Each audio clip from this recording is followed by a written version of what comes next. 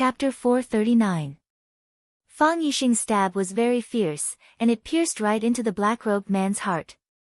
His heart had already been pierced, and even a great principal golden immortal would not be able to save him. The black-robed man knew his situation, so he used the last of his strength to spray the ghost's worry snake chrysalis out of his face.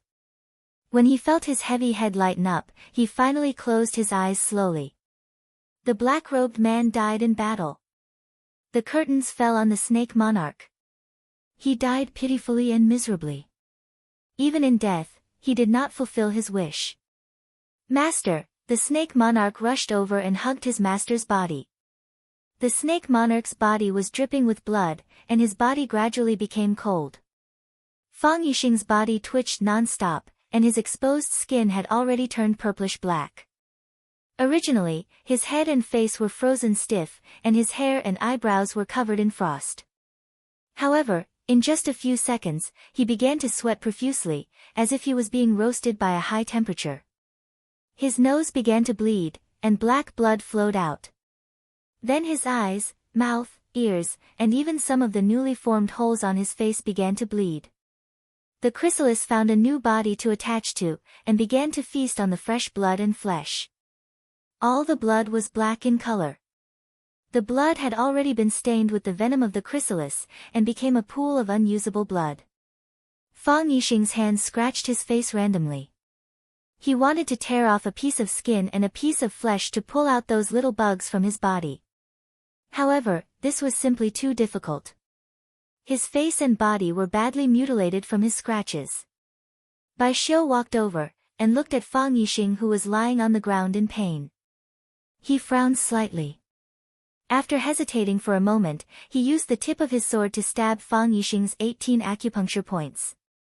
When those acupuncture points also began to bleed, Fang Yixing's body finally calmed down.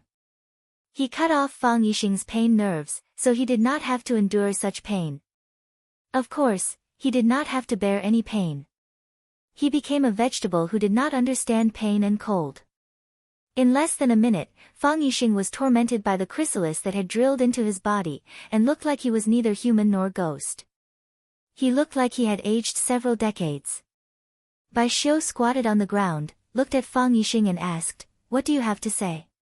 He knew that with Fang Yixing's body condition, he wouldn't be able to hold on any longer. The last snake monarch had planted a pupa before he died, and even the current snake monarch had no way of taking it out. What's more, Fang Yixing had just stabbed Snake Lord's master to death. Snake Lord might not be willing to help Fang Yixing take out the monsters in his body that made people want to die. Fang Yixing's face was covered in blood and he looked very scary. He looked at Bai Xiu with a fawning smile.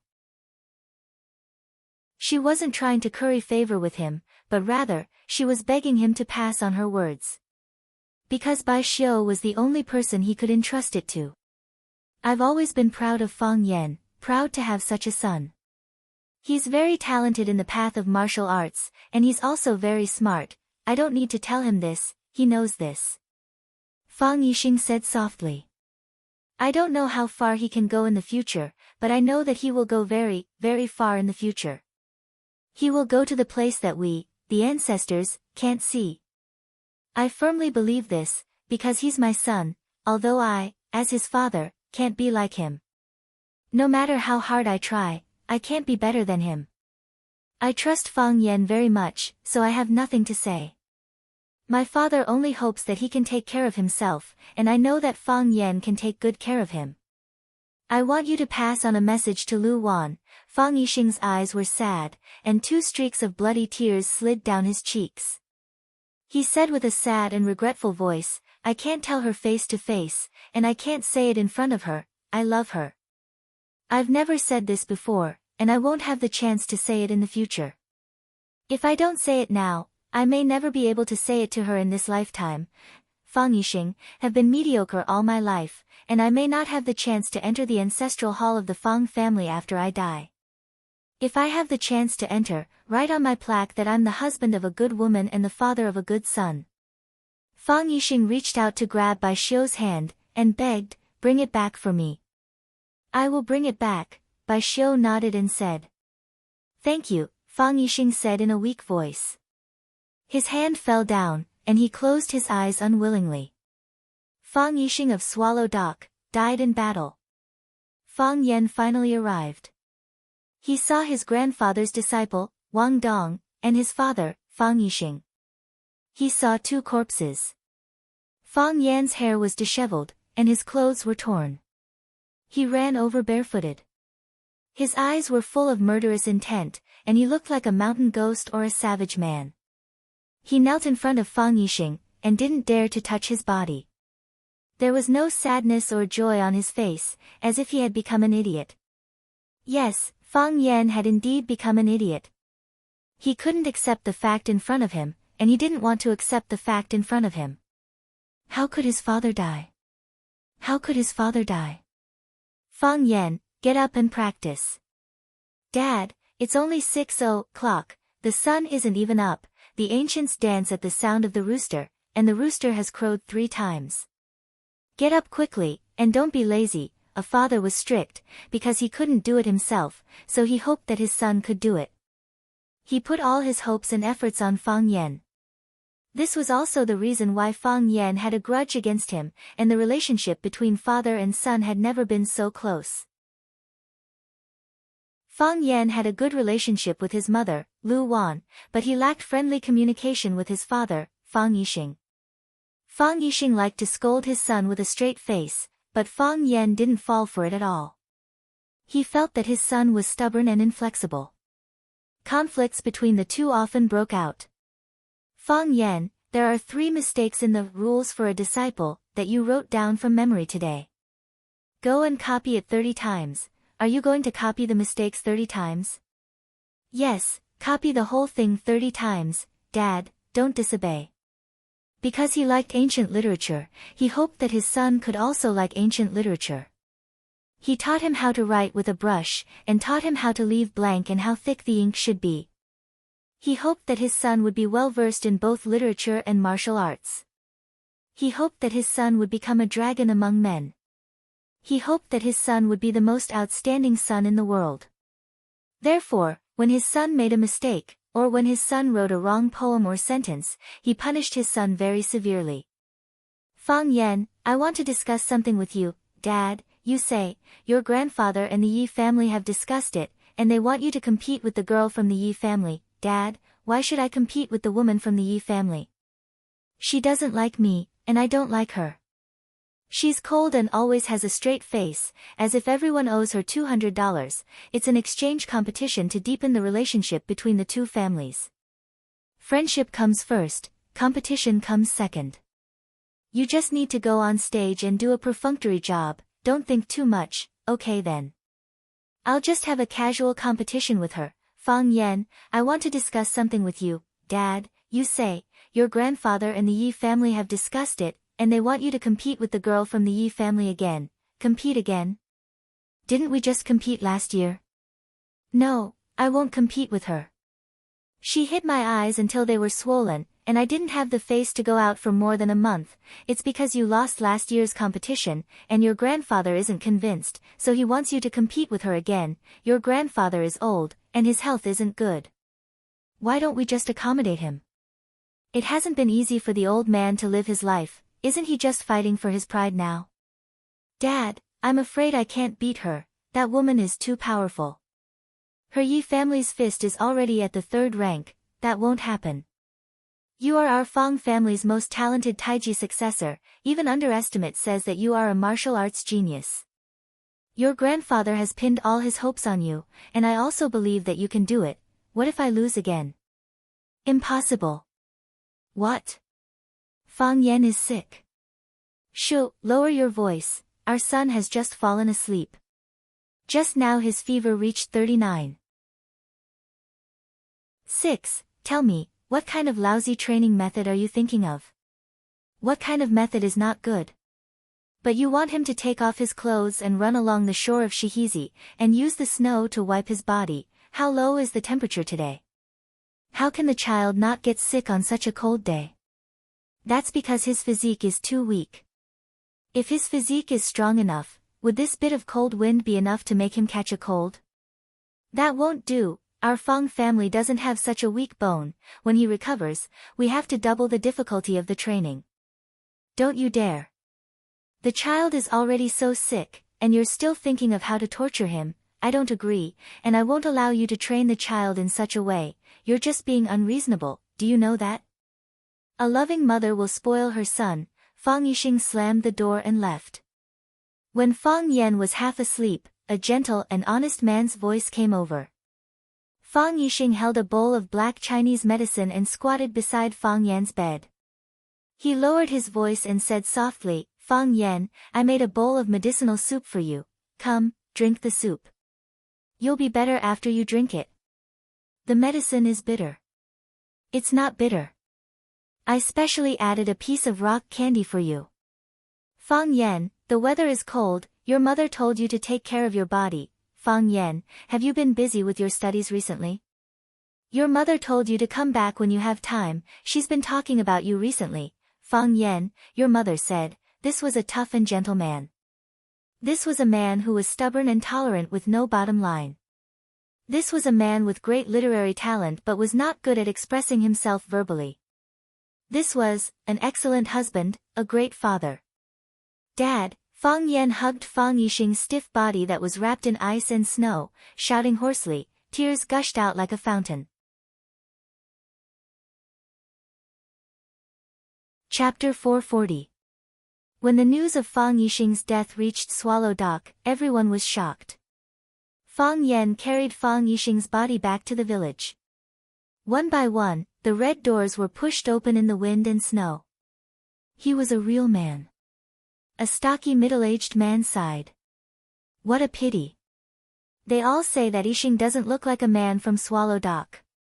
Isn't he like a man from Swallow Dock? He is a man from Swallow Dock. What he's done isn't something that every young master in Swallow Fort can do. An elderly woman praised. The old man had to die before the young man. That old dog Fang Hui is really pitiful. The white-haired old man with his hands in his sleeves shook his head and sighed.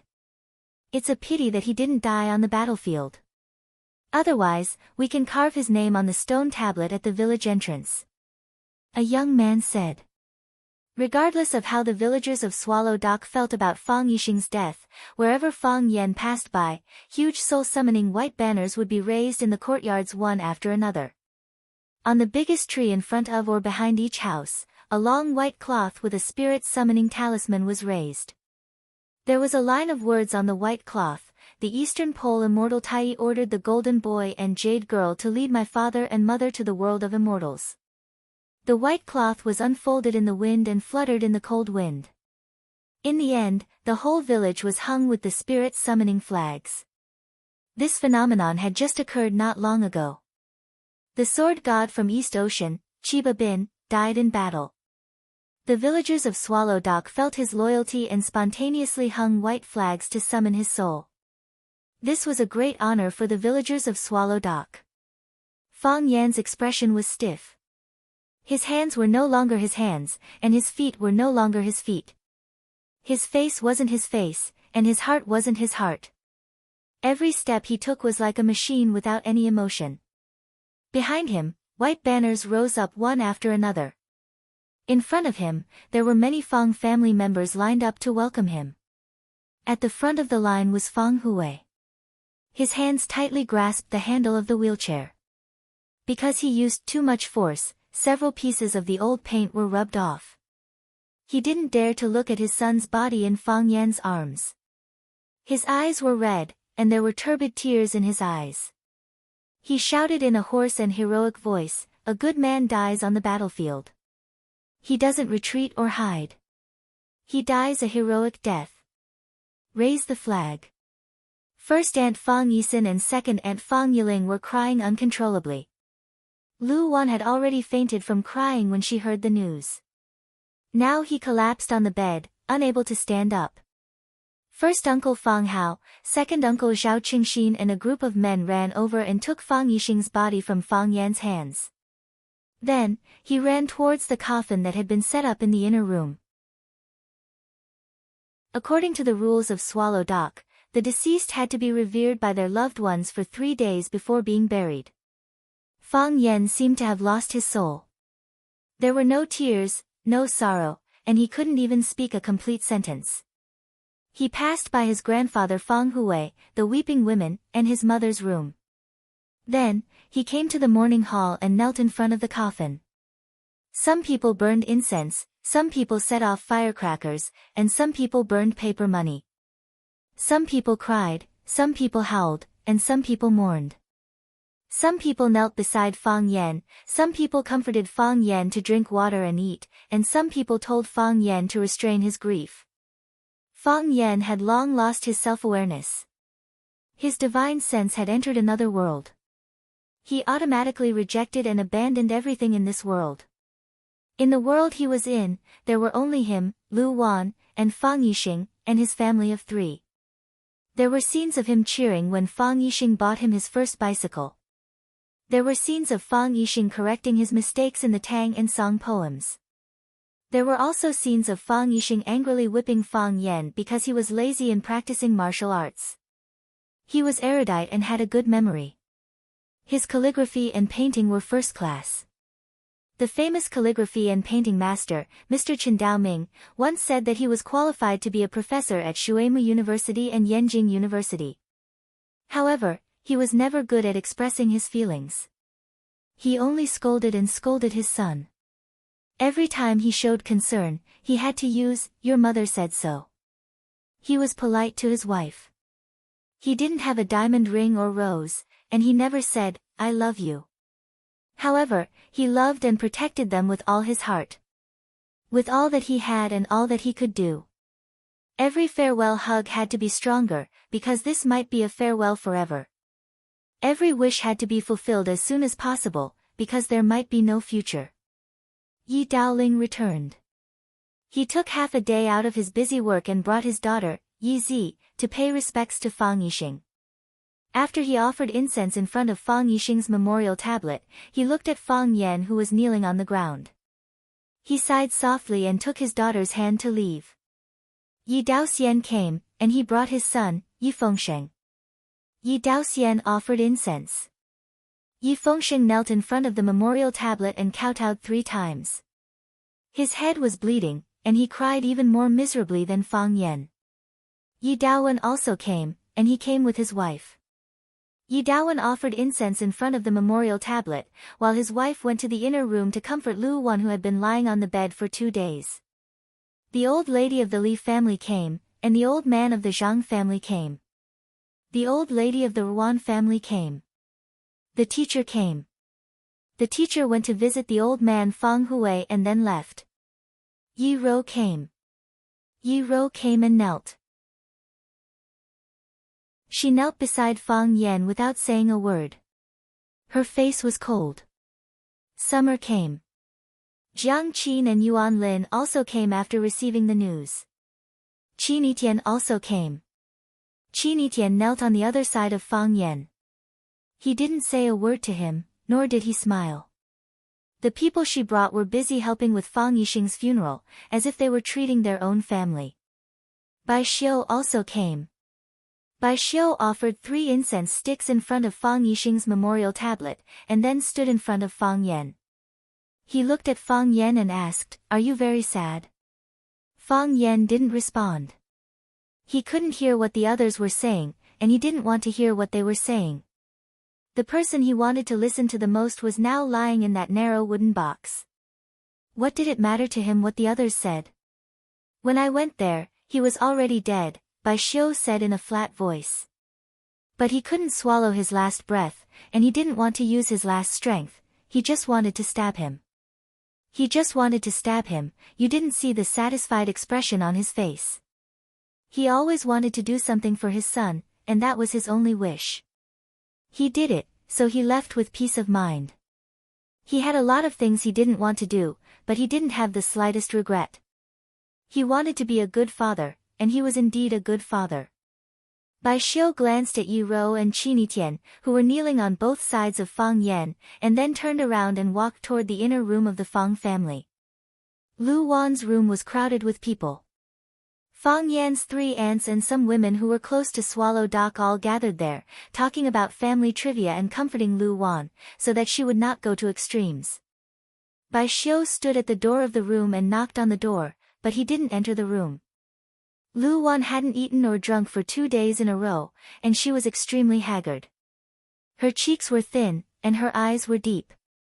Seeing Bai Xiu appear in front of her, Lu Wan immediately jumped up from the bed.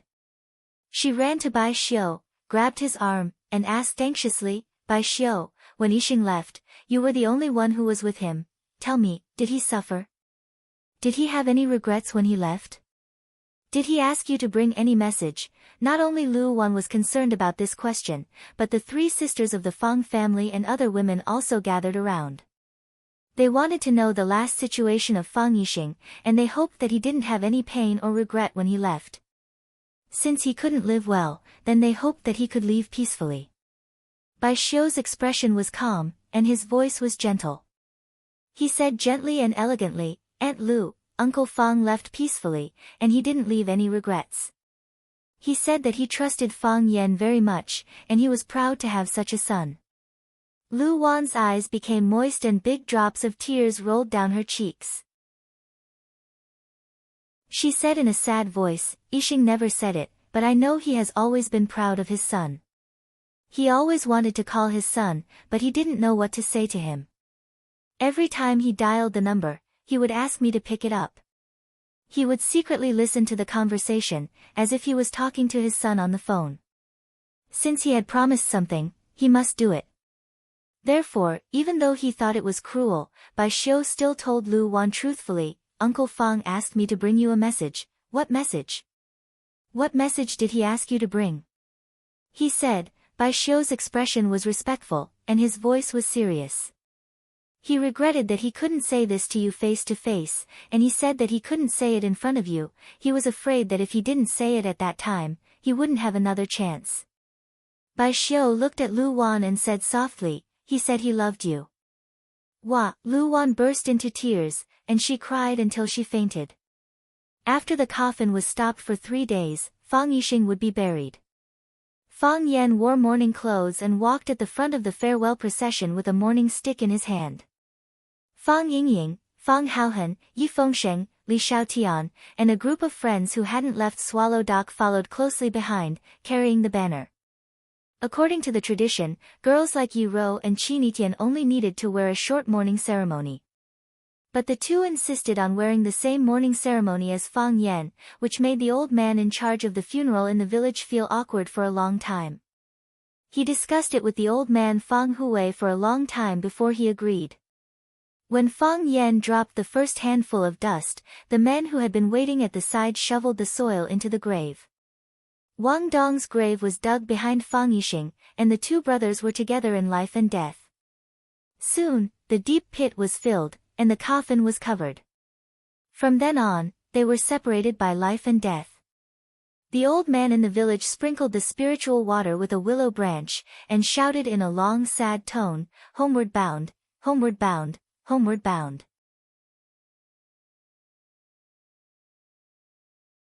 Chapter 441. Rosefinch Secondary. The best private secondary school in Huacheng. There was no other. The 10th of September was a joyous day for the new students. One by one, the lucky students who received the admission notice from Rosefinch Secondary arrived at the school gate accompanied by their parents and family members. They looked at the bright golden words, Rosefinch Secondary, hanging above the school gate with admiration and joy. After years of hard work, they finally entered the famous school that they dreamed of. Their hearts ached, but they wouldn't cry tears of joy again. Because they had already done this before. Even the parents of the students couldn't help but stop their hurried footsteps and stand beside their son or daughter. They couldn't help but sigh proudly, it's not easy to enter Rosefinch High School.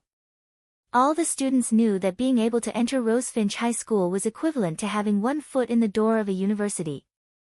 As for the other foot, it was just a matter of deciding which famous school to enter.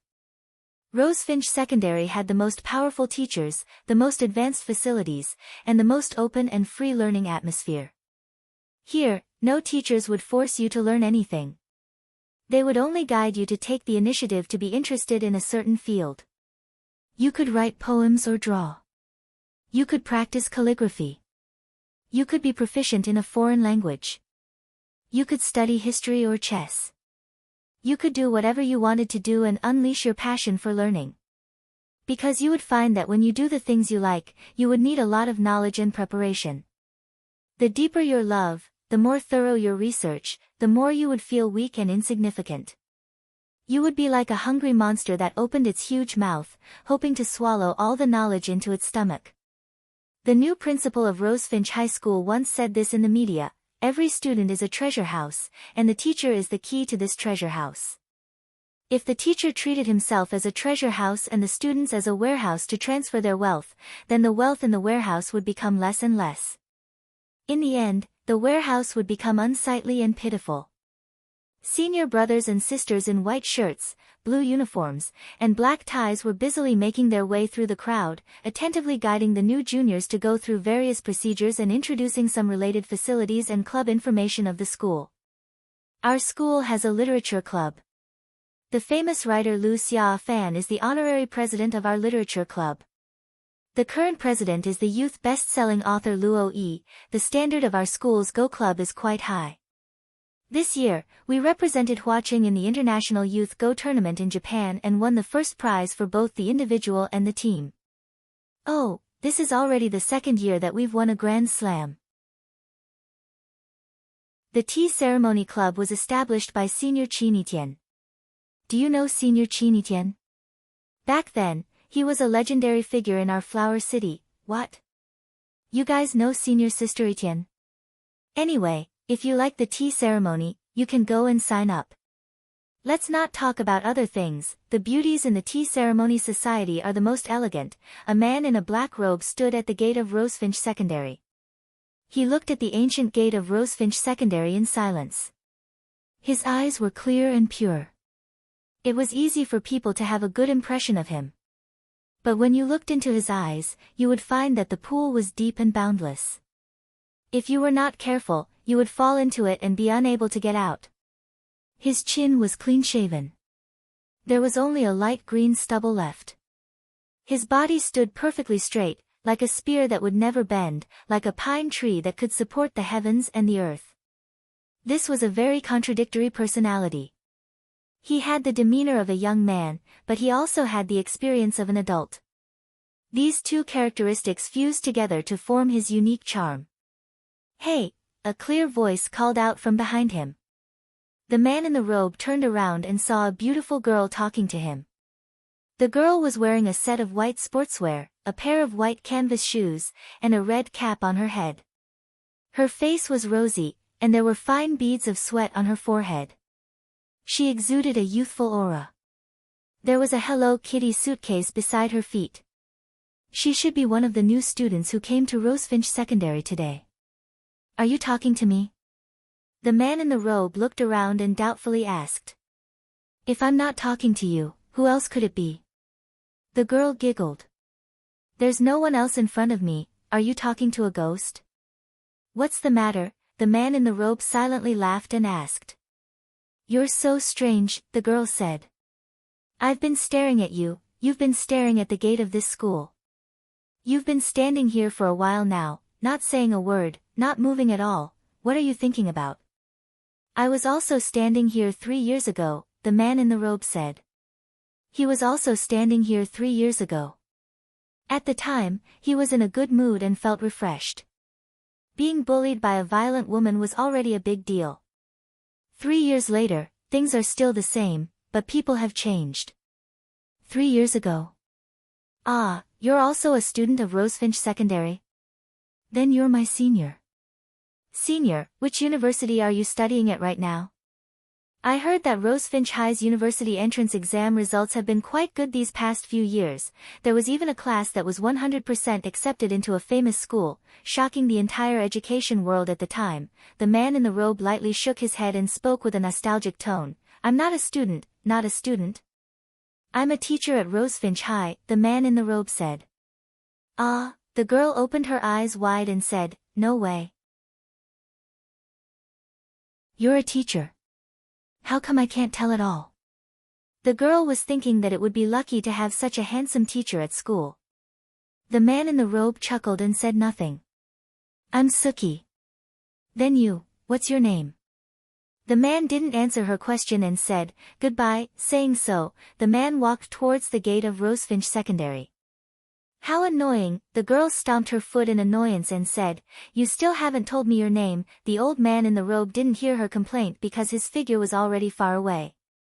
In front of the school's security booth, a man in a green security uniform was lecturing a few punks with blonde hair with a serious expression and said, you brats want to break into the school again, don't blame me for not telling you.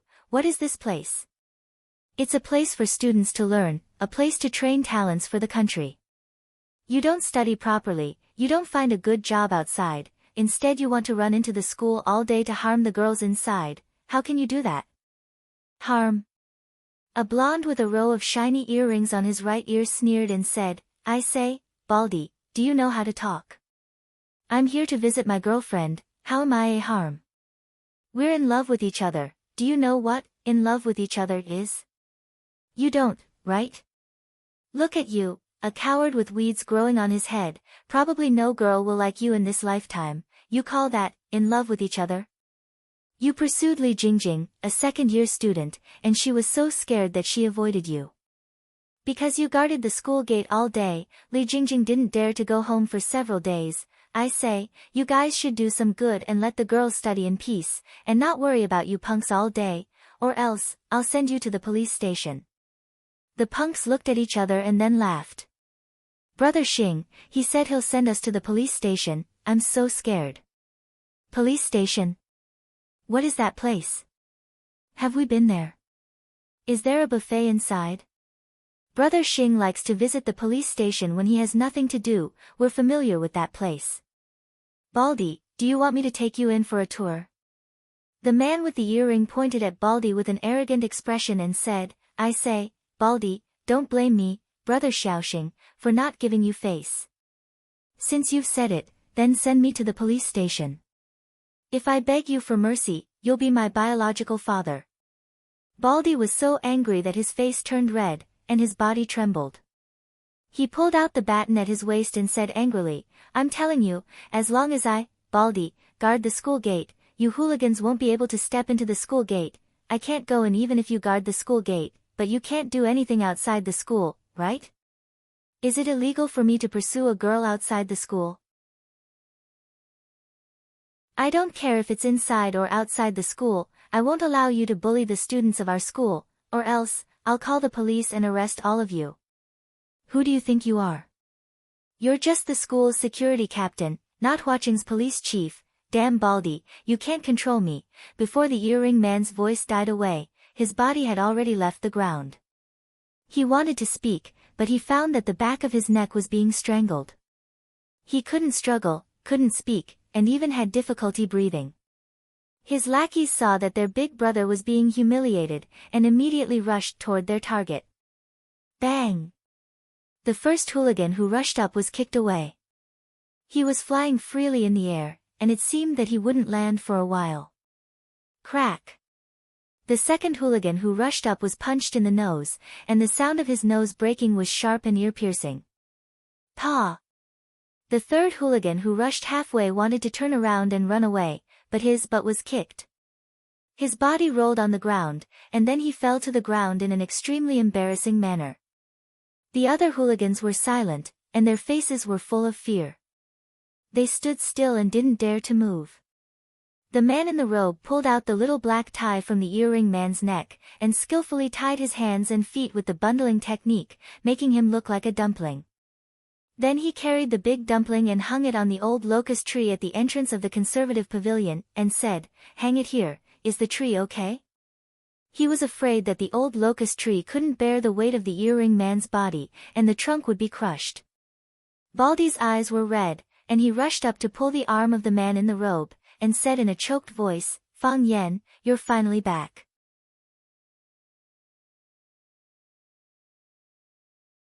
Chapter 442. The guy you hung on the tree is called Li Xiaoxing. He's a famous gangster in this area. He's always around the school. Recently, he's been pursuing a girl called Li Jingjing. That girl is very afraid of him. She's too scared to go out. Baldy didn't know where he learned this bad habit of grabbing someone's sleeve and not letting go. It was as if he was afraid that Fang Yan would disappear again if he let go. With me, Baldy, there's no way he can enter our school. But it's not good for them to keep guarding outside the school. I can take care of the school, but who can take care of the things outside the school? Call the police. It's useless. That guy is a habitual offender. He's been in and out of the police station several times. He didn't do anything serious. The police can't do anything to him. A red light flashed in Fang Yan's eyes, but he didn't respond to Baldy's question.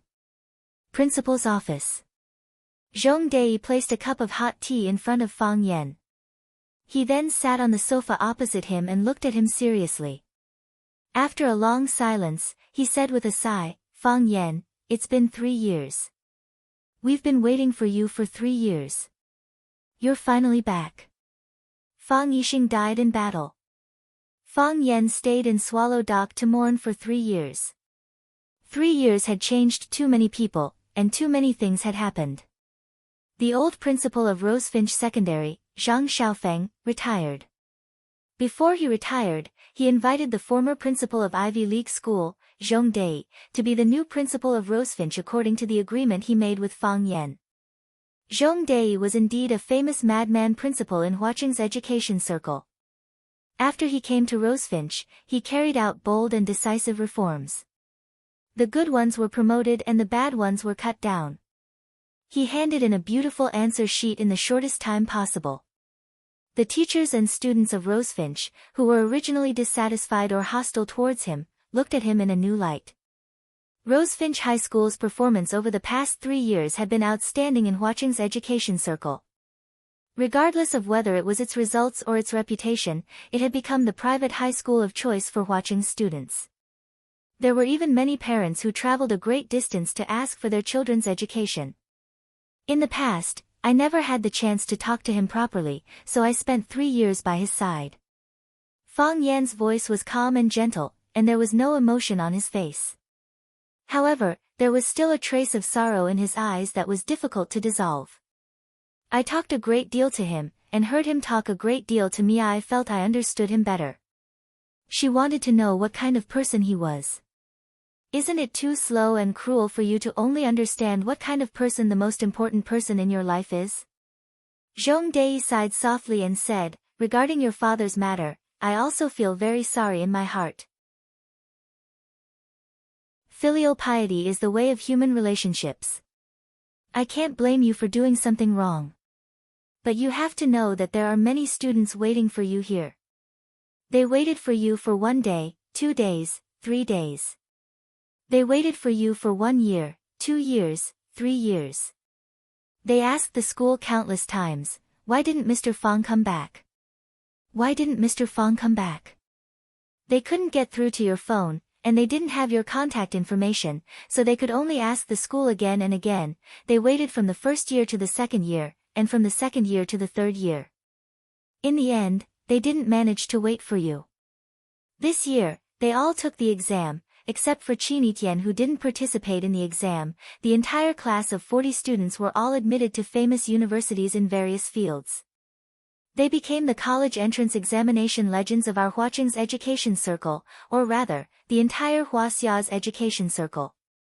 Zhong Dei revealed an excited expression and said, to us educators, this is such a good group of students. Unfortunately, your teacher-student relationship is still too short.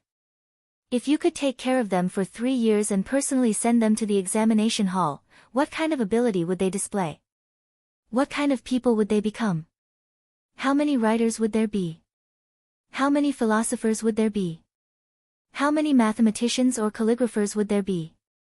Fang Yan chuckled and said, when I wasn't there, they still did very well in the exam. The master leads the way, but cultivation is up to the individual. I told them how to study, and I drew out their passion for knowledge. They could still do very well without me. When you weren't there, they were all suppressing a certain energy in their hearts. Zhong Dei shook his head and said, I've seen your file. You didn't stay in Rosefinch for a long time, but you are indeed a very talented teacher. Your scenario simulation method is very effective, and now I've already promoted it to the whole school in Rosefinch. Other schools also come to us to secretly learn from you. I'm very happy that you can come back. What are your plans? Today is the day for new students to enter the school, and another batch of students entered Rosefinch to further their studies. I'll give you a class or two. Fang Yan rejected and said, I don't want to be a teacher anymore. You don't want to be a teacher anymore? Then what do you want to do? Zhong Dei looked at Fang Yan with a puzzled expression and said, Fang Yan, Zhong Dei, rarely admire people, but I have to admit that you do have a lot of ideas in teaching and educating people. I'm far inferior to you in this aspect. Be a teacher and train a few more outstanding students for our Rosefinch, okay? I'll be a security guard. Fang Yan said. Fang Yan walked out of the headmaster's office. Baldy, who sent him here, was still guarding the entrance of the administrative building. Seeing Fang Yan come out, Baldy hurriedly greeted him and reached out to hold Fang Yan's arm, but Fang Yan avoided it without leaving a trace. Baldy looked at Fang Yan, grinned and laughed, and said, Have you talked to Headmaster Zhong? Which class are you going to teach? But if I were Headmaster Zhong, I would definitely arrange a few more classes for you. You don't know, the class you taught before, 100% of the students were admitted to a famous school.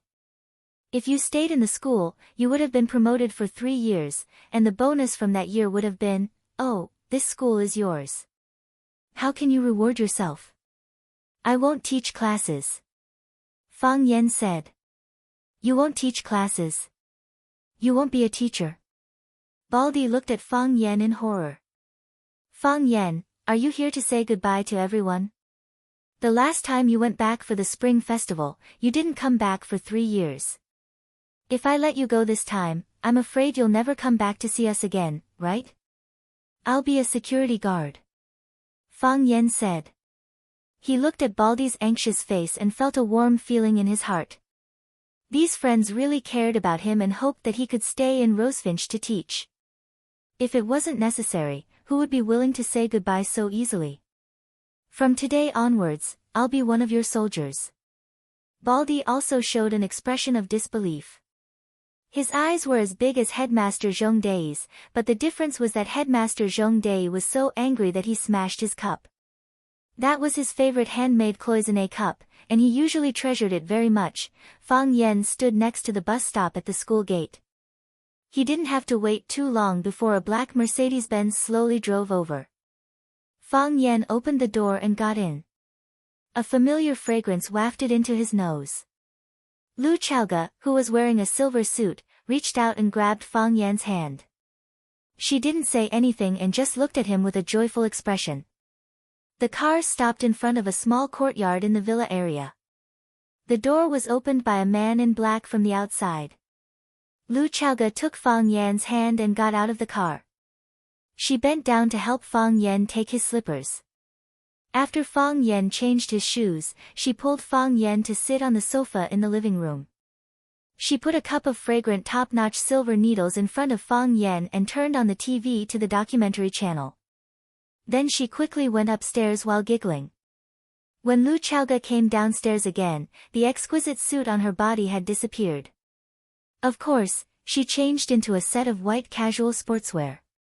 She took tomatoes, cabbage, meat, and fresh fish from the freezer and began to busy herself in the kitchen. She made a tomato scrambled egg, a sour and spicy cabbage, a celery shredded pork, and a milky white fish soup with a few green onions floating on it. Lu Chaoga took Fang Yan to wash his hands and then put a bowl of fragrant rice in front of him. Do you want to drink? Lu Chaoga asked. No. Fang Yan said. Then let's eat. Lu Chaoga said. Fang Yan nodded, picked up the bowl and began to eat. Lu Chaoga kept helping Fang Yan to eat and said aloud, since our first product went on the market 2 years ago, the technology of the Rubik's Cube has been constantly developed and widely used in various fields. We borrowed the channels of the Lu and Lan families to quickly cover the market with our products. All the logos with flames are our products. The logo of Chaoyan Technology was two burning flames above and below, and all the products of Chaoyan Technology were stamped with the logo of a flame. Using a sentence used by Finance Magazine, when reporting on Chaoyan Technology, it was, "This fire lit up the whole world, and created a company and a woman." The development of Chaoyan Technology is very rapid. We have set up branches in Yanjing, Mingzhu, Pengcheng, and Xiangtan. We have bought a new office building in Huacheng, but I still work in the same old place because the core research institute of Chaoyan is still there. Our market share is getting higher and higher, and the variety of products we produce is increasing. We have applied for nearly 100 related product patents, and there are countless products in our Chaoyan Underground Research Institute that are being tested or about to be launched on the market. Our products are not only for civilian use, but also for military products in cooperation with the military. Of course, this matter is still confidential. Some foreign companies want to cooperate with us, and some consortia want to buy our company's shares or want to cooperate with us. I refuse. We are not short of money now, we have a lot of money now. Every day when I go to the office to see the new financial statements, I find that the money in the company's account has increased again. Sometimes I don't have time to carefully check how many digits there are. Why? Fang Yan interrupted her and asked. What? Lu Chaoga held the chopsticks and looked at Fang Yan. When you were very young, your parents were no longer around. You were alone, living in the enemy's home, and your only relative was your aunt. She didn't spend too much time with you. You have it harder than me, so why do you sympathize with me? Lu Chaoga pondered for a long time and said softly, because I have long been used to those things. I'm afraid you won't be used to it.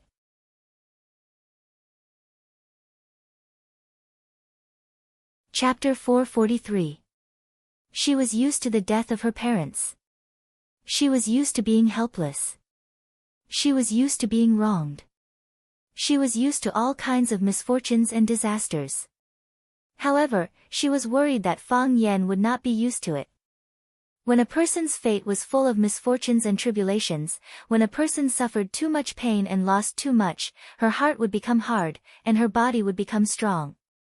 She would shelter him from the wind and rain, and she would welcome the morning glow and bathe in the starlight for him. Just like the flowers on the cliff, they were more aloof and independent than the wildflowers and weeds at the foot of the mountain. Lu Chaoga was the flower on the cliff, and the former Fang Yan was the flower in the greenhouse. When the flower on the cliff saw the flower in the greenhouse, there would always be some worry, and also some pity. The wind was so strong outside, and the snow was so fierce. Could his thin and weak body withstand it? Lu Chaoga knew that Fang Yan was suffering unimaginable sorrow, just like what she had suffered when she was a child. However, she gritted her teeth and stubbornly endured it. It was a kind of tearing pain, as if she was awake to remove an organ from her body. Father, which organ of the body should he correspond to? I'm worried that you won't be used to it. Hearing Lu Chaoga's answer, Fang Yan was stunned for a moment. He looked at Lu Chaoga's pretty face, which was full of concern, and said softly, "The place where I was born, there is a very bad habit. The men there all like to say heroic words like valuing friendship over life and death. For public and private reasons, they don't hesitate to pay with their lives. So, every year, there will be people leaving. Some people die in the strange and dangerous North Sea, and even their bones can't be retrieved. Some people die in the hot and boundless Gobi, and their bodies are submerged in quicksand, staying there forever. Some people die in battle, some people die of illness, and some people die in pursuit of martial arts. Sometimes they receive the news of the death of distant relatives on the morning of spring, sometimes they receive the phone call in the summer night, sometimes it's the double ninth festival, and sometimes it's the eve of the new year. You can choose the day of birth, but who can choose the day of death?" Fang Yan held the rice bowl and filled a bowl of fresh fish soup for himself, and then sipped it. "I thought I had seen through this kind of thing very easily. There are even times when I'm hot-headed and think that I can do what others can't." Fang Yan laughed self-deprecatingly and said, "So I can't do it. I'm not brave, I'm a little cowardly." "You're not a coward." Lu Chaoga comforted him softly. You're just too emotional. Fang Yan shook his head and said, when I was alive, I didn't even have a good talk with him or drink with him once. What's the point of waiting for him after he's dead? This kind of expression can't be called emotional, right? I'm just too guilty. When he was alive, I didn't take a good look at his paintings or appreciate his words. I knew he was busy with his art exhibition, but I didn't even go over to ask if it was going well or if he needed any help. He lived in his world, and I lived in mine. Although we were a family, I always felt that he didn't understand me, and I didn't understand him. So, this time, I stayed in Swallow Dock for 3 years. I looked through all of his previous paintings, and I didn't even miss the manuscripts under the bookshelves. I went through every word and poem he had written, even the mistakes he had made. Some of the words were very good, which proved that he was in a good mood at that time. Some of the words were very bad. At that time, he was probably very annoyed, right? Later, I discovered a secret. When he wrote beautiful words, there would be something that made him happy that day. For example, I received the title of Outstanding Graduate from school, or my martial arts improved to his satisfaction. On the day I felt the heart of Tai Chi for the first time, he drew a painting called A Young Man's Morning Practice. A young man was diligently practicing martial arts in the morning light. The sun in the painting was dyed red by him, which proved that he must have been very excited at that time. Fang Yan couldn't continue and lowered his head to drink the soup. As the warm and delicious fish soup entered his stomach, Fang Yan's depressed mood slightly relaxed. It's not that I'm not used to it, I just don't want to. Fang Yan smiled and said, I just don't want to. That's all. Lu Chaoge looked at Fang Yan, her beautiful eyes filled with deep worry. She said, Fang Yan, why did you come to Flower City? There are too many things to do, I can't keep waiting. Fang Yan replied, besides, my previous students, they are also waiting for me. Fang Yan, don't you think this is too risky? Lu Chaoge didn't believe Fang Yan's explanation. She said, I know you. I know what kind of man you are. You waited in Swallow Dock for 3 years, and you waited for 3 years. You thought that those people would appear again, you thought that they would attack you again, but they didn't appear, as if they had disappeared from this world. So, you left Swallow Dock, left Yanjing, and came to Flower City, the most dangerous place where your strength is the weakest. You want to use your life to lure the snake out of its hole? Fang Yan, this is too dangerous. Go back to Swallow Dock. That is the safest place. They're capable of anything. Fang Yan's eyes were filled with a terrifying red light, and the white of his eyes were mottled with red veins. He looked at Lu Chaoge and said calmly, but, conflicts have to be resolved. They killed my father, so let me kill their entire family. You see, this isn't too much to ask, right? Fang Yan saw Lu Chaoge's surprised expression and asked, are you not used to it? I didn't speak like this before. If I encountered such a problem, I would use another way to say it. I would tell you that I'm a pacifist, and then secretly kill their entire family. This is my style, isn't it? Lu Chaoge nodded and said, indeed, that is your style. I hope that you are still the same as before. Back then, although you had a vicious mouth, your heart was very kind. You were willing to think for others. No, I can't do it. Fang Yan patted his chest and said, every night, it feels like I'm being burned by fire, tormenting me to the point that I can't sleep. Only when this fire is extinguished, can I return to my previous self. Then we'll take it slow. Don't be in a hurry, Lu Chaoge said. What are you going to do in Rosefinch? Are you still going to be a teacher? No. Fang Yan said, my current state of mind is not suitable to be a teacher. I'm afraid that I won't be able to control my emotions. Being a teacher is something you're good at. If you don't want to be a teacher, what do you want to be? Security. Lu Chaoge almost spat out the fish soup in her mouth. Security. Lu Chaoge almost spat out the fish soup in her mouth. If it weren't for the fact that she had to maintain her elegant demeanor, it would have been very difficult for her to control herself. A rising star in the education world of watching only wanted to be a security guard at a school. Isn't this contrast a bit too strong? I used to like to educate people, but now, I only want to protect people. Fang Yan looked at Lu Chaoge and said with an unprecedentedly serious tone. Later on, I realized that being alive is the most important thing. I hope that the people I care about won't come to any harm. Doing this is too tiring. It's tiring if I don't do this, Fang Yan said. I didn't do this before, that's why I'm so tired now.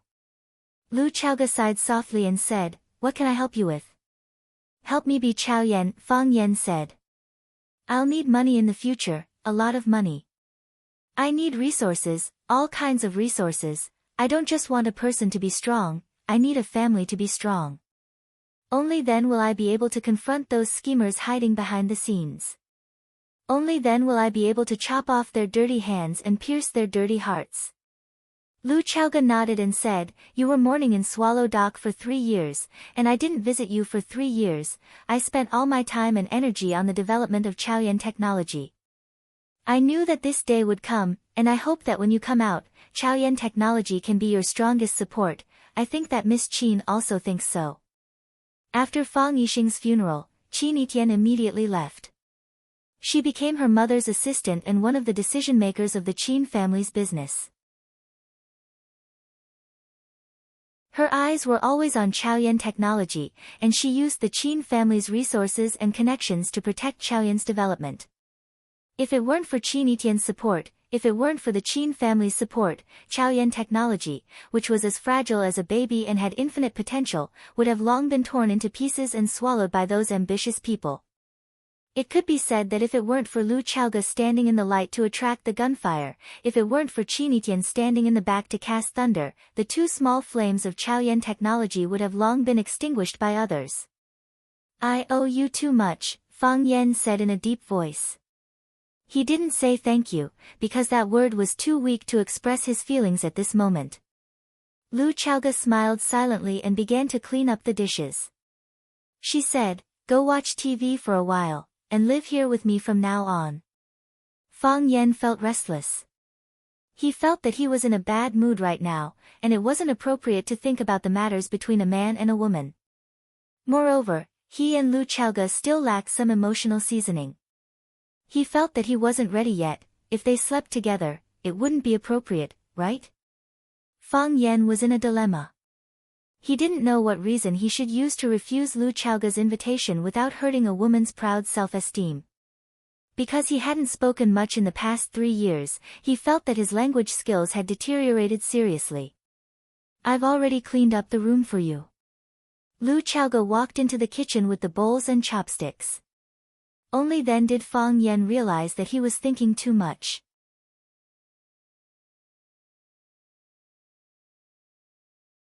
Chapter 444. You couldn't blame Fang Yan for overthinking it. Didn't this kind of plot appear in many novels and movies? When his parents were killed or his brothers died tragically, the male protagonist was in so much pain that he wanted to drown his sorrows in alcohol, while the female protagonist stayed by his side. When the male protagonist was drunk or pretended to be drunk, the 2 of them would ignite their passion and do everything that they could. Their bodies would feel so comfortable that they felt like they were on cloud 9. The next day, the female protagonist was the first to wake up. She looked at the male protagonist who was sleeping soundly next to her with a pitiful face. Thinking about his hard work last night, she got up to make a hearty breakfast and left. The male protagonist was at a loss when he woke up. Soon, he saw the steaming breakfast on the table and the note written in a beautiful handwriting, I did it voluntarily. I don't blame you. You are the longest. Fighting. Fang Yan thought that Lu Chaoge was also such a woman, which scared him. But then he thought that Lu Chaoge was not such a woman, which made him angry again. Did she still have the spirit of dedication? Did she still have the spirit of loyalty? Lu Chaoge was indeed prepared. She arranged Fang Yan's room on the 2nd floor next to her bedroom. They were separated by a wall, but it was 2 different worlds. Lu Chaoge took Fang Yan into the room and said, you will live here in the future. It is safe and you can take care of each other. I know you like reading, so I put a bookshelf at the head of the bed. There are a few books that I chose for you. If you have any books that you want to read, you can also make a list for me. This is the washing area, and this is the shower area. The bathtub has a massage function. If you are tired, you can lie in it and rest for a while. The towel is in the cabinet and will be changed every day. You can throw it into the cage after you use it. Someone will come to wash it the next day. Lu Chaoge pushed open the wardrobe. It was full of clothes. There are pajamas and formal attire for going out in here. I know you have the habit of doing morning exercises, so I specially prepared a few sets of training clothes for you. They are made of fine cotton and should be very comfortable. If there's a brand you like, you can tell me and I'll get someone to buy it for you. Lu Chaoge pulled Fang Yan out of the room's balcony and pointed to the open lawn in the backyard, saying, "You can practice there. There are high walls on 3 sides, so no one will disturb you." When he bought the house, he specially chose this house for safety reasons. Easy to defend and alert. Lu Chaoge had prepared everything he needed. Fang Yan looked at Lu Chaoge and praised, "You're getting better at taking care of people." Lu Chaoge chuckled and said, "After living alone for a long time, one has to learn some special skills. Let me know if you need anything. You must be tired today. Have a good rest." Lu Chaoge said goodbye to Fang Yan, then turned around and walked outside. When she went out, she didn't forget to close the door for Fang Yan. Fang Yan looked at the layout of the room and stood on the balcony to observe the surroundings for a while. Then he closed the curtains, filled the bathtub with water, took off his clothes and lay down. He didn't use the massage function of the bathtub. He soaked his whole body in the warm water, including his head. 1 minute, 2 minutes, 3 minutes, half an hour passed, and his head didn't come out. He didn't even expose his mouth to breathe fresh air. Except for a few bubbles on the surface of the water, there was no movement in the bathtub. It should be known that the human body couldn't breathe in water. Without fresh oxygen, it was difficult for the human body to live in water for a long time. Fang Yan actually stayed in the water for half an hour, which was difficult even for the most powerful turtle breathing technique. Unless the person was already dead. Phew, water splashed everywhere. Fang Yan suddenly sat up from the warm water. He raised his head to look at the time on the wall. This time, he stayed in the water for 36 minutes. Of course, Fang Yan didn't die. He entered the water in a stagnant state. He didn't need to breathe, and his lungs didn't need fresh oxygen.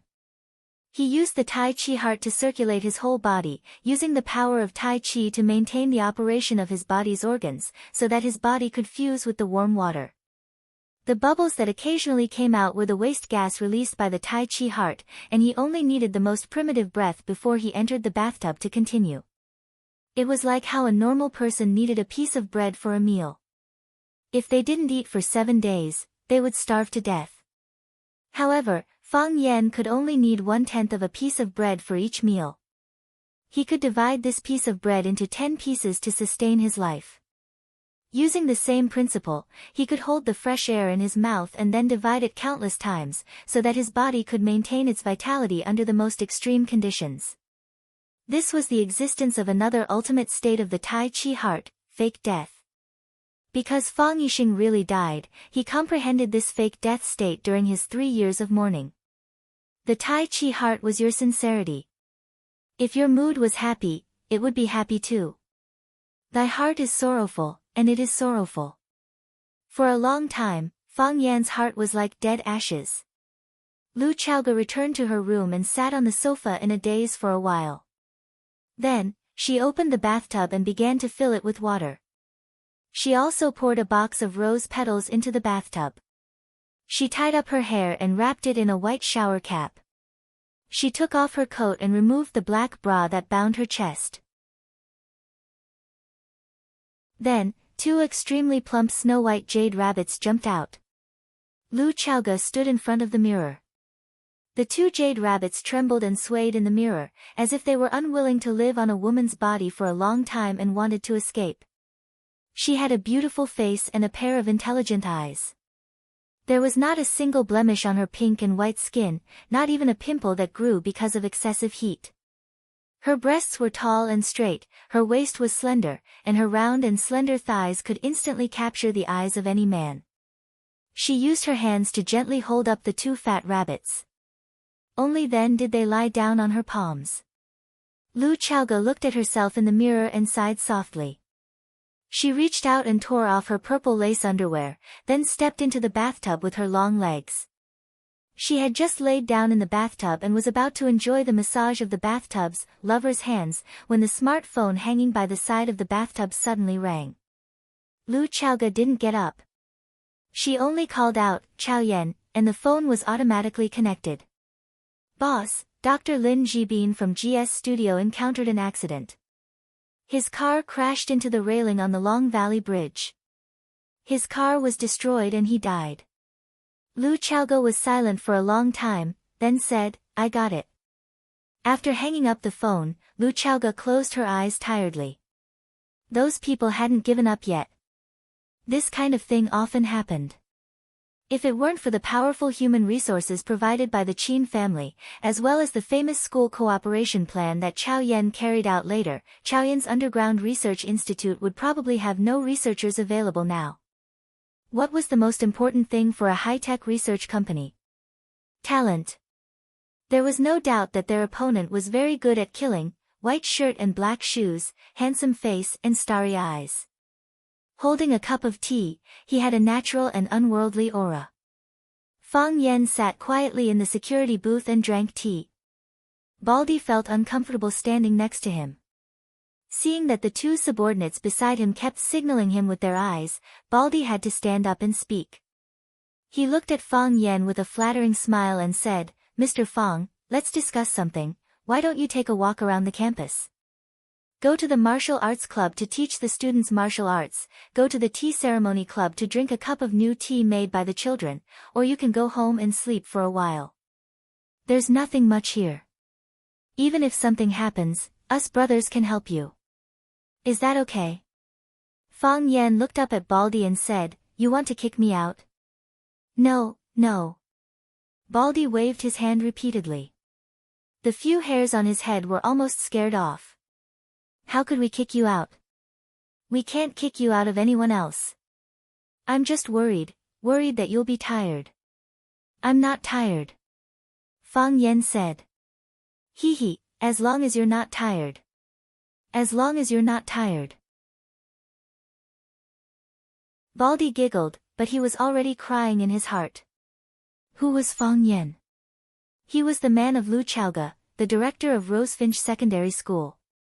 With such a great god guarding the security booth, the colleagues in the security office all had difficulty breathing. In the past, when they were on duty, they talked and laughed, bragged, and smoked cigarettes. Their days were as carefree as immortals. With Fang Yan sitting like this, they didn't dare to talk, brag, smoke, and even laugh. It was only a bitter smile. As the new head of Rosefinch Secondary Security Office, Baldy had to think about his subordinates. If the subordinates' days were not happy, as the boss, he would also lose face, right? But, why was it so hard to say this? Baldy waved his hand at his subordinates, who were observing the wind direction, indicating that he couldn't do it. He didn't have the ability or the courage to ask Fang Yan to leave.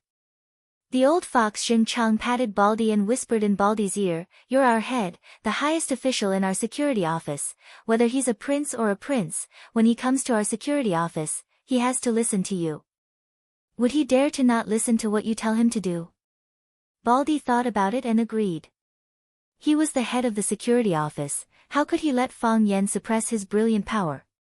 So, Baldy straightened his back and walked in front of Fang Yan with a serious expression, saying, "Fang Yan, go to the Sparrow River Tea House to rest."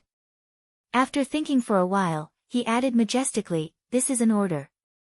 Baldy felt that he had to stand up. If a tiger doesn't show its might, do you think I'm Hello Kitty?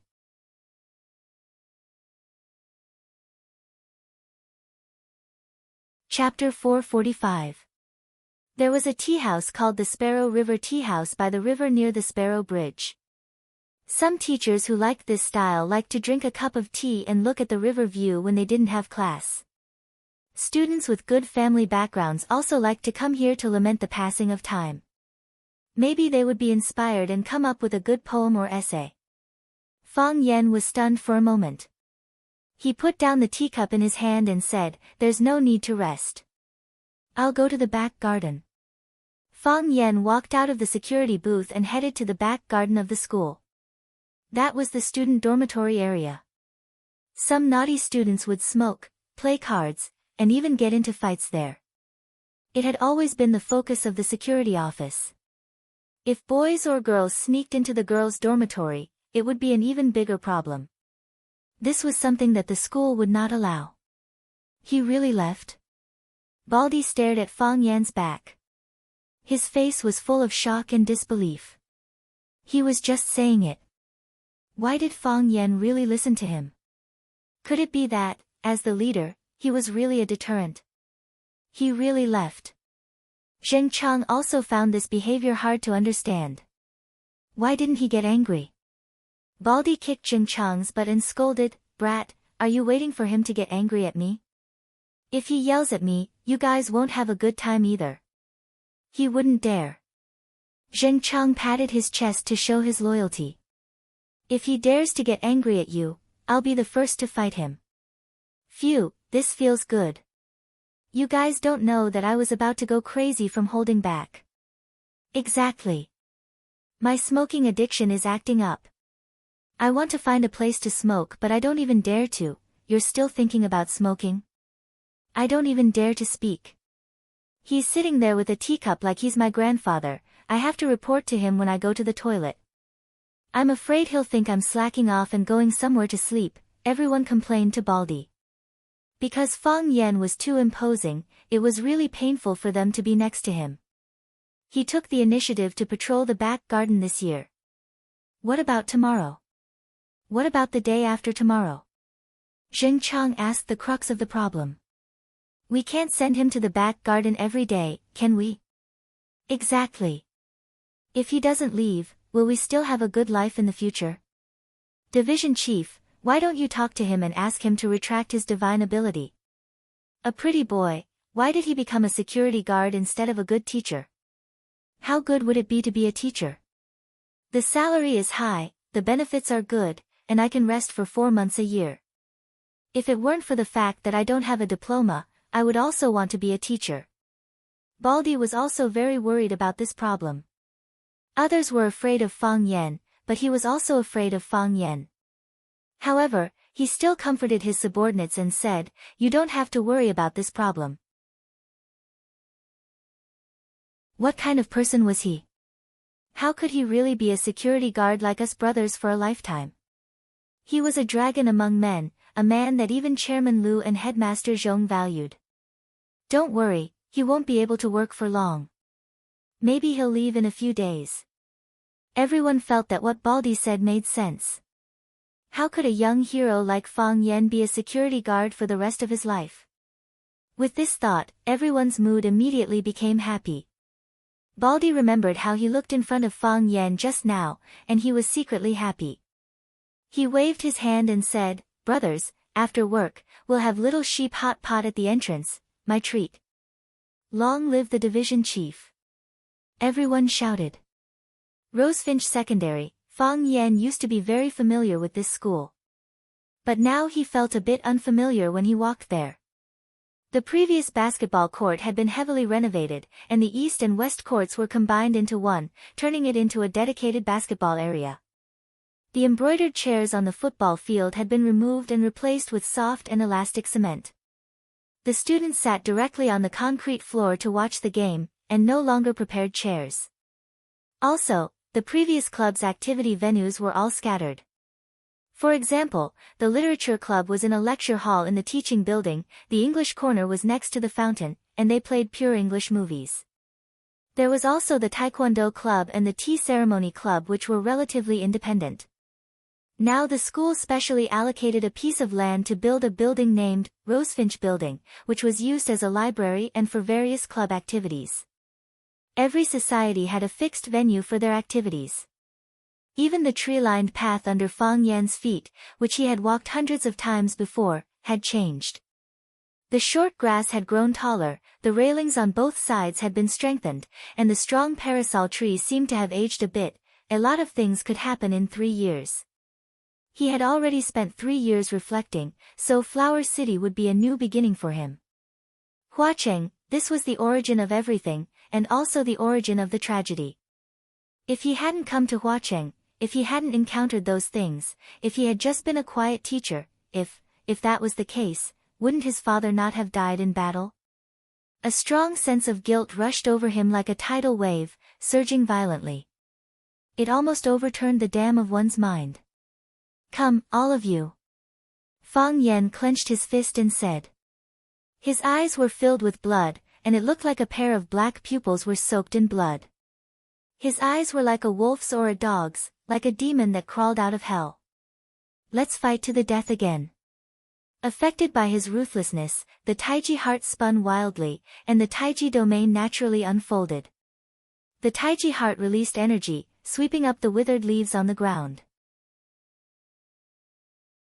Countless leaves were like countless butterflies, they flew up and down, gathering in the eye of the storm. Finally, they formed a ring, like a dragon of withered leaves that had a life of its own. The dragon of leaves flew around Fang Yan's body, baring its fangs and claws, as if it wanted to swallow the man in front of it in one bite. Huff! Fang Yan used the clear heart chant to forcefully suppress the ruthlessness in his heart. Bang! The dragon of leaves exploded, and the ground was smashed. The fallen leaves scattered in all directions, rustling in the wind. Fang Yan let out a long sigh of relief. The ruthlessness in his body was gathering more and more, becoming heavier and heavier. This wasn't a good sign.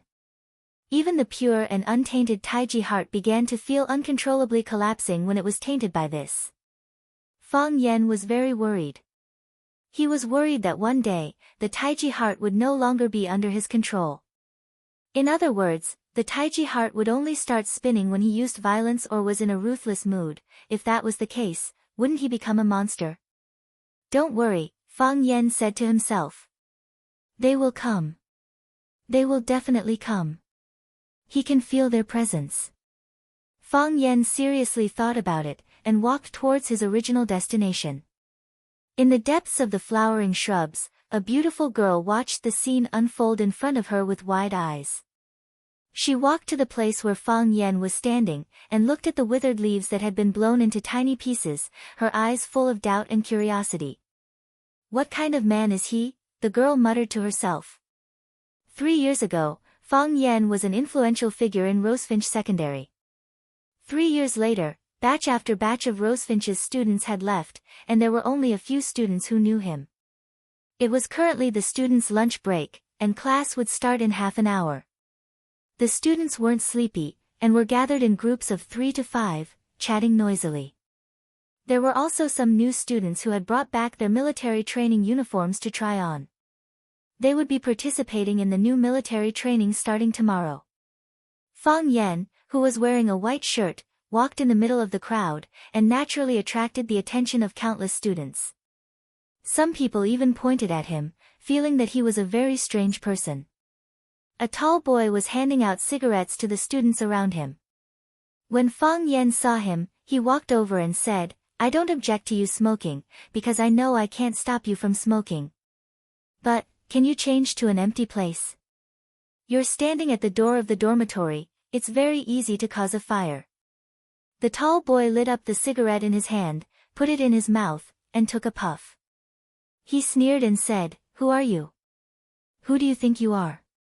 Fang Yan smiled, and the cigarette in the tall boy's mouth was in Fang Yan's hand. The tall boy didn't see Fang Yan's movements clearly, and he didn't even notice that Fang Yan had made a move. But, how did the cigarette end up in Fang Yan's hand? The tall boy reached out to grab it. He had already set his eyes on Fang Yan's arm, but when his hand reached out, he missed. He tried again, but he missed again. Young people tended to be irritable. He was ashamed and annoyed, and he reached out to hit Fang Yan's chest. Fang Yan's palm pulled back, and the fist that the tall boy reached out was hit back. His arm hung down, and his palm kept shaking. With a light touch from Fang Yan, his fist became red and swollen. The tall boy didn't dare to move again. He just looked at Fang Yan with fear in his eyes, who was smiling gently. Fang Yan's 2 fingers rubbed gently, and the burning cigarette was extinguished. He flicked his finger, and the cigarette butt flew into the trash can not far away. Ignoring the boys who looked at him in surprise, Fang Yan said with a smile, "This is the first time. What about next time?" A boy asked recklessly. "There is no next time," Fang Yan said in a stern tone.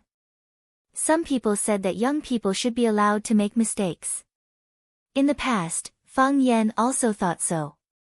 However, some mistakes could only be made once in a lifetime.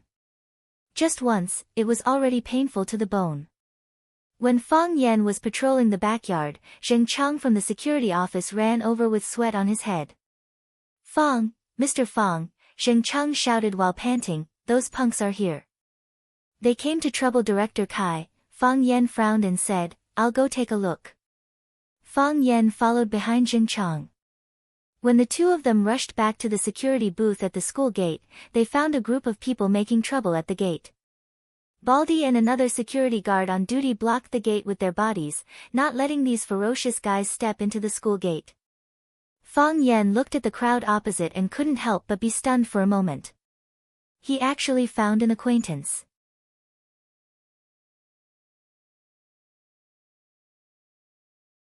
Chapter 446.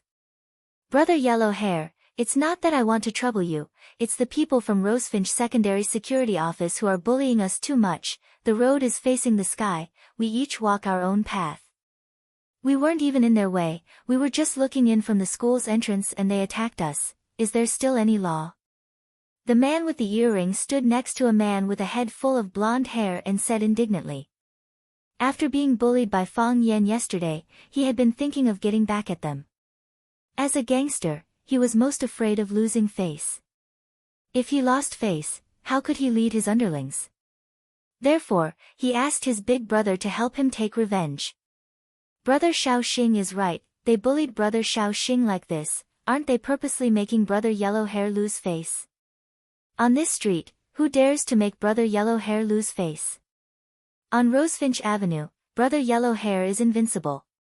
Brother Yellow Hair, there's a strange person over there, that guy is a bit strange, he seems to know some kung fu. Little Yellow Hair held a cigarette in his hand, proudly blowing out smoke bubbles one after another, and said with a blank expression, "Let's talk things out, how can we beat people up?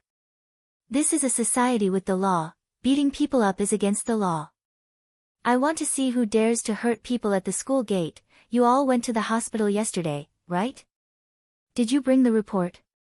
We have no other intentions today, just to talk to them about the issue of apology and compensation." "Yes, yes, yes." Brother Shaoxing nodded repeatedly. "Let's make him kneel down and apologize, then the injured brothers will each pay 100,000, we can't be too greedy." There were a lot of punks today, there were about a dozen people gathered behind a blonde man. And they were not here to cause trouble, but to negotiate. They said that the security guards from Rosefinch Secondary Security Office injured a few good youths who passed by the school gate. One of them hurt his spine, and another had his nose broken. They even brought the hospital report, saying that if the school didn't give them an explanation, they would call the police and the media to report the school's violent behavior. The other party had the advantage in numbers, and they were reasonable, because the people were indeed injured by the security guards. At least for now. They came to Xing Shui angrily to denounce him. If he didn't handle it well and the matter was brought to Principal Zhong Dei, he was afraid that Principal Zhong would dismiss him, the newly appointed security captain. He was not a philanthropist who would show mercy just because he had a little relationship with Fang Yan. Zhong Dei was strict in his studies and did not care about personal relationships. He was famous for being an iron-fisted principal. Baldy and another security officer stood in front of the gangsters, refusing to budge an inch. Baldy's expression was cold. He forcefully suppressed the anger in his heart and said, "All of you, leave immediately. Otherwise, I'll call the police to arrest you. This is a school, a place to teach and educate people. If you rascals dare to disturb the students' studies, it's not too much to put you in jail for a few years." The yellow-haired man threw the cigarette butt on the ground and stamped it out. Xiaoxing quickly took out a tissue from his pocket and squatted on the ground to pick up the cigarette butt and wrap it up. He knew Brother Yellowhair's temper. He didn't like people spitting and littering everywhere. He was a successful, high-quality man who cared a lot about the public environment. Xiaoxing put the tissue with the cigarette butt in his hand into the trash can next to him. Then, he returned to stand beside the yellow-haired man. The yellow-haired man looked at Baldy and smiled lightly. He said, "Of course, we know that the school is a place to teach and educate people. But what's the purpose of letting students learn knowledge? It's to let students understand that if you hit someone, you're being unreasonable. Now, we're here with the injured to ask you for an explanation. It's a matter of course. Even the law has to protect us. Which law says that ordinary people can't go to the school gate to ask for an explanation? You're quibbling. They were the ones who blocked the school gate to cause trouble. Did they hit anyone?" "No, I didn't." "Did they push you? Or did they attack you in some other way?" "They called me Baldy," Baldy said righteously. "They insulted me verbally." The yellow-haired man glanced at Baldy's bald head and said, "They said you're Baldy. This is indeed their fault. Just because they insulted you verbally, you attacked and injured them? Is this the logic of how you deal with things? Is this the outstanding result of Rosefinch Secondary's education?" Baldy's mouth opened, but he didn't know how to refute this question. He wanted to say that he didn't hit them, but now Fang Yan was his direct subordinate and an employee of their security office. He finally understood why Fang Yan didn't want to be a good teacher but came to the security office. He came to avoid trouble and let him be the scapegoat, right? "Brother Yellow Hair, they're here. It's that guy. It's the guy in the white robe who hurt us." A hooligan with acne on his face pointed to the distance and shouted excitedly. In the direction he pointed, Fang Yan followed Jing Chang and slowly walked over. Brother Xiaoxing's face was flushed, and he seemed to be in a state of extreme excitement and madness. The guy who beat him up, the bastard who tied him up with a tie and hung him on a tree trunk, this scumbag, devil, and cancer of society was about to receive his overdue justice. He would pay the punishment of losing his dignity and money. He deserved to die. Brother Xiaoxing felt that he had been invincible since he started his career. Didn't the hooligans or students of Vermilion Bird Street respectfully call him Brother Xiaoxing when they saw him? Yesterday was the lowest point of his life. It was the most shameful day of his life. Now, he was going to climb up from that low point. He wanted to revive the glory of the name Brother Xiaoxing, Brother Yellow Hair. It's the kid in the white robe. Today, you have to help us brothers and cripple that kid. Otherwise, we won't have the face to mingle in the underworld anymore. Look at that arrogant, despotic, and insufferably proud look on his face. Just looking at him makes people feel unhappy. Who does he think he is? He's just a security guard, but he's even more arrogant than Brother Yellow Hair. You mean him? Yellow Hair finally saw Fang Yan's face clearly. Although they haven't seen each other for 3 years, and his temperament had changed a lot, but wasn't this the Fang Yan that they wanted to bully but were bullied instead? Yes. It's him. Brother Xiaoxing sneered. I'll recognize him even if he turns into ashes. Pa! Yellow Hair punched Brother Xiaoxing's face. He was extremely ruthless. Brother Xiaoxing's mouth was cracked, and blood quickly dyed his chin red. A purple-red fist mark appeared on his white and tender face. Before Brother Xiaoxing could react, Yellow Hair kicked him in the stomach again. Brother Xiaoxing's body stepped back and fell to the ground. Brother Yellow Hair, a group of people looked at Yellow Hair dumbfoundedly. They didn't understand how things developed into this situation. The silly guy with a face full of acne opened his mouth and asked in a low voice, Brother Yellow Hair, did you hit the wrong person? Didn't they come to the security office of Rosefinch Secondary to find trouble with the security guards who hit people?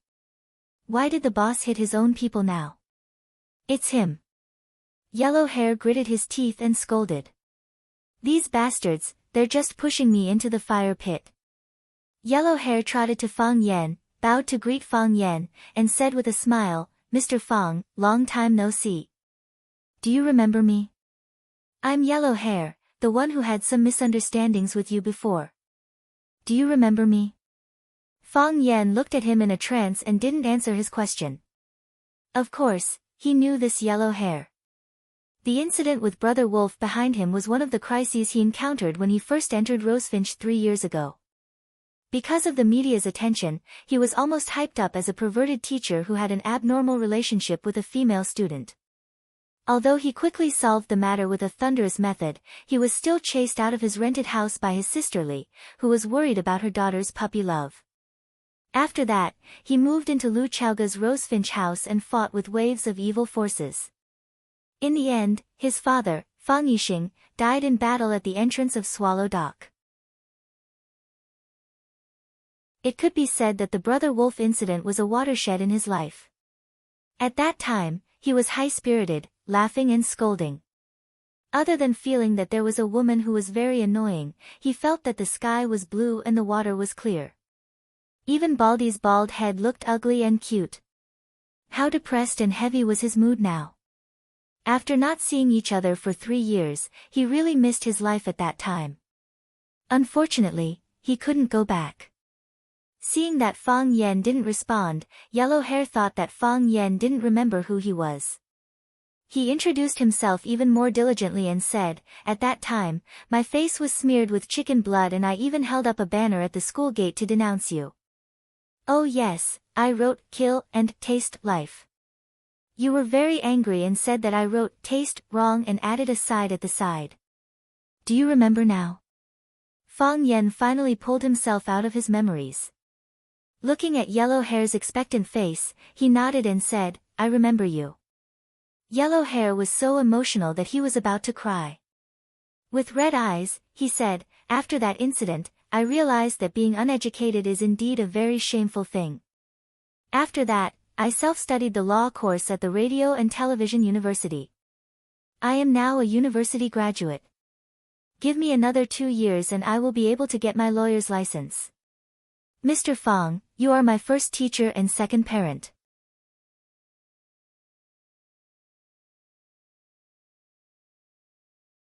Chapter 447. Fang Yan looked at the excited yellow-haired man and asked with a smile, did you self-study the law course of TVU? Yes. The yellow-haired man nodded proudly. From a hooligan who had tasted blood for blood to a knowledgeable and cultured night school graduate, it could indeed be said to be a huge change of being reborn. You can become a lawyer in 2 years. Yes. I've been preparing for a long time. I'm confident that I can get a lawyer's license in 2 years. The yellow-haired man was even more proud. Fang Yan's eyes became sharp, as if he wanted to see through the yellow-haired man's internal organs and tear off his clothes and flesh. He said with a slightly sarcastic tone, so, are you trying to tell me that you've become a knowledgeable and cultured hooligan? The yellow-haired man's face turned red and he couldn't speak for a long time. 3 years ago, when I first saw you, you followed a bad guy to touch a girl's but in a small bar. The second time I saw you, you were lying in front of the school gate with blood all over your face. This is the 3rd time we met, right? You came to the school gate with a group of you from 3 years ago. Of course, you're knowledgeable and cultured now, and you're studying law. Some of the laws are even clearer than I am. In this field, you can be my teacher. You won't say that you're hooligans who cause trouble and harass the girls in the school. You made them into victims. You're not here to block the school. You said you're here to negotiate and find justice. You used to hate the media, but now you know how to use the media. You used to be afraid of the police, but now you know how to use the police to protect you. You proudly told me that you self-studied the TVU course, and you said that you can get a lawyer's license in 2 years. You've indeed improved, and you've grown to a level that I'm impressed with. What do you want me to say to you? To encourage you to achieve anything if you have a will? To praise you for turning over a new leaf? Mr. Fang, I didn't mean that. The yellow-haired man was so ashamed that he couldn't speak. He really hoped that Fang Yan could see his growth, and he was also eager for Fang Yan to praise him. Even if she patted him on the shoulder, it gave him the strength to move forward. He had experienced too many things in the past few years. He had fought and injured people, eaten and dashed, went to the police station, patted his wife, and touched a little girl's butt. However, those past events were like a wonderful popcorn movie, burning in the treasure house of life. Not a single trace was left. That time, he became Brother Wolf's chosen puppet. His face was covered in blood as he lay on the stretcher. Fang Yan angrily pulled him up and used his finger to smear the blood on his face. Then, Fang Yan seriously added a sigh to the word taste. That scene replayed in his mind countless times, crashing into his soul again and again. The appearance of Fang Yan completely subverted his previous worldview. Before meeting Fang Yan, he thought that Brother Wolf's tattoo of a wolf's head was cool. He thought that his companion Zhang Quan Dan's lip stud was cool. He thought that little wolfhound's ability to drink 12 bottles of beer in one breath was cool. He thought that little pretty boy's ability to rely on his Lu Dehua appearance to be taken care of by all kinds of rich women was cool.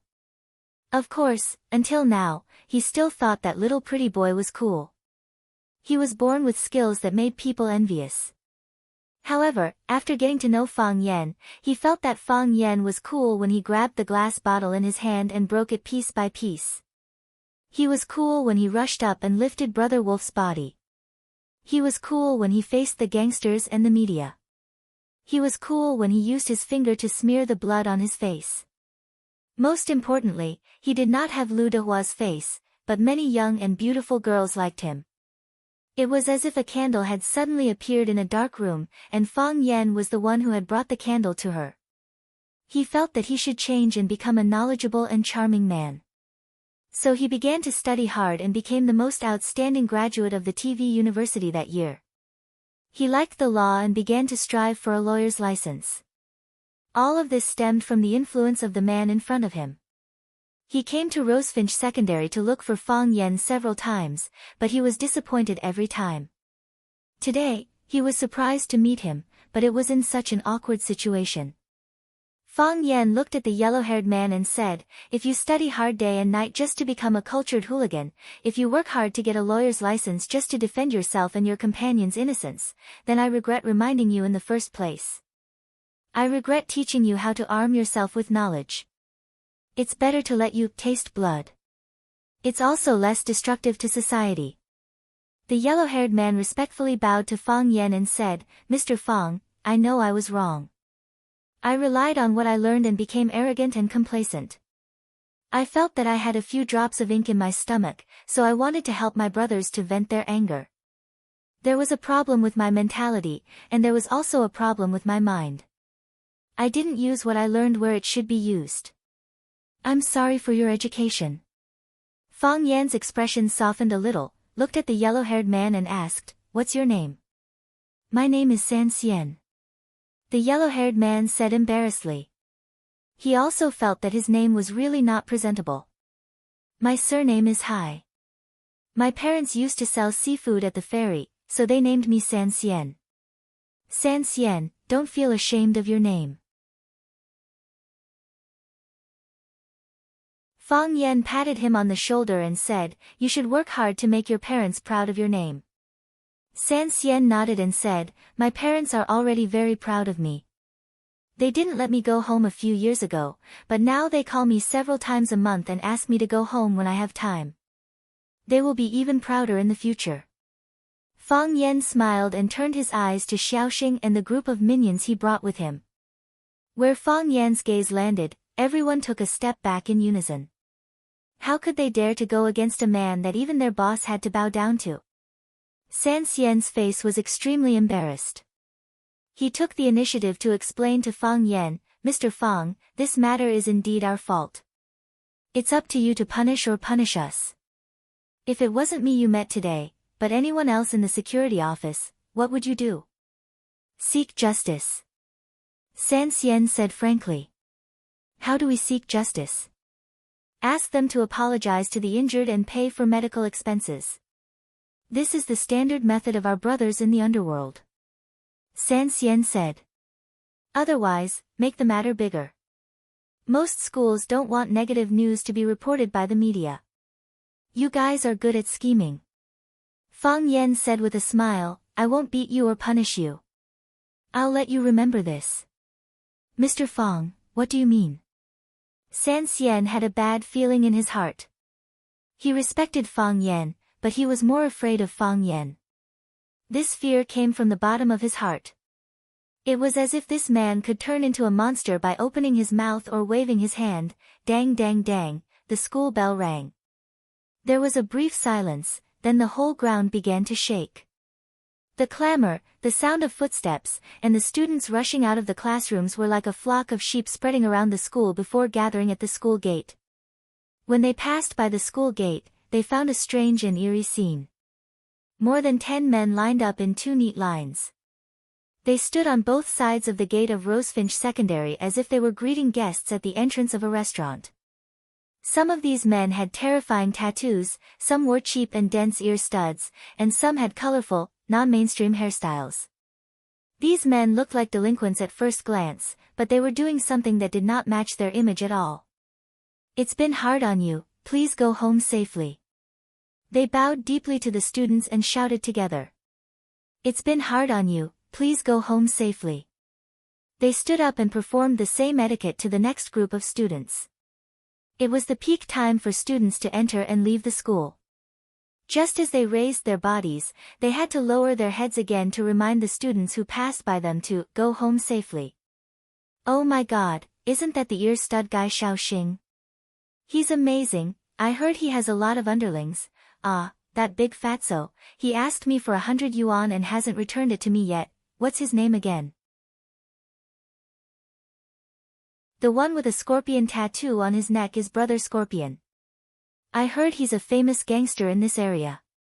No one dares to mess with him. At that time, the owner of the students' cafeteria quarreled with him and he brought his men to smash the restaurant. The students were stunned by this scene. These hooligans were people they could not afford to provoke in the past.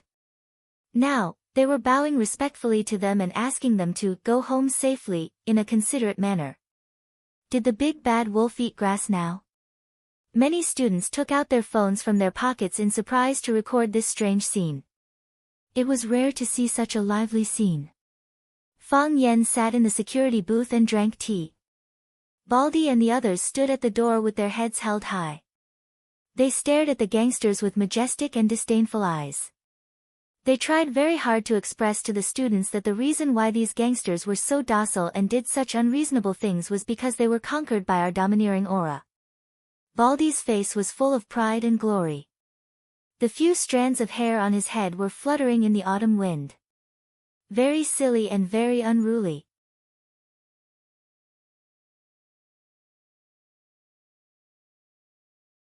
Chapter 448. Director, how do you feel? Zheng Chang approached Baldy and asked in a low voice. I'm all right. Baldy said with a dignified face, looking like a leader. If they didn't have some ability, how could they enter our Rosefinch Secondary Security Office? Do you think anyone can enter our security office? It's high. As high as a 9-story building, Zheng Chang said with a smile. Those hoodlums care about their reputation the most. They come to our school all day to show off, don't they want people to think they're powerful? Today, they did something like this and lost so much face. Let's see if they still have the face to wander on this street in the future. I'm afraid they'll hide far away when they see our school's students. Evil never triumphs over good. Even if Fang Yan didn't do this, I would still find a chance to teach them a lesson, Baldy said righteously. The Baldy said with a righteous air, after this incident, if they know their mistakes and can correct themselves, it can be considered a virtuous deed. Although Mr. Fang isn't a teacher now, he's still doing the work of educating people. San Xian stood next to Fang Yan and asked in a low voice, Mr. Fang, I want to ask you a favor, what is it? Fang Yan asked without turning his head. He was focused on drinking tea, drinking the big leaf tea that Baldy gave him. The tea was slightly astringent, just like his current mood. Can you be my teacher? If there's anything I don't understand, can you give me some pointers? San Xian asked nervously. He was very nervous. Sure, Fang Yan said. San Xian didn't expect Fang Yan to agree so easily. After a while, he said excitedly, Mr. Fang, you'll be my teacher from now on. I'll definitely work hard and won't let you down. You're not learning for me, you're learning for yourself, Fang Yan said. You'll be a hoodlum for the rest of your life, it has nothing to do with me, but I'm still looking forward to you becoming more outstanding and using your knowledge in more important places. Got it, San Xian said, feeling enlightened. Fang Yan pointed to the hooligans who were standing at the school gate pretending to welcome guests and said, take them home. Don't come to the school gate to make a fool of yourself again. This is a school, a place for students to learn. If I see them causing trouble here again, I'll hang them on a tree and make them shout these 2 lines at the students. I won't. They won't come again. I won't dare to come again, San Xian promised before leaving with his men. Dong dong dong, someone gently knocked on the window of the security booth. Fang Yan raised his head and looked over. The beautiful girl that he had once met was standing at the window and looking at him with a smile. What's the matter? Fang Yan asked curiously. Are you the school's security guard? The girl asked in a crisp voice. Fang Yan nodded and said, yes. The girl looked at Fang Yan up and down, then pointed at the green security uniform on Baldy and said, then why aren't you wearing a security uniform? You're lying, the girl pretended to be angry and said, how can you be a security guard? You don't look like one at all. How can a security guard look like you? I'm a security guard, Fang Yan explained. They're all standing outside, and only you're sitting in the security booth. You're the security captain. Also, you still haven't answered my question, if you're a security guard, why aren't you wearing a security uniform? Fang Yan was troubled for a while, then said in a small voice, the security uniform is too ugly. Ha ha ha, the girl laughed. I also don't think it looks good. Oh yeah, are you off work? I'll treat you to dinner, okay? Why would you treat me to dinner? Because I like you, the girl said. No need, Fang Yan refused. I already have a date. You really don't give me any face. I don't treat people so easily, the girl said coldly. What's your name? I'm a security guard. Do you know what my name is? I don't know. I clearly told you, the girl said angrily, my name is Su Qi. Do you remember it this time? I'll try my best, Fang Yan said with a serious face. He knew that this girl had a faint affection or a slight curiosity toward him, but he could only push her away. Because he couldn't accommodate too many people around him. I'm a security guard, I'll try my best to remember the name of every student in the school. If I forget, please forgive me. There are too many people, and my memory isn't very good. So boring. The girl turned her head and proudly left. When most of the students had left, Baldy walked in front of Fang Yan and said, Mr. Fang, it's time to get off work. Why aren't you going back to dinner? I'm treating my colleagues to hot pot, do you want to join us? We haven't seen each other for a few years, let's have a drink. After a pause, he added, you can call me director at work, but after work, we'll call each other brothers. I'm a few years older than you, so I'll be your big brother. There's no need to be so distant between brothers. Fang Yan raised his wrist and looked at his watch. He knew that Lu Chaoga might have already sent a car to pick him up, so he put down the teacup in his hand and said, you guys eat, I won't be going. I'll go back now. Fang Yan and the other 2 colleagues nodded and walked toward the bus stop not far from the school gate. He had an appointment with Lu Xiaoga. Every day after work, a car would stop there to pick him up. Fang Yan walked to the bus stop, and there was indeed a large GMC limousine parked there. Before Fang Yan could walk over, a man in black pushed open the car door and jumped out. Mr. Fang, we meet again. The man in black took the initiative to greet Fang Yan. Qi Ning. Fang Yan shook hands with the man in black. Long time no see. Mr. Fang, Miss Lu sent me to pick you up. Qi Ning invited Fang Yan to get in the car. Fang Yan got in the car, and Qi Ning followed closely behind. The car was spacious, and the view was excellent. Each seat was an independent airline seat, made of vanilla superior leather, and had excellent support and comfort. At the same time, it also had electric massage heating and 360-degree rotation functions. Do you want a drink? Qi Ning opened the wine cabinet in front of him, which was filled with all kinds of expensive drinks. There were a few round grooves on the wine cabinet, and 2 rows of crystal clear, slender, round wine glasses were inverted. No need. Thank you. Fang Yan said. What do you want to see? Qi Ning asked again. The ceiling was installed with a voice-activated TV, which could watch TV programs from more than 100 countries around the world. I want to rest for a while. Fang Yan said. Okay. Then I won't disturb you. Qi Ning finally shut up. Like the early spring awakening, urging my heart, can't wait any longer. Empty infatuation, moving people's hearts. Happy times, it won't be biased. Blissful time, it will not be partial, will be divided into 2 hearts. The independent headphone system and the car's powerful surround sound system played an old Cantonese song by a Hong Kong and Taiwanese actress. The voice was magnetic, and the singing was affectionate, making people feel faintly sad. Fang Yan looked at the scenery outside the window, thinking how beautiful it would be if time could be turned back. Where's Chaoga? Fang Yan asked. Miss Lu is in the office, she still has a report to do. Qi Ning answered. She said she'll rush back to have dinner with you. Fang Yan stopped talking, and his eyes once again looked at the towering buildings outside the window, and the withered old tree branches on both sides of the road. The autumn wind was cool, and the city was full of killing intent. Lu Chaoga wasn't having a meeting in the office, but in a bustling supermarket.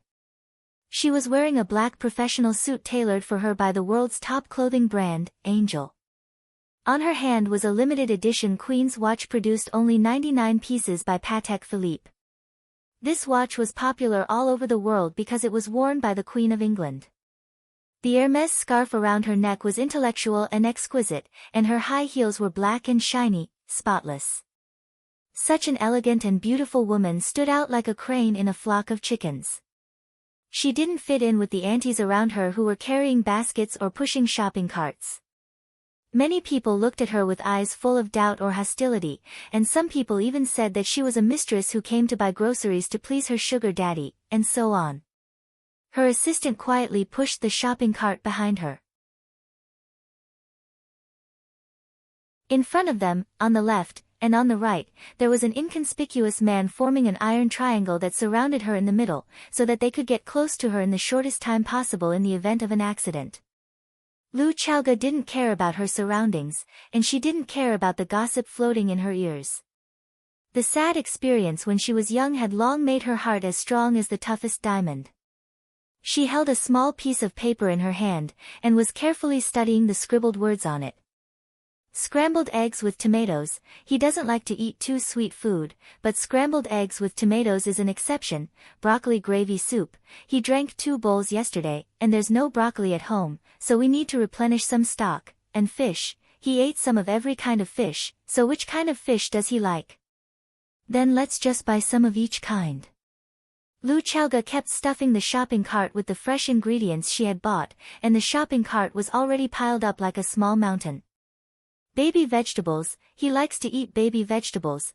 Buy more vegetables. Lu Chaoga's face was full of seriousness, as if she was doing the most important thing in the world. What she didn't know was that when she bent over to take the vegetables, her full breasts, plump buttocks, and sexy waist that curved like a half-moon exuded a fatal attraction. Women who buy groceries are the most beautiful.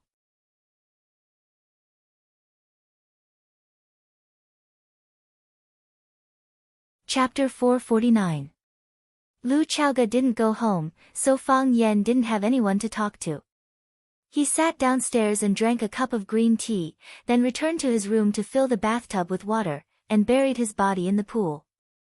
As soon as he entered the state of suspended animation, the voice-activated phone installed next to the bathtub rang. Wow! Fang Yan got out of the pool, picked up the phone, and asked, "Who is it?" "Mr. Fang, there's a guest." The voice of the nanny, Aunt Lu, came over. "Do you want to invite him in?" Fang Yan looked stunned, and the big drops of water on his hair slid down his cheeks. "Since when did I become half the owner of this villa? When Lu Chaoge wasn't here, did I have the right to receive or expel the guest?" Fang Yan was very nervous. He seriously replayed the interaction with Lu Chaoge in his mind again and again. He drank 3 cups of tea, ate 2 meals, and said dozens of words. These shouldn't cause her to get pregnant, or make her mistakenly think that he was pregnant, right? Thinking that he was innocent, Fang Yan couldn't drive away the guest who came to visit.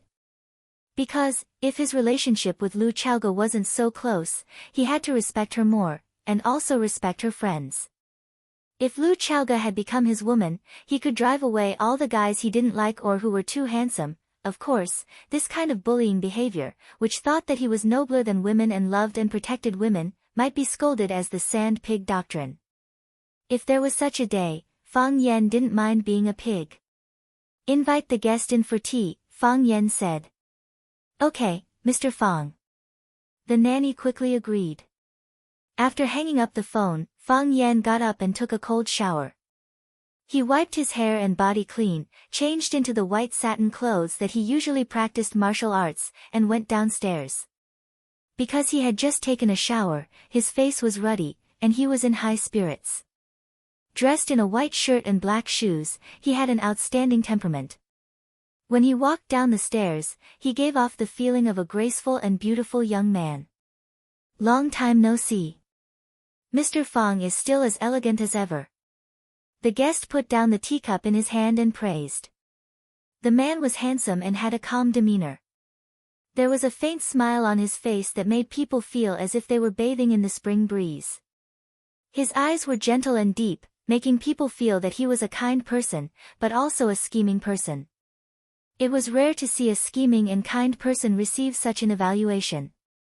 His white shirt was lined with a checkered waistcoat, and his tailored blue suit made him look both businesslike and fashionable.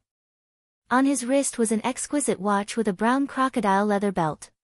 Fang Yan couldn't recognize the brand of the watch, but he really liked it. One of the 4 young masters of Flower City, Jiang Zhulu. Fang Yan had been silent for 3 years and had also disappeared for 3 years. His mentality and temperament had undergone earth-shattering changes, but his old friends were also growing at a speed visible to the naked eye. The Jiang Zhulu sitting in front of him might still have the name of the 4 young masters of Huacheng, but Fang Yan could be sure that the Jiang Zhulu now was no longer the Jiang Zhulu of the past. While Fang Yan was sizing up Jiang Zhulu was also sizing up Fang Yan. The 2 men's gazes met in the air, and then they smiled knowingly. Fang Yan walked in front of Jiang Zhulu and said, "Eldest young master Jiang, you flatter me. Our Fang family is a small family, and we don't have any temperament or elegance. On the other hand, eldest young master Jiang is reserved and has an extraordinary temperament. One look and I can tell that you have the demeanor of a great family." Jiang Zhulu laughed heartily and said, "I can treat other people's praise as a cool breeze, and it's over after hearing it once. But if Mr. Fang is willing to praise me, then I will accept it. This isn't something that happens often." "Of course." Fang Yan nodded. "We're mortal enemies, after all. The fact that I'm willing to praise you like this proves that you're a worthy opponent." Jiang Zhulu smiled wryly and said, "To borrow a phrase from Mr. Fang, the Jiang family is a small family, mortal enemies are too heavy a burden for us to bear." Fang Yan sat down on the sofa across from Jiang Zhulu, and Aunt Lu brought him a cup of hot tea. Miss Lu said that Fang Yan liked green tea, so she had prepared the best white tea before he came. It cost 10 or 20,000 taels of gold. Only after Aunt Lu left did Fang Yan turn to Jiang Zhulu and ask, "You're not here to see me, are you?" "I am," Jiang Zhulu said with a smile. He took out 2 elegant but fragrant invitation cards from his pocket, got up, and handed them to Fang Yan. He said, I wanted to invite Chaoga alone and pretend that she didn't know you were back in Huacheng, but I think that's a little petty, as if you still can't let go of what happened back then. It's been so long, you've won against Lu Chaoga, and I have another woman, let bygones be bygones. If you don't mind, why don't we go to the wedding? Fang Yan took the invitation card, which said that Mr. Jiang Zhulu and Miss Jiang Shangxin had tied the knot. Jiang Zhulu was going to marry a woman from the Jiang family. The Jiang family and the Jiang family were connected through marriage after all. Could it be that the Jiang family had been very satisfied with the Jiang family's performance over the past few years, or that Jiang Shangxin was very happy with Jiang Zhulio's performance? Congratulations, Fang Yan said in a low voice. If I have time, I'll be there to congratulate you personally. Women who bought groceries weren't necessarily the most beautiful, which meant that men were lying to you. However, beautiful women who bought groceries were simply so sexy that it made people feel hopeless. They stretched out their fair and slender hands that were smeared with various kinds of nail polish and picked out a bundle of vegetables or a few eggplants from the shelves. Then, they frowned slightly and pursed their red lips. The question of whether to choose 2 cucumbers or a box of bitter gourd made them hesitate for a long time. Lu Chaoga didn't have a desire to buy groceries. Most of her items, including her clothes and shoes, were custom-made by her assistant at home when she was slightly free from work. Once the custom-made items were completed, they would be sent over in batches. However, she felt that buying groceries was a very important matter. She had to personally go to the supermarket to pick out the freshest meat and vegetables that were most suited to his taste. Then, she would go home and cook them personally. She would complete all the processes by herself. This way, her happiness would be doubled.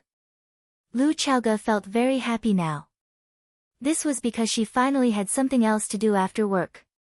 It wasn't just work. It wasn't just reading books, it wasn't just watching boring television dramas or pretending to have orgasms. She didn't have to deal with complicated interpersonal relationships or think about those troublesome conspiracies and plots.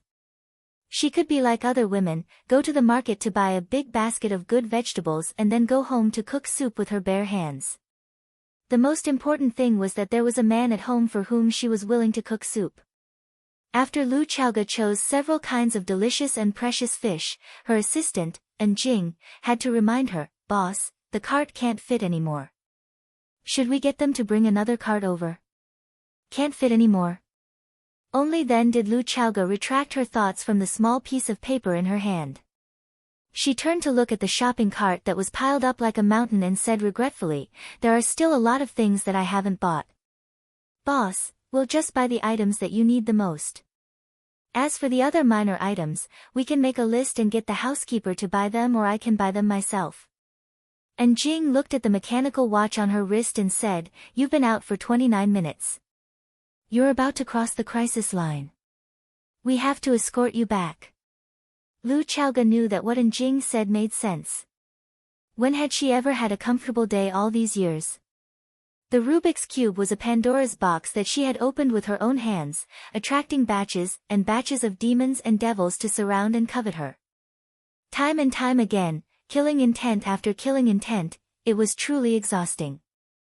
Lu Chaoga nodded and said, "Then let's go back." Although she looked cold, she was a boss who was very willing to think for her subordinates. If there was a crisis, it would be the protectors around her who would be the first to rush out and fight with their lives.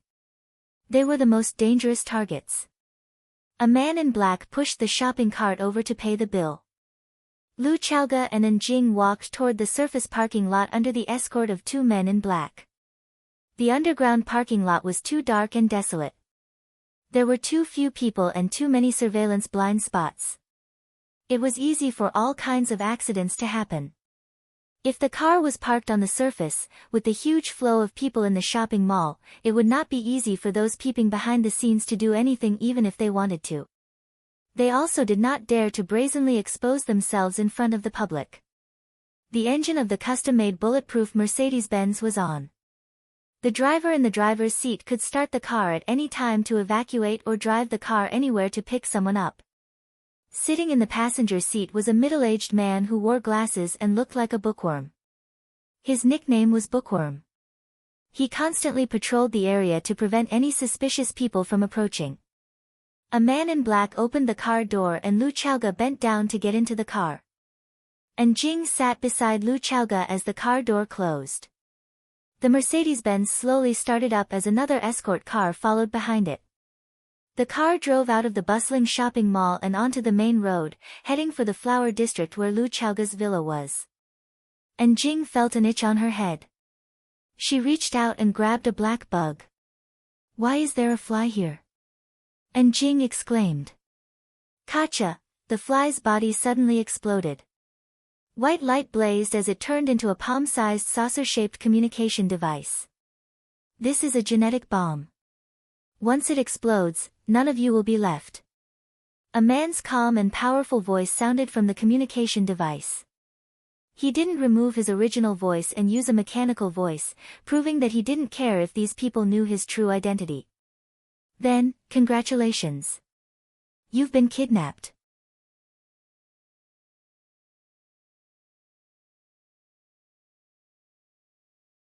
Chapter 450.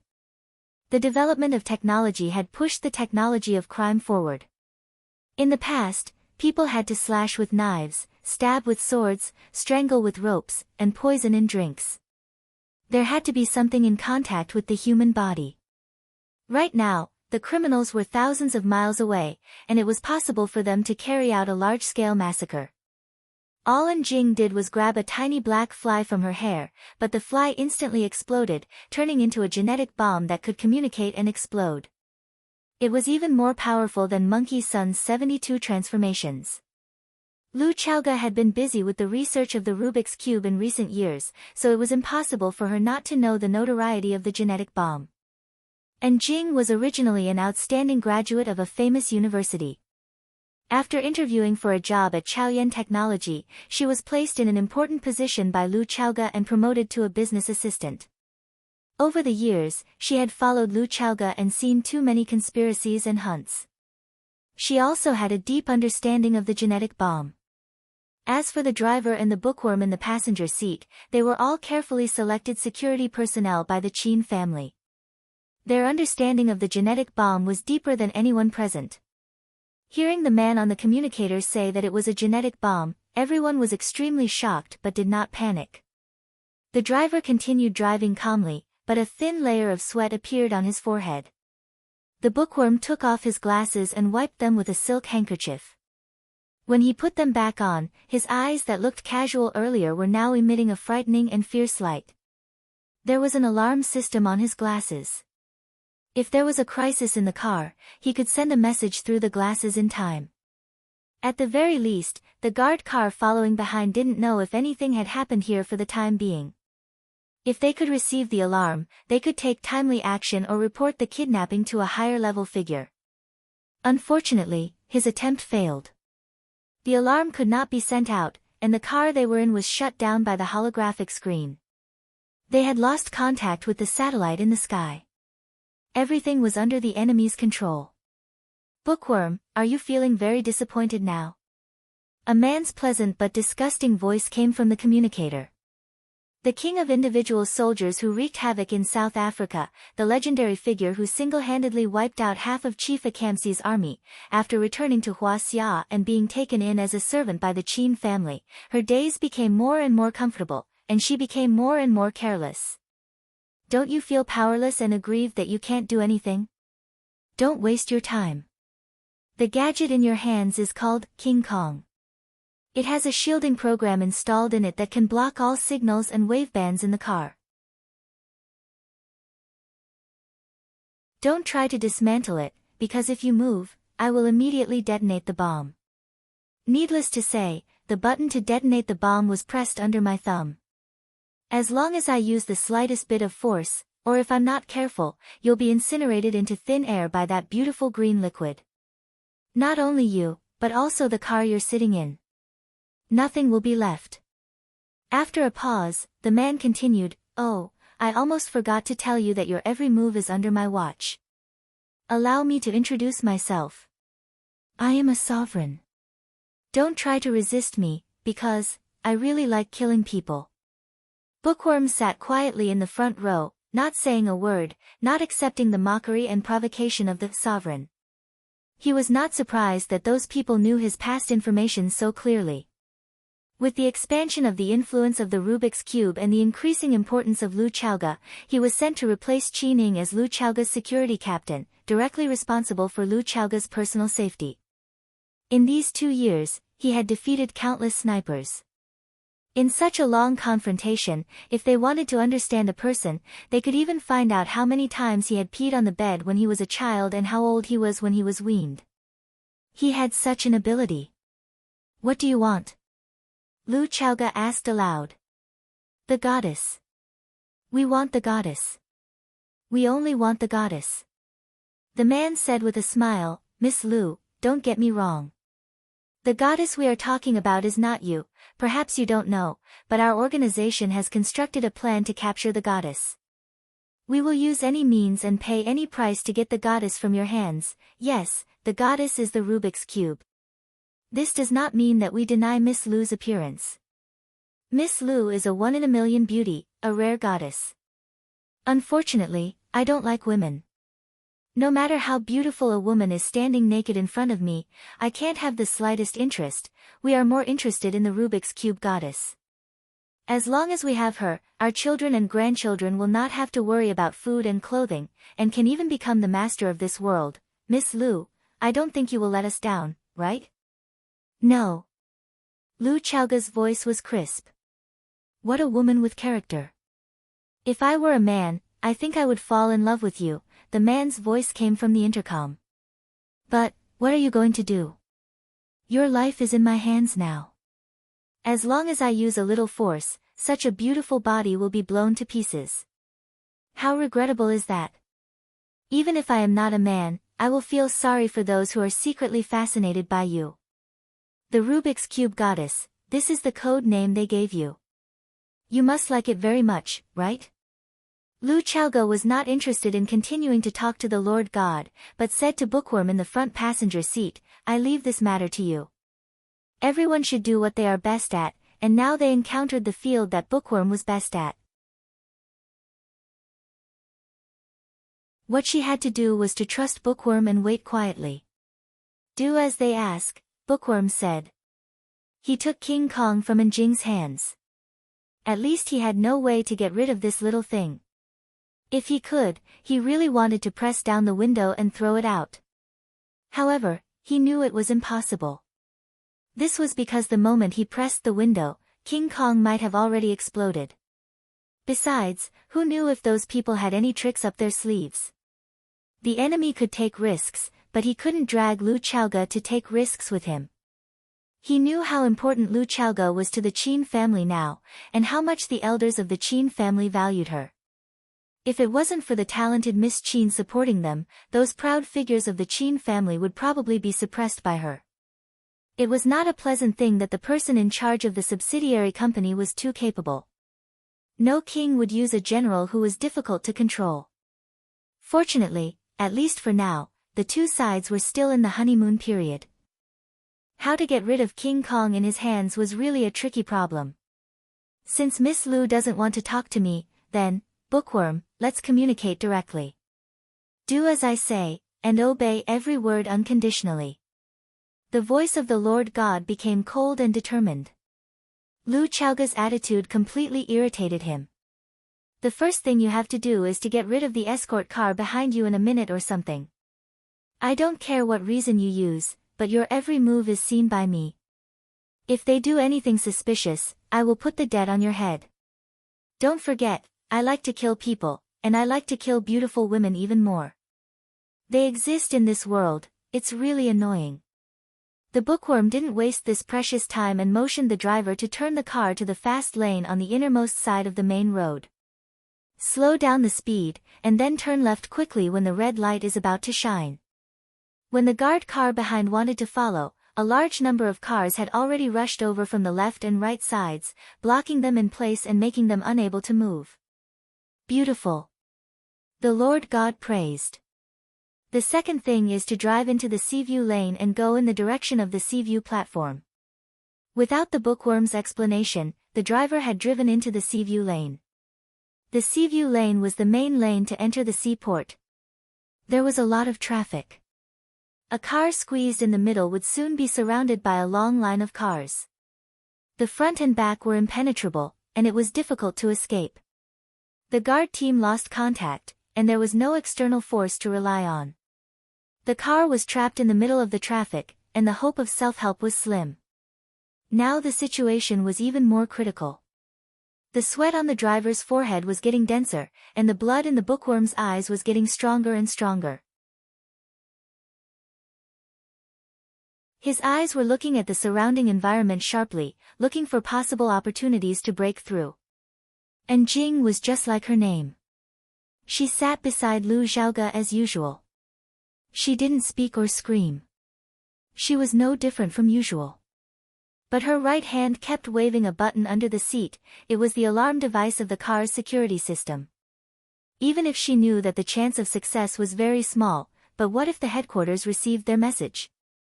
Lu Xiaoge was very comfortable. First, she lay on the seat and listened to the light music in the car for a while.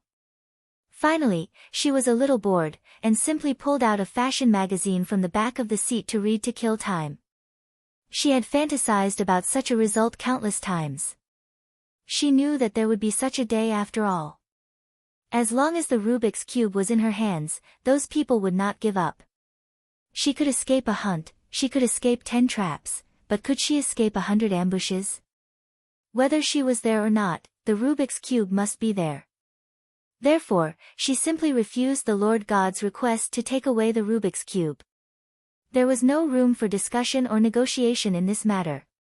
She said that she would give a huge Chaoyan empire to Fang Yan. This was her promise to him. Who said that a woman could not promise a man?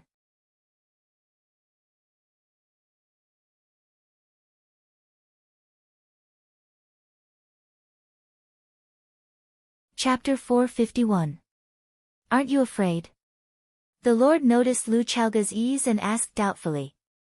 Lu Xiaoge's eyes are still on the gorgeous style of clothes in the magazine, thinking that she should order a batch of autumn clothes. Although she has enough clothes, it's best not to repeat them. Otherwise, men will be tired of looking at them. Hearing that the Lord is still asking questions, she answered perfunctorily and said, "Afraid. Aren't you afraid I'll kill you?" The Lord is very curious about women. The more you don't understand a woman, the more curious you are. Afraid. I don't see you afraid. Lu Xiaoge finally looked up and said in a sarcastic voice, "I've prepared for the worst. Now that moment has not come. In the battlefield of feelings, there is no fairness, only who loves who more." Lu Xiaoge did not know what kind of feelings he had for Fang Yan. Was it familial love, adoration, attachment, or perhaps attachment? She has never thought about this topic. Because for her, it doesn't matter. She lost her parents when she was a child and was an orphan living in the enemy's home. Her heart has long been hard, and her blood has long been cold. Later, the miraculous appearance of her aunt gave her a clear understanding of her family. Where there are relatives, there is home. Although her aunt was burned to such a horrible appearance, she is also her most precious and only relative. It is for this reason that she knows that her aunt is doing something crazy and does not object to it. She understands her aunt and understands how desperate and crazy it is to live and die. However, her aunt, who loves her the most, is also dead. If no one in the world loves you, then find someone you love. Fortunately, there is Fang Yan. The man who was betrayed by her, the man who blocked the knife for her, the man who pulled her out of the mud again and again. If there is still light in the world, it is the place where Fang Yan is. If there is warmth in the world, it is when they watch the fireworks under the same sky. Lu Xiaoge's life was complicated yet simple, pitiful yet happy. The 3 years of rapid development of the Rubik's Cube were also the most dangerous years for Lu Chaoge's personal safety. Countless conspiracies, countless traps, countless fire pits, countless assassinations, countless poisons and drinks, but she had survived them all. She did not complain, and no one would listen to her. She had never thought of retreating. She had nowhere to retreat to. She had escaped too many times. She was lucky. This time, she did not avoid it. That was her fate. Sometimes, luck and fate were just a step apart. The Lord was silent for a long time. When everyone thought that he had disappeared or was busy with other things, his voice came again. He sighed and said, "You are the most amazing woman I have ever seen. I don't want to say thank you." When faced with a hostage who had kidnapped you, even if he praised you as the most beautiful woman in the world, you wouldn't have any good impression of him. Lu Chaoge's eyes had turned to the magazine again, and she had lost interest in talking to the Lord God. She just couldn't understand, how could there be such a long-winded kidnapper? Didn't he understand that talking too much leads to mistakes? The more you talk, the easier it is to expose your own information and give the opponent a chance to take advantage of it. Mr. Bookworm, oh, perhaps it is more appropriate to call you Mr. Tiger? Now, I need you to do a very important thing. You don't mind self-dormancy, do you? The voice of the Lord was teasing. You know, your existence is a threat to us. We don't want to go to the devil's cave, you are still alive, and several young men can't get close. Thank you for your attention to me. The bookworm said coldly. He pressed the watch button on his wrist, and a thin needle popped out of the watch's steel hole. He pricked the acupuncture point on his neck with the thin needle, and his body immediately collapsed on the seat. Thank you for your cooperation. The Lord God said to the unconscious bookworm. Turn left at the first intersection ahead, there is a big truck parked on the roadside, drive your car along the iron plate into the truck. The Lord God's words were obviously directed at the driver. Because now only the driver can execute his order. Lu Chaoge did not speak, and the driver would not refute. He turned the steering wheel smoothly, and then drove their Mercedes-Benz through the iron plate into the truck compartment. Clang! The truck door closed automatically, and the compartment was as dark as night. The dashboard of the Mercedes-Benz flashed a faint green light, and the faces of several people in the car were as gloomy as ghosts. They felt that the truck began to move, driving to a distance that no one knew. Devil's Cave. What is that place? You don't hit a smiling face. Jiang Zhulu has been smiling, and his posture is very low, so that Fang Yan can't reach out and hit him in the face. Fang Yan doesn't like Jiang Zhulu, and he doesn't like his father Qiang Long Tan even more. Even quite disgusted. The father and son of the Jiang family are both hypocrites. Just because there is no evidence for something doesn't mean it didn't happen. When her aunt died, Lu Chaoge was heartbroken, and the courage to survive was to revenge. She wants to repay the pain the Jiang family gave her tenfold, 100-fold. After 3 years, Jiang Zhulu came to invite Fang Yan and Lu Chaoge to attend his wedding, pretending that nothing had happened. What kind of drama was he putting up? Hearing that Fang Yan is willing to make time to attend his wedding, Jiang Zhulu was very happy, and said with a smile, Mr. Fang, your name shook Huaqing 3 years ago, and even after 3 years, there are still all kinds of legends about you in Huaqing. If I can invite Mr. Fang to attend my wedding, it will definitely add a lot of color to the wedding banquet. When the time comes, I will definitely toast to you a few more times. Fang Yan shook his head, and said, I don't drink. I've already quit. Oh. Jiang Zhuliu's smile gradually disappeared, and he said with a regretful expression, I've heard a little about your father, he is a true hero. The dead are long gone, and the living are like this. I'm sure uncle has another kind of fun in heaven, don't be too sad while you're alive. Fang Yan looked at Jiang Zhulu, and said, what kind of fun is there in heaven? Why don't I send you up there to take a look? Jiang Zhuliu's expression was very awkward. Do you know how to talk? How can I continue this kind of conversation? The human world is fine, why do I have to go to heaven? If you want to go up there and accompany your father. I'm just joking, don't mind me, Fang Yan said with a smile. We're friends, why would I send you up there? I'll send anyone who sends my father up there. You didn't harm my father, did you? Why would I do such a thing? Jiang Zhulu said with a face full of anger. Don't harm your family.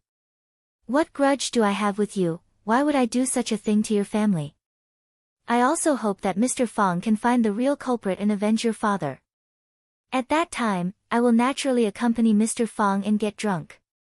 Thank you, Fang Yan said. I don't drink. At that time, I'm sure Mr. Fang will be willing to drink to his heart's content. Jiang Zhulu was about to leave when Qining suddenly barged in through the door. His face was ashen, and it was obvious that something big had happened. What happened? Fang Yan had a bad feeling in his heart. Qining quickly walked in front of Fang Yan and said, I just received a call from the guard team. They lost contact with Miss Lu's car. When? 3 minutes ago. Tell me in detail, Fang Yan said coldly, suppressing the anger in his heart. I lied to you, Miss Lu didn't stay at the research institute for a meeting, but went to the mall with her assistant to buy groceries, Qining hurriedly explained, and reported the whole process of Lu Chaoga's disappearance to Fang Yan in detail. Miss Lu finished her shopping, and the convoy began to return. While waiting for the traffic light at the intersection of Huacheng, the car that Miss Lu was in suddenly turned left, and the guard team behind was blocked by other cars, unable to follow closely. After this sudden incident, the guard team immediately contacted the car that Miss Lu was in. However, Miss Lu's phone couldn't be connected, and Assistant N's phone couldn't be connected either. There were 7 other communication tools between the 2 cars, including satellite communication equipment and wave transmission equipment. All communication methods were blocked. While Qining was reporting the situation, Fang Yan had already opened the map on his phone and started to search for the area where Lu Chaoga went missing. His eyes were glued to the map, as if he wanted to drag Lu Chaoga out of the map. They suspect that Miss Lu was kidnapped, and are currently searching the area where the car went missing, Qining said. The guard team reported back the situation and awaited further instructions. Damn it! Fang Yan grabbed the teacup in front of him and threw it at the opposite side.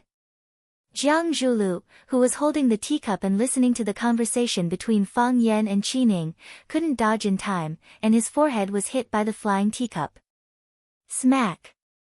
The teacup smashed onto Jiang Zhulu's forehead, causing tea to splatter everywhere. A few tea leaves stuck to his face in an unsightly manner. The refined and elegant Huacheng's 4 young masters looked miserable and battered at this moment. Even a clay Buddha had some vitality, and Jiang Zhulu's ability to maintain his vitality was extremely good. However, when faced with the humiliation of having tea splattered on his face, it was hard for him to bear. Jiang Zhulu was furious. He jumped up from the sofa, wiped the tea off his face, and shouted at Fang Yan, Are you crazy? What are you doing? I'm also very worried about Lu Chaoga's disappearance, but what does this have to do with me? What right do you have to throw a teacup at someone? After flying into a rage, Fang Yan calmed down a little. He looked at Jiang Zhulu guiltily and said, I'm sorry, I was too angry.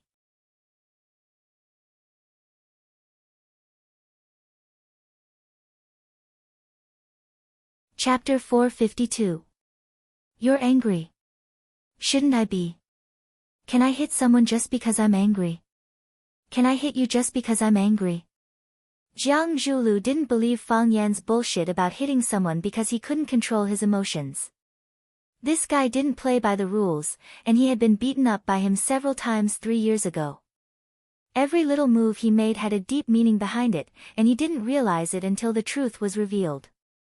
Now, he was hitting him with a glass. What was he trying to do with Lu Chaoga's disappearance? Jiang Zhulu's hair stood on end, and a chill ran down his spine. His extreme wariness of Fang Yan made his anger disappear, and he calmed down as well. Fang Yan sat back down on the sofa and looked at Jiang Zhulu like a lone vulture. I went back to Huacheng yesterday, and you came to give us an invitation today, and then Chalga was kidnapped. Jiang Zhulu, how can I believe that you have nothing to do with this? It's a coincidence. It's all a coincidence, Jiang Zhulu said firmly. Jiang Zhulu said firmly. He didn't want to have anything to do with the kidnappers. I feel bad that something like this happened in Chalga. Chalga is your lover, and she's also my family. I can promise you that I have nothing to do with this. If I had decided to kidnap Lu Chalga today, would I have come to give you an invitation and let you humiliate me like this? That's hard to say. Fang Yan stared at Jiang Zhulu as if there was a flower on his face. You and your father conspired to kill Chalga's parents, but didn't you pretend to adopt her for so many years? Fang Yan, don't slander me. You need evidence. What evidence do you have to prove that we killed Lu Chalga's parents? What evidence do you have to prove that I was the mastermind behind Lu Chalga's kidnapping? If you keep trying to frame me, I don't mind suing you for slander, you won't get a lawyer. Fang Yan said calmly, because you know very well in your heart that if you sue me because of this matter, it will only cause a big uproar. Moreover, it will confirm the fact that you are the murderers of Lu Chalga's parents. You will only desperately want to disassociate yourself from this matter.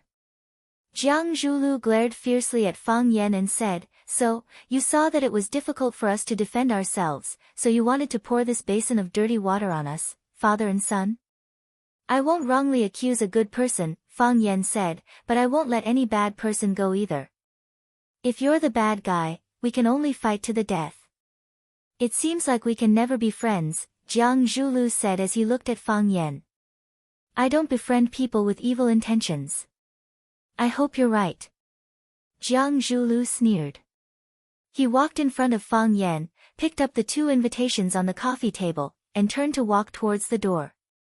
Qin Ying's figure flashed and blocked in front of Jiang Zhulu. This was Lu Chalga's house.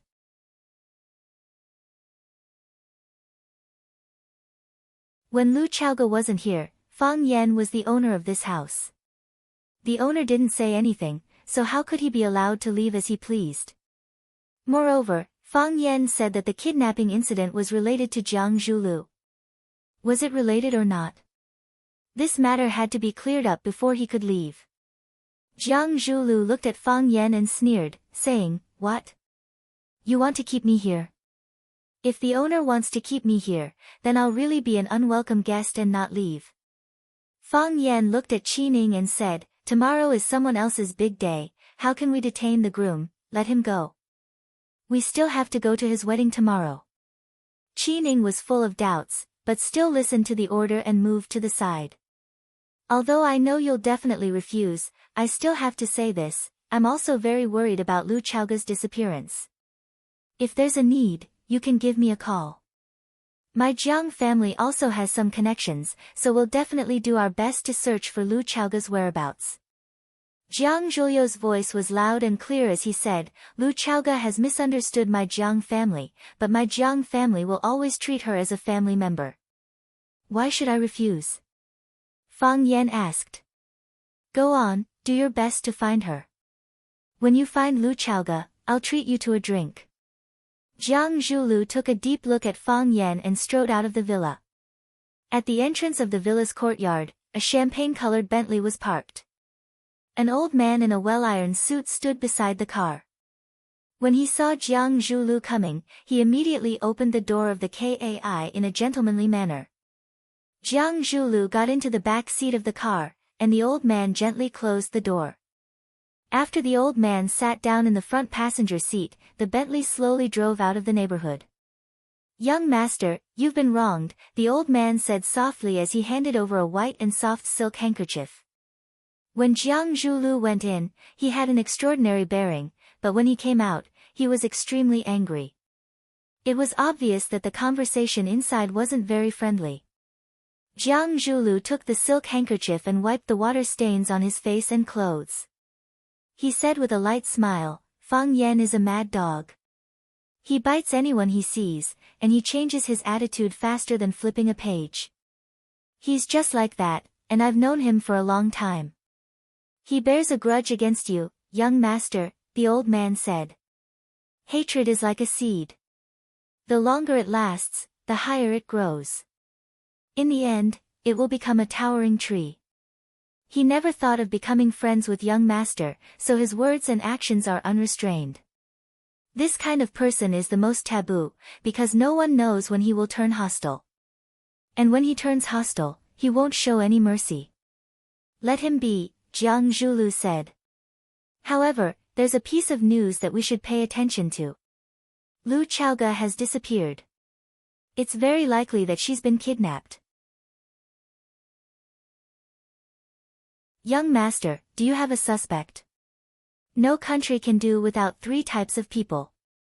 Those with guns, those with pens, and there's also an idiot. Jiang Zhulu glanced at the Lu family's small building that was gradually getting further away and said, I really want to know which idiot is helping the people get rid of a pest. You'll find out eventually, the old man comforted him. When the time comes, young master will treat him to a drink. Longtu Clubhouse.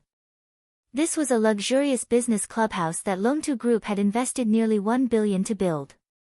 It was also named after Longtu Group and was one of the most private and high-end gathering places in Huacheng. Longtu Group was named after the names of its 2 founders, Qiang Longtan and Lu Mingtu. Lu Mingtu died young, and the Tu in Longtu Group's name had been missing. However, Qiang Longtan was extremely capable and turned the tide. He single-handedly propped up the company and led Longtu Group to carve out a big place in the new energy field. Of course, their good days ended 2 years ago. That was because another energy company had risen rapidly and lit up the entire sky like a comet. Chaoyan Technology, the energy technology company with the logo of 2 small red flames burning above and below, appeared out of nowhere. As soon as they appeared, they charged forward with an unstoppable, invincible stance, sweeping away everything in their way.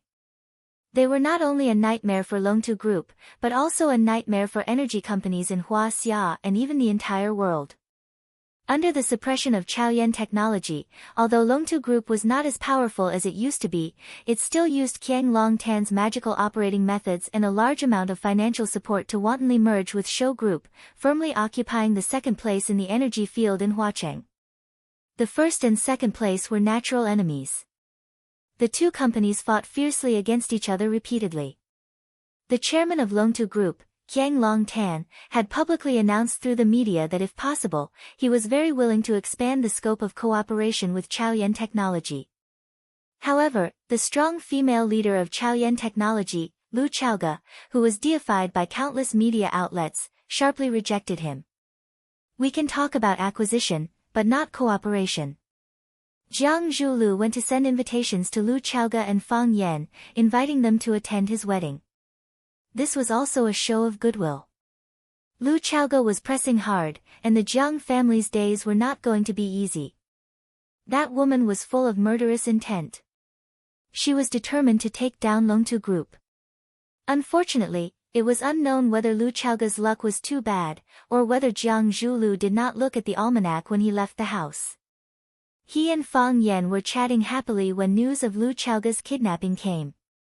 This way, the Jiang father and son's goodwill intentions were thrown into a frozen lake.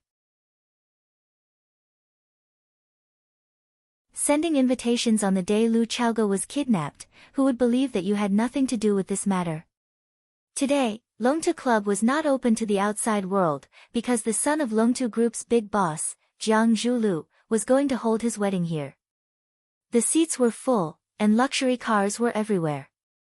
As one of the 4 oldest families in Huacheng, they naturally had a deep foundation and a huge network of connections. High-ranking political officials, wealthy tycoons, celebrities, and celebrities all shone brightly, illuminating the night sky of Huacheng. Longtu Club was decorated with lanterns and streamers, and the largest hall, Phoenix Coming Morning Hall, was a sea of fresh flowers. Hundreds of thousands of fresh flowers formed a beautiful rural landscape. The closer they were to the front of the stage, the higher their status and seniority. Some of the young people who came to support were arranged slightly further back. For the wedding of Jiang Zhulu, one of the 4 young masters of Huacheng, other than Mei Xue, who never appeared in public, Lan Shanggu and Lu Shu came to support. They sat together with a few influential young masters in the circle, chatting and laughing, so they did not feel bored. Lan Shanggu looked rough and straightforward, but it was easy for him to get along with those young masters. Ever since Lu Shu's face was disfigured, he had become a monster in Huacheng. He spoke in a strange way, and his methods were cruel and ruthless. He gave off a gloomy aura that kept people away. Lan Shanggu chatted and laughed with everyone for a while. Then, he tilted his body slightly and approached Lu Shu, who was drinking his tea in silence. He said, "If the Jiang family pushed Jiang Shangxin out as bait 3 years ago, then has Jiang Zhulu satisfied the Jiang family or Jiang Shangxin? How did this happen?"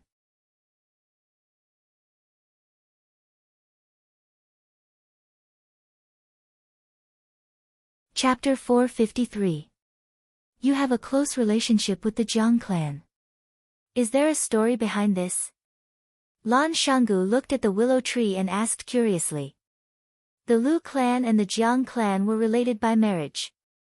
Lu Shu and Jiang Zhulu were cousins. However, because of the Rubik's Cube, the little goblin that was hard to control, the two clans often fought against each other. They knew that if they didn't expose the truth, they could still be relatives. Therefore, even though Lu Shu was disfigured and the Jiang clan suffered heavy losses during the Rubik's Cube fight, the two clans were still on good terms, as if nothing had happened. If the Lu family had given the whereabouts of the real Rubik's Cube to the Jiang family or directly used Lu Zhaoge's aunt to negotiate terms with the Jiang family, there wouldn't have been a life-and-death struggle between the two families. The reason why Lu Zhaoge and her aunt could persist until the end, besides the appearance of Fang Yan, was that they had taken advantage of the greed of the two beasts, the Jiang family and the Lu family. How could Lu Zhaoge and his aunt fight against a giant like the Lu family with only their strength? Without the Lu clan's support, aunt would have died long ago. Lu Zhaoge would have had no choice but to marry someone else. Of course, if it weren't for the Jiang family, the Lu family would have used all means possible to force Lu Zhaoge and her aunt to hand over the Rubik's Cube. Those two women were trying to walk a tightrope, and they actually succeeded in the end. In the end, the truth came out. The Lu clan knew they were tricked and the Jiang clan knew they were tricked. No matter how warm and natural their smiles were when they shook hands, how could there be no grudge between them? Lu Shu didn't like Jiang Zhulu. Outstanding people probably didn't like equally outstanding people. Hearing Lan Shanggu talking about the secret history of the wedding, the corner of his mouth curled up into a mocking smile. He sneered and said, "Jiang Zhulu can't deal with Fang Yan, but can't he handle a woman?" Lan Shanggu gave Lu Shu a thumbs up and said, "That's a fair comment." However, this woman was no ordinary woman. She was a woman from the Jiang family. Hu and Huacheng didn't know about the relationship between the Jiang family and Fang Yan. Although we brothers weren't there, there were hundreds of people who witnessed the big drama that happened in Yanjing City. For a period of time, calluses grew in my ears. What Fang Yan forced Jiang Junling to abdicate, what Jiang Junling defeated the grassroots hero, and what they were fighting over a woman. What kind of rumors didn't I hear? You've heard a lot, haven't you? Lan Shanggu lowered his voice and whispered, "Jiang Zhulu has married a woman from the general family. Is he preparing to fight to the death with Fang Yan? What does the Jiang clan have to do with us?" Lan Shanggu smiled bitterly and said, "If it was in the past, we could drink red wine and watch the show. The more intense the fight, the better. But now, we can't do that. Both of us are partners of Chaoyan Technology and distributors of Chaoyan's products. Who does Chaoyan Technology belong to? On the surface, it seems to belong to Lu Zhaoge, but in reality, it belongs to the Qin family. But what is the relationship between Qin families Lu Zhaoge and Fang Yan? In the end, their surname is Fang. Previously, we expected that the new energy products from the Rubik's Cube would be popular, but no one expected it to be to this extent, right? Let's talk about the past 2 years. After the Lan and Lu family became the agents of Little Flame's products, how many percentage points did the family's annual profit increase? 300%, and that's only because we are the agents. Lu Zhaoge, that woman, has controlled our profits too tightly. The company sets the price and doesn't give us the right to set the price freely. Otherwise, how much profit could we achieve? Lan Shanggu's expression was both proud and helpless. He smiled bitterly and said, "At first, we only wanted to establish a relationship with the Rubik's Cube and earn some quick money for the family. Now, we have all become the puppets of the Rubik's Cube. We can go up but not down, we can charge but not retreat. After tasting the benefits of the Rubik's Cube, if I tell you to transfer the agent rights to someone else, will the Lu family agree? Will you fight with your life? Anyway, I won't do it." How many years has it been since Chao Yen was established? It has only been a little more than 3 years since its establishment, and it has already developed to this point. In the future, as the energy crisis becomes more and more serious, the power that the Rubik's Cube can display will become more and more powerful. That will be the real harvest season for us. It would be a pity to withdraw now. Lu Shu gently shook the goblet in his hand, his posture elegant and calm. If it was 3 years ago, his performance could make countless women fall head over heels for him. Back then, the Casanova of Huacheng was a popular man among thousands of young girls and young women. Now that his face was disfigured, he had become repulsive. No one paid attention to him anymore. Some women who used to be close to him accidentally glanced at him and immediately showed a reserved smile. They picked up the goblet in front of them and made a gesture to invite him to drink. Before swallowing a mouthful of wine, they had already turned around, no longer with the seductive eyes that said, "I'm free tonight." Some women said that they liked his talent and inner qualities, but it was all nonsense. In the end, this was a world of face. You want to play with the Rubik's Cube, but the Rubik's Cube may not be willing to play with you. How did we sign the agency contract? Every 3 years. Now is the 2nd year. After next year, Zhao Yan wants to change agents. What can you and I do? Lu Shu said with a face full of disdain. Lan Shanggu laughed and said, "So, aren't I hugging Fang Yan's thigh? If he is willing to help us, Lu Chaoga won't even say no." You didn't see the look in Lu Chaoga's eyes when she mentioned Fang Yan. "Io, what's so good about that kid? Whether he's good or not, I don't know." Lu Shu slowly sipped the red wine in his glass, maintaining his unique pace, which seemed a little out of place with the surrounding environment. But he definitely won't be bad to Lu Chaoga.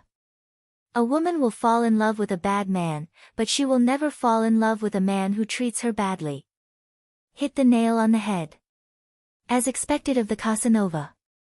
Lan Shanggu praised. Lu Shu's sharp eyes swept over, and there was an unsuppressible hostility in those eyes.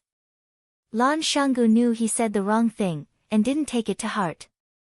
Right now, Lu Shu couldn't do anything to him, just like how he couldn't do anything to Lu Shu. There were 2 dogs, Chao Yen Technology's dogs, Lu Chaoga's dogs, or rather, Fang Yan's dogs. They found 3 agents to maintain a balanced development of the 3 legs of a tripod. They needed the Jiang family and the Lu family to fight and bite each other. This way, it would be easier for them to control, and it would be easier for them to make the market bigger and better.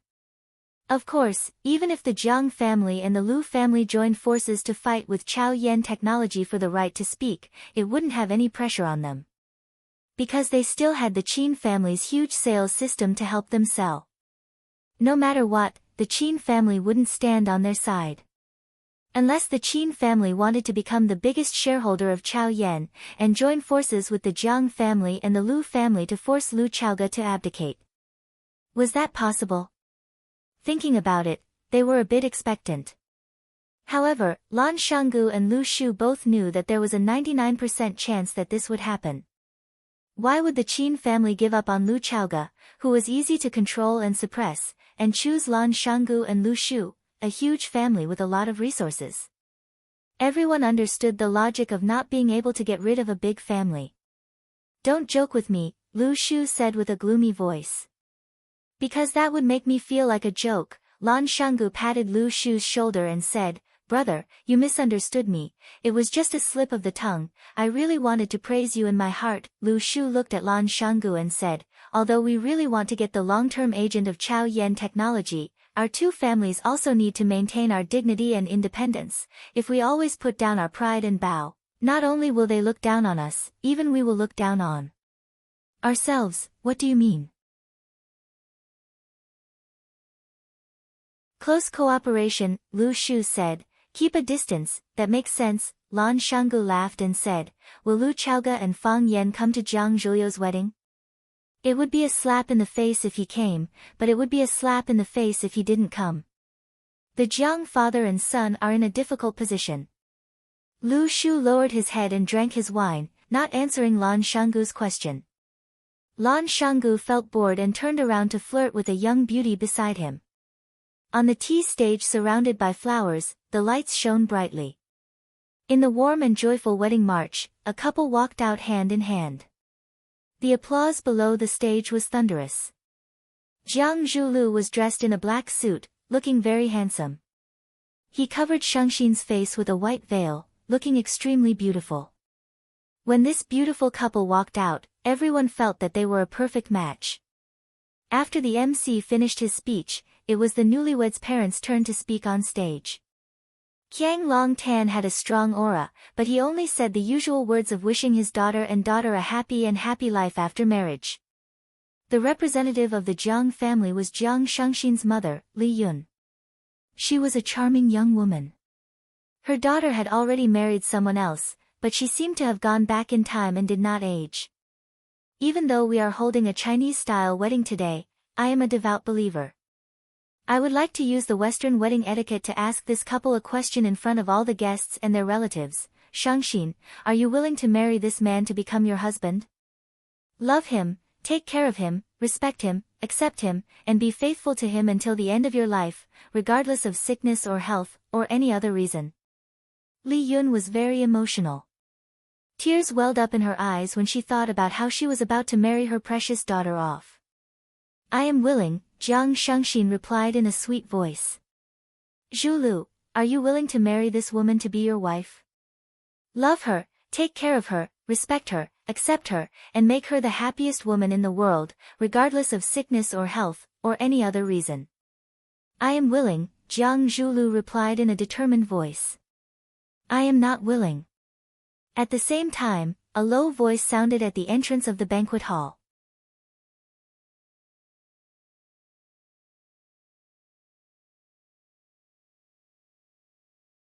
Chapter 454. I don't want to. These 4 words were like a clap of thunder that pierced through everyone's ears. It was like a bolt of lightning that pierced through everyone's field of vision. At such a sacred and blissful moment, wasn't someone purposely causing trouble by shouting, "I don't want to," in such an ear-piercing voice? There was an uproar, and everyone turned around to search for the source of the voice. It wasn't a child's careless words, nor was it a mischievous prank from a mischievous person. Someone was really opposing this marriage. Could it be Jiang Zhuliu's lover? Apart from such a relationship, who else would stand up to oppose someone else's marriage? However, the person who shouted was obviously a man. Or was Jiang Zhulu a double? Or was this man here to disrupt the wedding because of Jiang Shangxin? Li Yun looked at her daughter worriedly. If things were really as she had guessed, this would be a huge scandal for the Jiang family. No matter how highly her father was regarded by the Jiang family, he would probably be severely punished. Jiang Shangxin felt her mother's worried gaze and shook her head slightly. She indicated that this matter wasn't what she had imagined. Li Yun was then relieved. As long as it wasn't a problem on her daughter's side, it would be a problem on the Jiang family's side. If there was a problem on the Jiang family's side, they would have an excuse to fly into a rage. It might even bring about some benefits for their family. The man stood at the entrance of the banquet hall. As the lights were shining, only a blurry shadow could be seen at the entrance. He walked over step by step, from the darkness to the light. His silhouette gradually became clearer, and it was completely presented to the guests. He had returned to the public eye after leaving for 3 years. Finally, someone remembered who he was. Ah, he is Fang Yan, the teacher from Rosefinch High School. He is back again. His martial arts skills are very good, and he even fought with the Japanese sword god. Do you remember? Didn't I say, why is he back again? Don't tell me, he and Jiang Zhulu. He wore a white shirt and cloth shoes, and his black hair was flying in the wind. His spine was straight, and he looked prouder than everyone else. He walked toward the podium step by step. His footsteps were light, and his body was agile. Many people discovered this strange situation. They realized that watching a man walk was a very pleasing thing to the eyes. Women were not the only ones who thought this way. Even men felt that he was walking a beautiful path. He walked in an imposing manner and was as elegant as an immortal. Fang Yan stood below the stage, his handsome face slightly raised. He looked at the newlyweds and their parents standing on the stage and said firmly, I don't agree. He said again, I don't agree. Jiang Zhuliu's expression was extremely ugly as he forcefully suppressed the anger in his heart. He stared at Fang Yan and said, Fang Yan, if you're here to bless and drink, I'll warmly welcome you. I'll definitely accompany you for a few drinks later. Let's not go home until we're drunk. If you're here to deliberately provoke and ruin my wedding, aren't you going too far? There were hundreds of friends and relatives present, and they had just given me their most sincere blessings. Aren't you afraid of being condemned by thousands of people for insulting me like this? Jiang Zhulu lived up to his reputation as one of the four prodigies of Huacheng. Even though he was on the verge of exploding, his words were clear and logical. He naturally placed himself on the weaker side, winning the sympathy of everyone present. Moreover, he said that hundreds of guests had come to give him their blessings, but only Fang Yan was here to provoke and ruin his wedding. With one sentence, he pushed Fang Yan to the opposite side of all the guests present. Qiang Long Tan had been through a lot, and the change in front of him could not shake his mind. He sighed softly and looked at Fang Yan and said, You're so young, but why are you so vicious? With your actions, it's my Jiang family and my son Zhulu who will be insulted. But have you thought about it? Nearly 1,000 pairs of eyes are watching you. Your words and actions will definitely spread. When that happens, you'll be infamous. Who would dare to associate with you, Fang Yan? Who would be willing to be friends with you, Fang Yan? I know that because of what happened to Chaoga, you and Zhulu had some conflicts in the past. But now, you and Chaoga are living together, and Zhulu has a girl he likes. Now, he's going to hold her hand and walk down the aisle. Let bygones be bygones, and a smile will wipe away all enmity. It'll be a good story if it gets out. It's inevitable that young people are hot-blooded. We can understand and accept it. But you've done something like this on a day like this, that's already crossed the bottom line of what we can bear. Do you really have to push our Jiang family to the brink of destruction? Fang Yan, stop. Don't walk your own path into a dead end. Qiang Long Tan was even more shrewd and ruthless. He kept saying that he was doing this for the good of the young, but he kept putting one evil label after another on Fang Yan's head. Each of his words led the guests below the stage to think. Could a fellow like Fang Yan become a comrade who would fight and retreat together with him? Fang Yan already knew what kind of people the Jiang father and son were. Even a smart woman like Lu Chaoga had been deceived by them for so many years. Even if he wanted to bicker with them, he wouldn't have much of an advantage. His eyes were cold as he looked at Qiang Long Tan and Jiang Zhulu. He said in a low voice, I didn't intend to ruin their wedding, even though I really don't like them. Whoosh, a clamor rose from the ground. Wasn't this guy being too straightforward?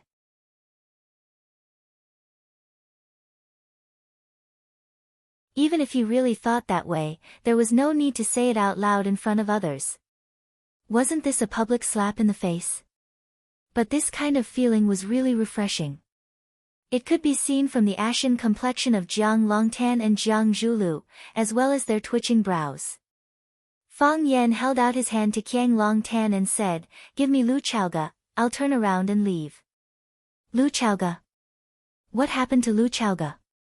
Why did Fang Yan want Qiang Longtan to give him Lu Chaoga? Everyone present was a shrewd person. When they heard Fang Yan's words, their eyes flickered. They knew that there was an inside story to this matter. Fang Yan, I said that we didn't touch Lu Chaoga.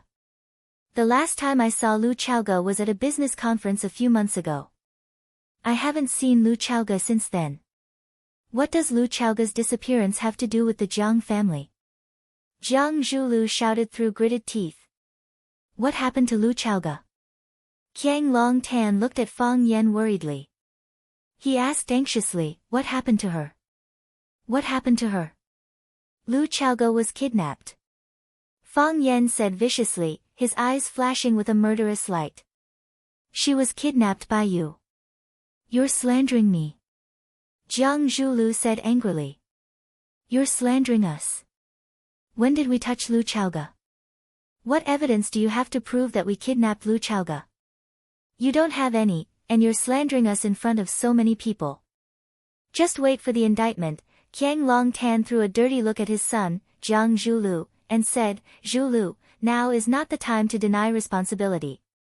The innocent are innocent, and the guilty are innocent. Let's find Chaoga and listen to her story. The truth will be revealed. Hurry up and send our people out to look for Chaoga. Let's call our friends and ask them to help with the search, and all our good friends and relatives here, please help with the search as well. Help me find Chaoga, and I, Qiang Long Tan, will owe everyone here a big favor. Qiang Long Tan bowed deeply to the audience, as if he was worried about his father. Some people were moved by Qiang Long Tan's kindness and righteousness, and they took out their phones to make calls.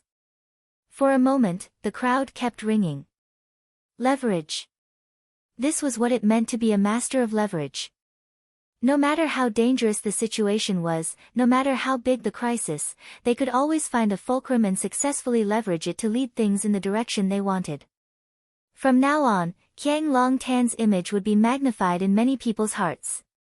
He would become a good father who would let bygones be bygones and be the first to save his daughter when she was in danger. Qiang Long Tan turned to Fang Yan and said, Fang Yan, tell us, what's going on with Chaoga? When did she go missing? Did you call the police? What did the police say? Who's in charge of the case? I'll call the person in charge.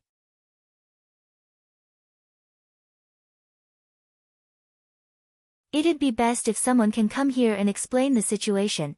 Qiang Long Tan had put aside his personal grudges and vendettas. All he wanted was to find his daughter, Lu Chaoga. How am I going to explain it to Mingtu and his wife if anything happens to her? Qiang Long Tan said with teary eyes. The old man was definitely an experienced actor. His acting skills were so good that he was able to get into character in no time. It had to be said that Fang Yan had made full preparations before coming here. However, after Jiang Longtan had created such a sensational drama, the rhythm had already been disrupted by him. The public opinion had already begun to spread in a direction that was not favorable to him. Once it exploded, it would be out of control. Qiang Longtan, stop putting on this hypocritical show. Don't you feel disgusted? Even if you don't, we all feel disgusted. In order to annex Longtu Group, you killed Chaoga's parents. Chaoga and you are irreconcilable enemies. Fang Yan was trembling with anger. Later, you found out that the Rubik's Cube technology was still in Chaoga's hands. You sent people to kill her several times. Some time ago, Chaoga received a secret report saying that you recruited killers from abroad to plan a kidnapping. But because Chaoyan Group has been developing rapidly in recent years and has been suppressing Longtu Group, and because you still haven't given up on the Rubik's Cube technology, who didn't know how to act to gain sympathy? Who didn't know how to make up a story? Half of it was true and half of it was false. Let the audience speculate on their own. Whether it was Qiang Longtan, Jiang Zhulu, or Fang Yan, a group of talented actors gathered together to show off their acting skills. Each of them had a chance to win an Oscar.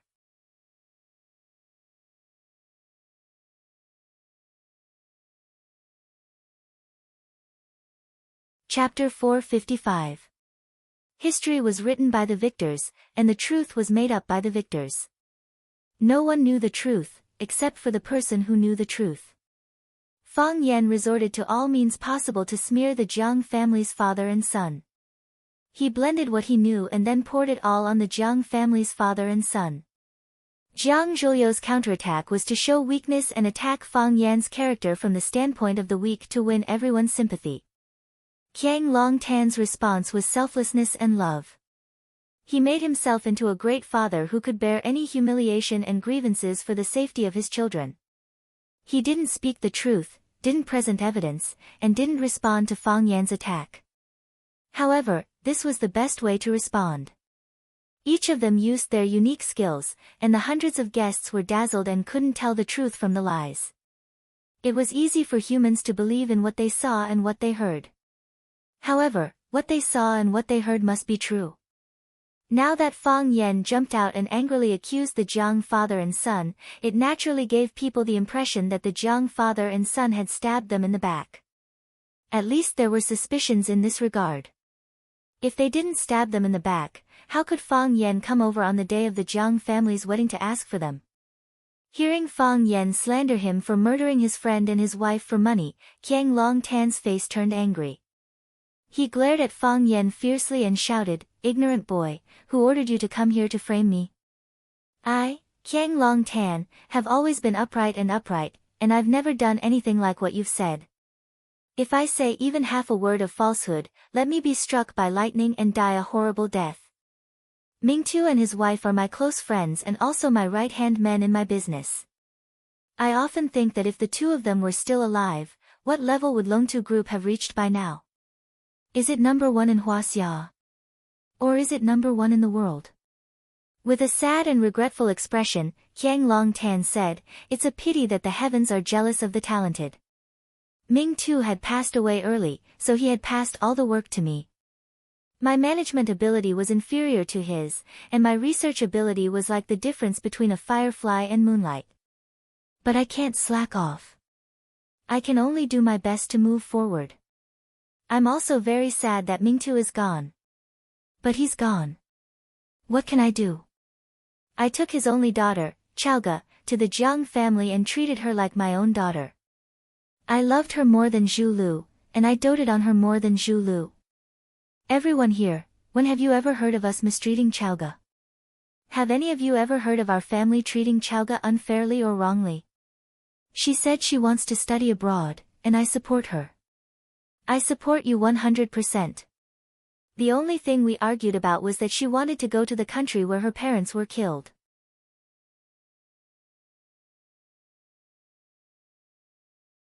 I wouldn't let her go no matter what. It was too dangerous and chaotic there. She wants to study education, and I think it's a good idea. It's a great thing for a girl to teach and educate others. I know Chaoga is smart, and I really hope that she can help me in the company after she graduates. But I respect any choice she makes." Qiang Longtan looked like an old man who had been forced into a corner by evil forces. He looked at the bride, Jiang Shangxin, with an apologetic expression on his face and said, "Yes, there's one thing that the Jiang family did not do right. It's not a secret, and I'm not afraid to say it in front of Shangxin and their relatives and friends. Zhu Lu and Chaoga have grown up under our watch. The more we look at them, the more we like them, and we hope that they can become a couple. In that case, won't our family be even closer? If they have another child, what a happy family that will be." I tried a few times and found out that Chaoga has no interest in Zhu Lu, so I gave up on the idea. Zhu Lu's mother spoils him too much, and she wanted to make this a success, so she put in a lot of effort. This is the opposite of Chaoga's original intention, and the Jiang family has let her down. Later on, Chaoga fell in love with a guy outside. She listened to slanderous rumors and argued that she wanted to split from us and take back her parents' shares. We were willing to give her the shares because they were left to her by her parents, and we wouldn't take advantage of her. But we can't split from the family. The new energy industry has been developing rapidly in the past few years, and everyone is trying to make it bigger and stronger. Why did we split a large company into two? What was that for? If we split it, what advantage would we have to compete with others? After listening to Qiang Longtan's confession, there was a lot of discussion below the stage. That's right. I know about this too, and there was a huge argument at the time. Only someone crazy would split Longtu into two. If Longtu hadn't gone through all those things, it would definitely be developing even more fiercely now. Lu Chaoga is such a heartless woman. She was so easily fooled by that pretty boy outside that she wasted her good looks. Jiang Longtan fiercely looked at Fang Yan as if he was going to fight him to the death. He said, if she wants the shares, I'll give them to her. If she wants to split from the family, I'll split from her. Children are all grown up and have their own ideas. As parents, we can only do our best to support them, and if we can't, we'll have to forgive them. Fang Yan, tell me, who got the shares Lu Chaoga took with her? Who benefited the most from her Rubik's Cube technology? If I remember correctly, you're the third largest shareholder of Chaoyan Technology, aren't you? Fang Yan, you're just a gigolo. You're just a little Miss Rosefinch who became a billionaire because of Lu Chaoga. Chaoga was so nice to you, and she gave you her whole heart. Is this how you treat her?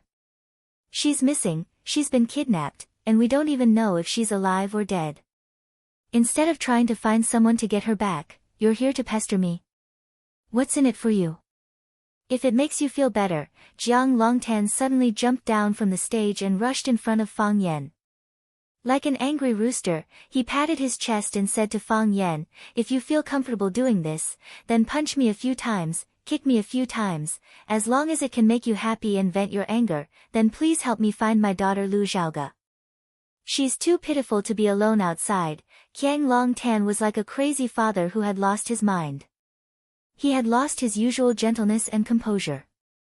He didn't care about dignity or face, and he didn't hesitate to let Fang Yan punch and kick him.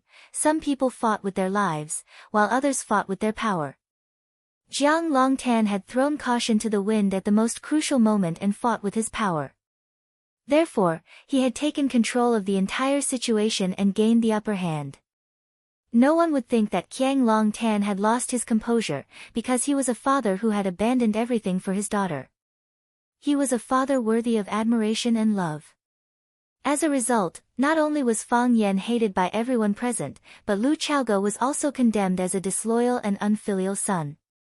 When it came to judging the situation, no one could compete with Qiang Longtan, that old fox.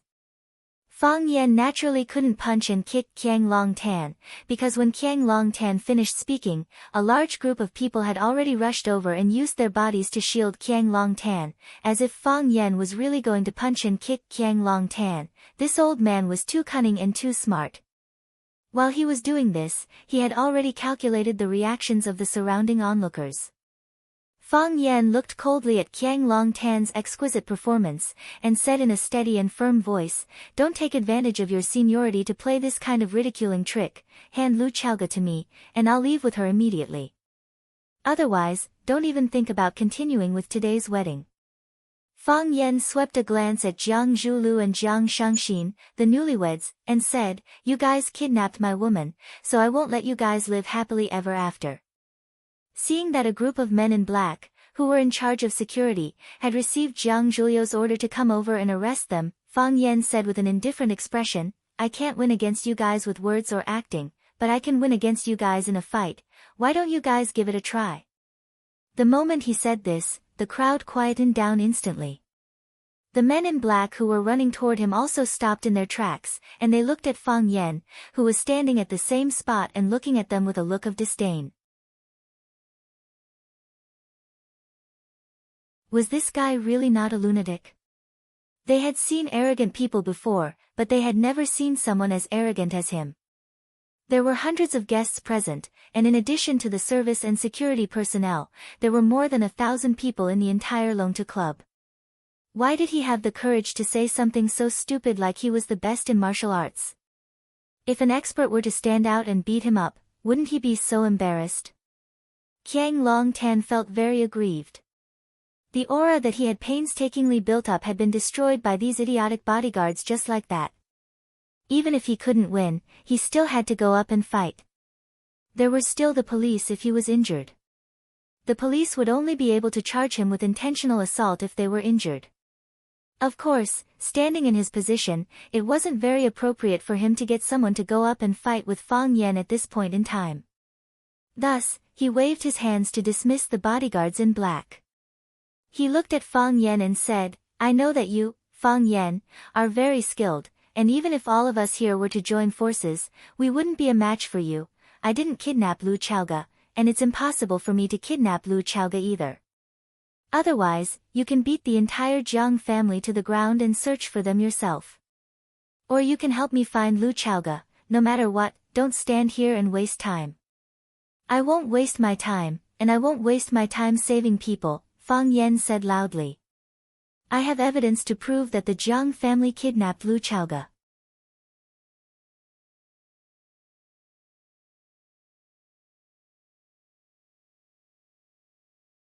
Chapter 456. A stone stirred up 1,000 ripples. Fang Yan's shout of, I have evidence, made the atmosphere reach a new climax once again. This climax was hidden and buried. It was like a volcano in the deep sea. No matter how intense the eruption was, there were only a few ripples on the surface of the water. Everyone looked at each other with deep meaning in their eyes, but they didn't exchange any words. At such a sensitive moment, no one was willing to let others get hold of their weakness or show their excessive enthusiasm over some small details. It was a taboo and etiquette for these reputable people. Fang Yan didn't come to the Jiang family without any evidence, but he had solid evidence. Could it be that the Jiang family was really the mastermind behind the kidnapping of Lu Chaoga? What evidence did he have to prove that the Jiang family was involved in or directly plotting the kidnapping of Lu Chaoga? However, since he had evidence, why didn't he directly call the police and arrest the Jiang family? Everyone was waiting quietly, and many were secretly looking forward to it. If Fang Yan really threw out some strong evidence, the Jiang father and son would be completely thrown into the abyss today, never to rise again. Jiang Zhulu clenched his fists and shouted, Fang Yan, do you think my Jiang family has no one? The matter was obviously not done by the Jiang family. What evidence did he have? What evidence could he have? Even if he had evidence, it would be a frame-up. Fang Yan didn't yield an inch and pressed forward step by step, really forcing Qiang Longtan and Jiang Zhulu. This was Jiang Zhulio's wedding. The bigger the matter was, the more chaotic the scene would be, and the more embarrassed the Jiang family would be. If the matter of today's wedding were to be spread out, would the Jiang family still have the face to see others in the future? This Fang Yan's mind was too vicious, and he was too good at choosing the right time. The best way was to keep the peace and end it here. However, this was obviously not what Fang Yan wanted to see. Jiang Longtan's sharp eyes were like needles that pierced Fang Yan. His voice was calm and dignified as he said, I just thought that you're a junior. This junior's way of doing things is a bit out of line, but there's still a reason that can be forgiven. Now I think you are a vicious beast that eats people without spitting out the bones. Fang Yan, you're forcing the Jiang family into a corner. Fang Yan, I know you hate our Jiang family. I know you want to destroy our Jiang family. Since you're here today, it seems that you've made sufficient preparations. Since you insist on doing this, I am not in a position to stop you. You say you have evidence, then show me your evidence. If you can't produce any evidence, I, Qiang Longtan, will kill myself on your body today. The Jiangs are all businessmen, but they are also hot-blooded. A tall, thin, and gentlemanly middle-aged man walked over. He looked at Fang Yan with an unfriendly gaze and said, This is the first time we've met, but I've heard of your name for a long time. Every time there's something related to you, you're the one who messes with others. Fang Yan didn't like hearing this. He coldly glanced at the middle-aged man and said, I'm very interested in every time you talk about something related to me. What are those things?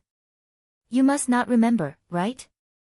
3 years ago, the Maple Leaf Club held a charity auction in Yanjing City. It was also you who messed with others and almost caused the auction to be cancelled. The middle-aged man said aloud, It's the same this time.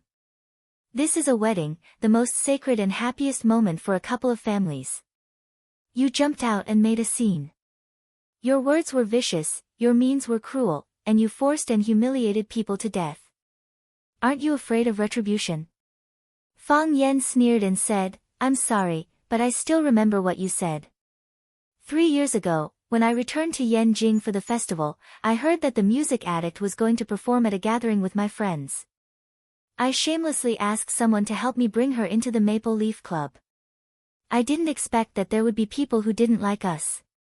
They just scolded us a little and endured it. Who asked you to be the young masters of a famous family? We're just poor children from a small family. But you still want to step on us and never be able to rise again. We can't bear it anymore. So what if you're rich? You can bully people just because you're rich? 3 years ago, I retaliated after being bullied. 3 years later, it's still the same. If people don't offend me, I won't offend them. If people offend me, I won't let them off easily. Return Lu Chaoga to me. I'll turn around and leave. Your wedding can continue. Otherwise, I'll fight you to the death. You're twisting words and forcing logic. The middle-aged man sneered. Didn't you say that you have evidence to prove that the Jiang family is the mastermind behind the kidnapping of Lu Chaoga? Then show us your evidence. If you don't have any evidence, the Jiang family will demand justice from you.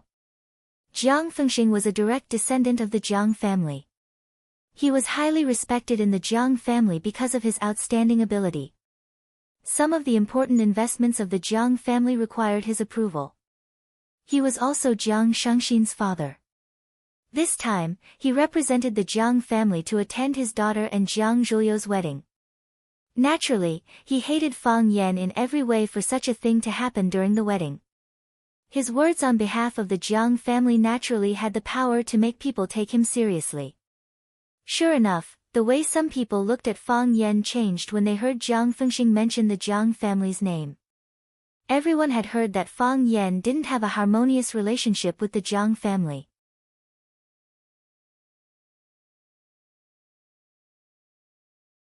However, today, an important figure from the Jiang family stood out to warn Fang Yan. The meaning behind it was different. Don't threaten me. Fang Yan said calmly. Jiang Junling did something like this in the past.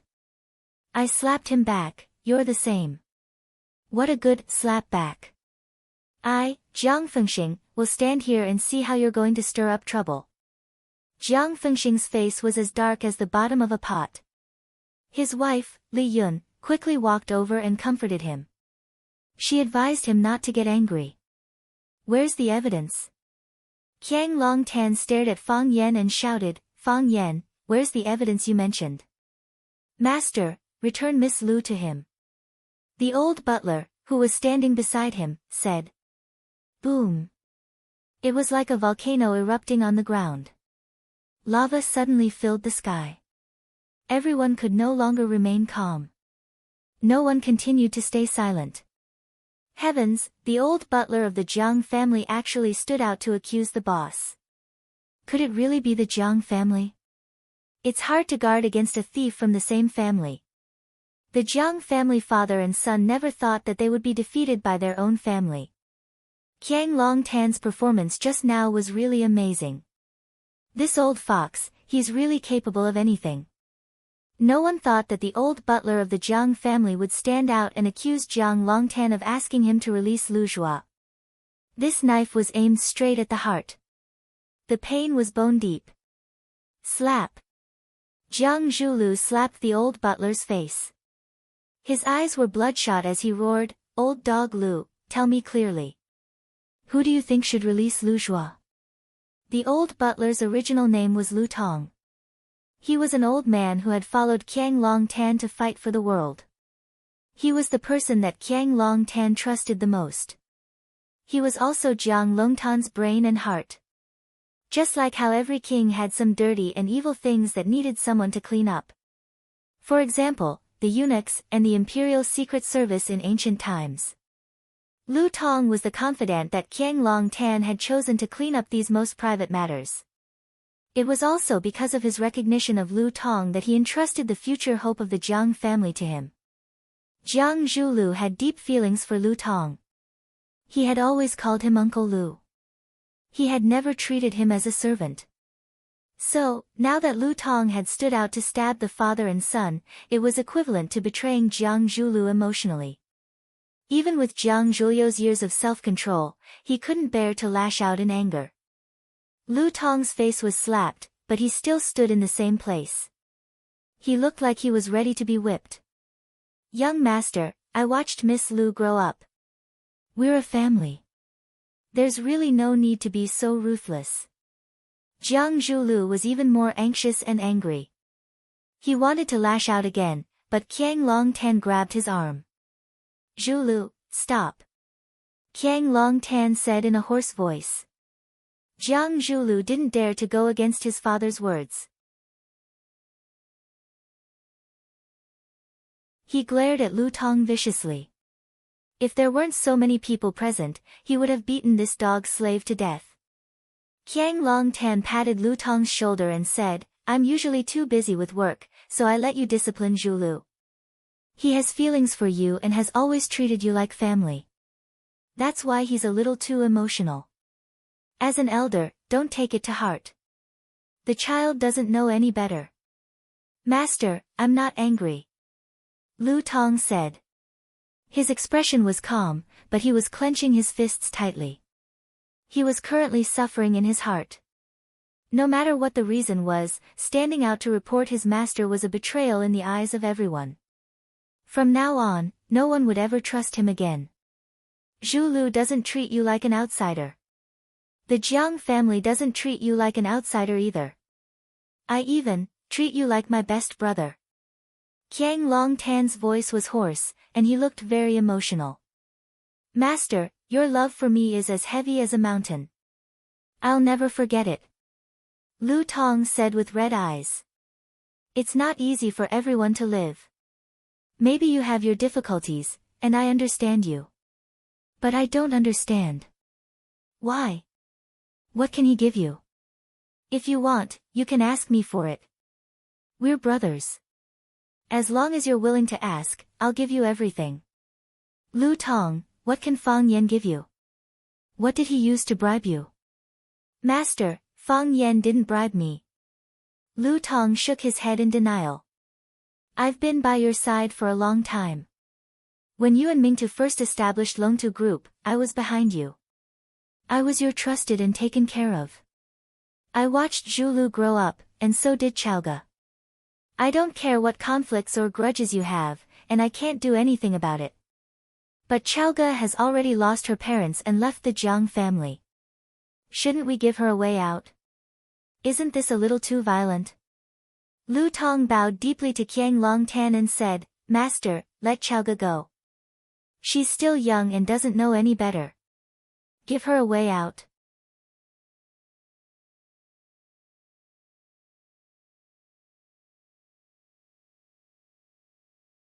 Chapter 457. Lu Tong denied being bribed by Fang Yan and insisted that it was Qiang Longtan and his son who had kidnapped Lu Chaoga. This was equivalent to nailing the father and son of the Jiang family to the pillar of shame. If Lu Tong was someone else, there wouldn't be such an effect. However, Lu Tong was the closest person to the father and son of the Jiang family. The power of this stab from him was so shocking. "Old dog, I'm going to kill you," Jiang Zhulu roared. "The person closest to you hurt you the most." He finally experienced the cruel feeling of being stabbed by someone close to him. Once again, he impulsively rushed towards Lu Tong, but was stopped by Feng Xing, who was standing beside him. Jiang Fengxing was a smart man. He knew that since Fang Yan had a way to get Lu Tong to testify against the father and son of the Jiang family, he must have something on Lu Tong or had made a deal with him. Lu Tong refused to let go. If Jiang Zhulu attacked him again, he would be confirming his crime. In the eyes of outsiders, he was angry out of humiliation and had a guilty conscience. It was extremely unwise to hurt someone in front of others. "Zhulu, calm down." Jiang Fengxing pressed his palm on Jiang Zhulu's shoulder so that he couldn't move at all. He said, "You will only fall into their trap if you continue like this." "Dad." Jiang Zhulu shouted with reddened eyes, looking extremely aggrieved. He was calling his dad, Jiang Fengxing. Although his and Jiang Shengxin's wedding had yet to be completed, the two of them were already husband and wife. In everyone's eyes, they were already a couple. This wedding was just a formality. In the end, it wasn't completed and Fang Yan came over to ruin it. Now, he had no choice but to consider a problem. Had their wedding already been completed, or should they choose another day to hold it again? It's all right. Jiang Fengxing patted Jiang Zhulio's shoulder and said, nothing will happen. He's just a clown. He can't hold up in public. Lu Tong, you're killing me. Qiang Long Tan gritted his teeth and said. Why is it like this between us brothers? Master, if you let Chaoga go, I'll kowtow to you to atone for my sins. She's an orphan, poor girl. Lu Tong clenched his fists and stared straight into Qiang Long Tan's eyes, saying stubbornly. Forget it. Qiang Long Tan weakly waved his hand and said, you have the ability to kill people's hearts, and you also have the ability to kill people. We, father and son, admit defeat. We don't have Lu Chaoga, and we can't release her. If you want to hit or scold, kill or call the police, it's up to you. There are so many people here today, and they are all very good witnesses. Qiang Long Tan did not refute, nor did he resist. He looked dejected and resigned to his fate. Dad, Jiang Zhulu was so anxious that his eyes were red. He shouted, we are innocent, why should we admit it? They don't have any evidence. What right do they have to slander us? Let Fang Yan and that treacherous old dog produce evidence. As long as they produce evidence, I will kowtow to them and admit my guilt.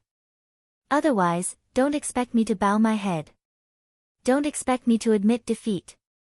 Young people tended to be aggressive, and aggressive people tended to be impulsive. Impulsive people could do anything. Jiang Zhulu didn't have the calm and elegant demeanor of the four young masters of Huacheng. He was like an enraged cheetah, growling and wanting to charge at his opponent again and again. Enough. Qiang Long Tan suddenly turned around and shouted at Jiang Zhulu. What do you want? What can you do? It was as if someone had poured a bucket of cold water on top of his head in a world of ice and snow, and Jiang Zhulu suddenly came to his senses. Yes, what did he want? What could he do? Explain. Even Uncle Lu, who was closest to him, was on Fang Yan's side and accused him and his son of being the kidnappers. How could he explain himself? Even if he had 10,000 mouths, he wouldn't be able to explain himself. Fight? Fight with who? Fang Yan? Didn't the willow tree try? Was he willing to become the second willow tree? Jiang Zhulu suddenly felt a great sense of helplessness. It was like an ant finding it hard to lift an elephant, or a young eagle finding it hard to soar into the sky. He had the heart to kill the thief, but he couldn't. All this time, Jiang Zhulu had thought that he was powerful and omnipotent. It turned out that he had been wronged before, and he had been bullied until he couldn't lift a fist. He had experienced this twice. Fang Yan had given him the first time, and Fang Yan had given him the second time. Jiang Zhulu had never been so depressed before and his body was turning cold. After scolding his son, Qiang Long Tan turned to Fang Yan and said, you win. You're the biggest winner today. Let me repeat myself. I didn't kidnap Chaoga, so I can't hand her over to you. If you don't trust me, you can leave it to the police. I think they'll make a reasonable decision. No matter who they hand her over to, the criminal will be severely punished. Let me say this to you and your son, those who commit unjust acts bring about their own destruction. Fang Yan turned to leave and said, let's go. He said, let's go. Who would want to leave with Fang Yan? After the scandal between Fang Yan and the Jiang family, wouldn't leaving with Fang Yan mean breaking off all ties with the Jiang family? Many people looked at Fang Yan sarcastically. Did this idiot know anything about the ways of the world? More people were confused and wondered where Fang Yan got his confidence from. Why did he think that someone would bet on him? No matter how humiliated the Jiang father and son were today, they were still one of the 4 major families of Hua City. How could he compete with the Jiang family?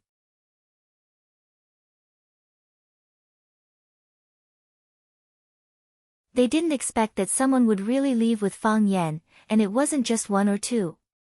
Lu Shu was the first to stand up. Lu Shu didn't sit in a wheelchair today. He came with crutches. After hearing Fang Yan say, "Let's go," Lu Shu immediately stood up with the crutches beside him and followed Fang Yan to the door of the banquet hall without saying a word. Lan Shanggu's eyes widened. He felt like his lungs were about to explode from anger. Lu Shu was really a good-for-nothing. Just now, he was still teaching him to cooperate and not rely on others. He had to maintain his dignity and independence. Fang Yan's words were still floating in the air when you followed him like a dog. Was this what you meant by cooperation and not relying on others? Was this the so-called dignity and attitude you showed? Were you lying to me that I was uncultured? Of course, Lan Shanggu cursed Lu Shu in his heart. This person wasn't honest, but his speed wasn't slow either. After the willow tree stood up and left with Fang Yan, he immediately became the second person to stand up. He jogged to catch up with the willow tree and pretended to hold the willow tree's arm. He said, "Walk slowly, I'll hold you." Lu Shu unceremoniously shook off Lan Shanggu's arm. "If you want to leave, just leave. Do you need to find such a lame excuse?" 2 of the 4 talents of Huacheng were taken away by Fang Yan at once. This was worth pondering. It should be known that whether it was the lame Lu Shu or the careless Lan Shanggu, they were both core figures that the Lu and Lan families were grooming as the next successors of their families. Now, they were both young talents who had a say in their families. After Fang Yan and the Jiang family had a showdown, they stood up to support Fang Yan without hesitation. Then, wasn't it obvious? They were more optimistic about Fang Yan. In other words, they thought that Fang Yan could bring them more benefits, more than what the Jiang family could give them. Moreover, the Lu family and the Jiang family were in-laws. Even their relatives had abandoned the Jiang family. Wasn't it obvious? First, the guests from the vassal families of the Lan and Lu families who came to congratulate them stood up. Their backbone had already left. What was the point of them staying? Then, some of the partners who had close relationships with the Lan and Lu families. They naturally had to follow in the footsteps of their partners. The hearts of the people scattered. The scene went out of control. In the end, even the guests who were on good terms with the Jiang family or had business dealings with them stood up and left. Some people even greeted Qiang Long Tan out of respect. Some people lowered their heads and left, afraid that Qiang Long Tan would hold them back if they were too slow. The banquet hall that was previously bustling with activity and could accommodate hundreds of people was now mostly empty. It looked miserable and cold. Lu Tong bowed deeply to Qiang Long Tan. He glanced at Jiang Zhulu, whose eyes were red and bloodshot. Then, he turned around and followed the crowd outside. Traitor! Someone cursed at Lu Tong's back. Lu Tong tried his best to straighten his back and walked toward the main entrance with his head held high. Jiang Fengxing walked over and patted Qiang Long Tan's shoulder. He said, "Old Jiang, don't take it to heart. Everything will be over soon. They will regret their choices today."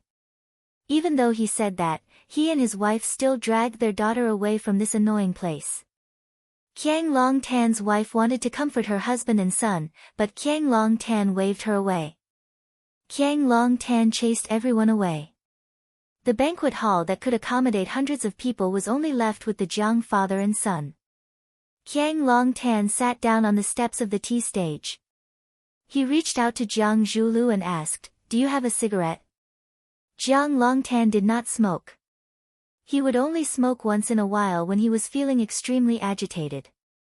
Obviously, Qiang Long Tan's current mood could no longer be described as extremely frustrated. Since it was Jiang Zhulio's wedding today, he naturally had a few packs of cigarettes in his pocket. He took out a cigarette and passed it to his father. Then, he took out a lighter and lit it up for his father. Then, he took out a cigarette and lit it up. Following his father's example, he sat down on the red carpet without caring about his image. Qiang Long Tan took a deep puff of the cigarette and allowed the warm smoke to filter through his lungs. Then, he exhaled it gently. He looked in the direction of the empty main entrance and sighed softly. I haven't seen this kid for 3 years, and he has already become powerful. The younger generation will surpass the older.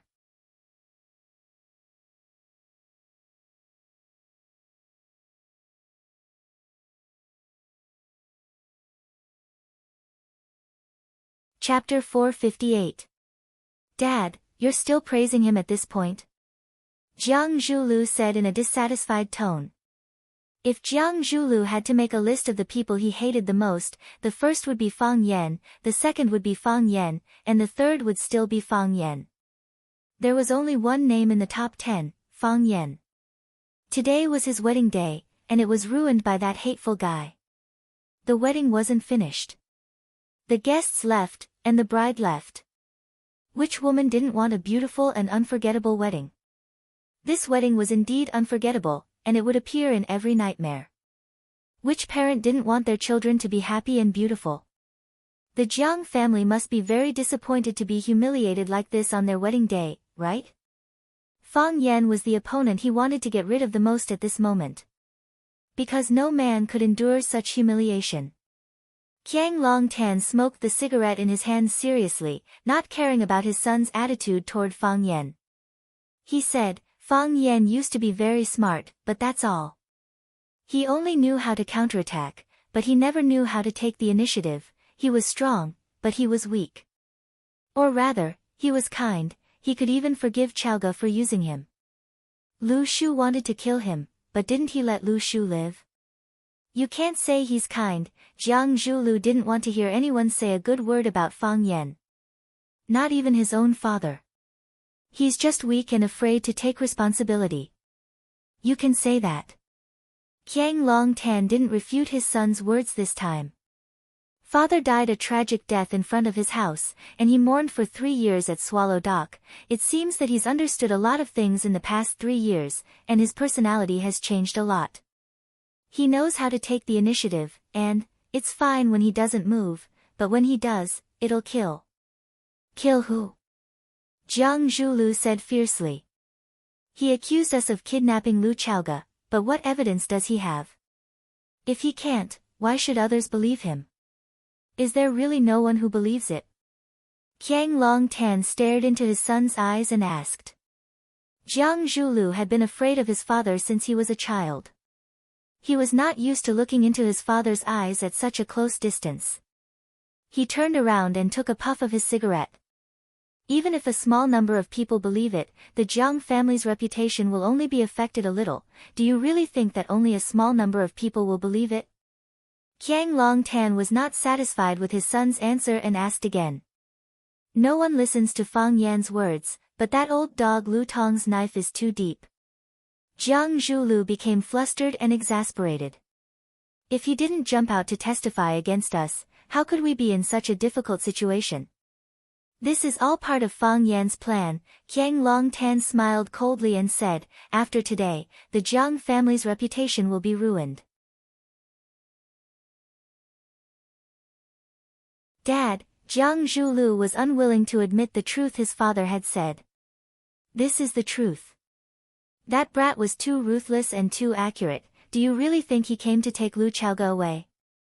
He came to take away our Jiang family's dignity and face. He wants our Jiang family's reputation to be ruined, to become the talk of Huaqing and a laughing stock in their hearts. Haven't you noticed the frequency of his actions? From the moment he jumped out with a face full of anger and shouted that I didn't agree, he started digging holes and burying us father and son in them. He said he had evidence in his hands, so why didn't he say it the moment he appeared? He just wanted to use some time to spread the news of Lu Chaoga's kidnapping. He wanted to tell the whole story in front of everyone. He wanted to build momentum for himself and Lu Chaoga, so that everyone would automatically associate it in their hearts. So that they would subconsciously suspect us father and son to be the culprits behind Lu Chaoga's kidnapping, Qiang Longtan looked at his son, Jiang Zhulu, and asked, "Did we kidnap Lu Chaoga?" "Of course not," Jiang Zhulu denied flatly. "How could we do such a thing? We know we didn't." "Do the guests here still believe it? Will the people of Huaqing who didn't come but heard the news believe it?" "I believe, at this moment, this matter has already spread to every corner of Huaqing, right? Whether Lu Chaoga was kidnapped by us or not, it is no longer important to us now. Because, everyone will see us as the number one suspect. This is the reason why that brat came here to cause trouble. He wanted to pull us down from the high platform. No, he wanted to step us into the mud." Qiang Longtan's thoughts were clearer and crueler, and he said, "So, Lu Tong appeared. If it wasn't to destroy our Jiang family, why would he throw out such an important chess piece like Lu Tong at a time like this? He placed him beside us father and son, so that he could continuously pass on the information they want. Wouldn't this show the value of a chess piece? Lu Tong, why did he betray us? Didn't our Jiang family treat him well enough? We never treated him like a slave, we treated him like family." When Lu Tong was mentioned, Jiang Zhuliu's emotions fluctuated more intensely. When he was very young, his father handed him over to Lu Tong to take care of and teach him. Other than his father, Lu Tong was his closest and most trusted elder. Unexpectedly, when the Jiang family was in danger, he was the first one to jump out and stab the Jiang family. What's so hard to understand? Qiang Longtan shook his head and sighed, a little disappointed with his son's reaction. There is no such thing as loyalty in this world. Loyalty only comes from the lack of bargaining chips for betrayal.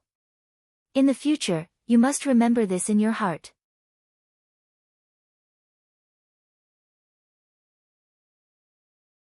In this world, there is no one worthy of your trust, only those who are worthy of being used. I'll remember, Jiang Zhulu said, as if he was enlightened. Lu Tong, that old dog, taught me a lesson. I'll never forget it. Lu Tong's knife didn't kill us, nor could it kill us. But it left a fatal wound on our bodies. Qiang Longtan stepped on the cigarette but in his hand and rubbed it forcefully. This was the second knife that Fang Yan prepared. It was also the fiercest and most unexpected knife. Jiang Zhulu looked puzzled. Since they already have Lu Tong in their hands, why didn't they just ask him to take out their so-called evidence? How could such a show end so hastily after all this talk and no action? Isn't it a little too stupid? Because they don't have evidence, Qiang Longtan said. Because Lu Tong doesn't have evidence that you and I kidnapped Lu Chaoga. Then we should make that old dog Lu Tong stay and force him to take out the evidence in front of everyone. If he can't take it out, won't we be cleared of all suspicion? Can he stay? Qiang Longtan smiled bitterly. Lu Tong has been by our side for so many years, how many secrets does he know? He doesn't have evidence that we kidnapped Lu Chaoga, but he has a lot of evidence on other things. If we make him stay, he will spill everything. How can we face that situation? You mean, this is also Fang Yan's plan? When Qiang Longtan mentioned Fang Yan, his face once again showed a complicated smile of hatred and admiration. He knows we can't stay, he knows we don't dare to. He threw Lu Tong out to stab us, that's the value of the willow tree. He didn't follow up with another attack, so we can only silently endure it. Fang Yan is that smart? Jiang Zhulu didn't want to believe it. He was more willing to believe that it was all a coincidence. Zhulu, don't tell me you can't see the deeper meaning behind each of these events. If you still don't understand after coming this far, compared to Fang Yan, you are still far behind. Qiang Longtan said with some sadness. Who would want to admit that their son was not as good as someone else? Who would want to give up their father's dignity and pride? But the facts were laid out in front of him. Even if Qiang Longtan had a million reasons to speak up for his son, he couldn't say that his son was better than Fang Yan. He also prepared the third knife for our Jiang Kong. Qiang Longtan's palm gently stroked the thick red carpet under his butt. The first knife destroyed our prestige, making us unable to stand on the side of justice. As soon as he appeared, he packaged himself as a righteous and fair party, which is why I fought with him for the right to speak. We can't let them say everything, that way we can only be led by the nose. The second knife destroyed our influence. He used Lu Tong to destroy the reputation and connections that our Jiang family has accumulated for 100 years.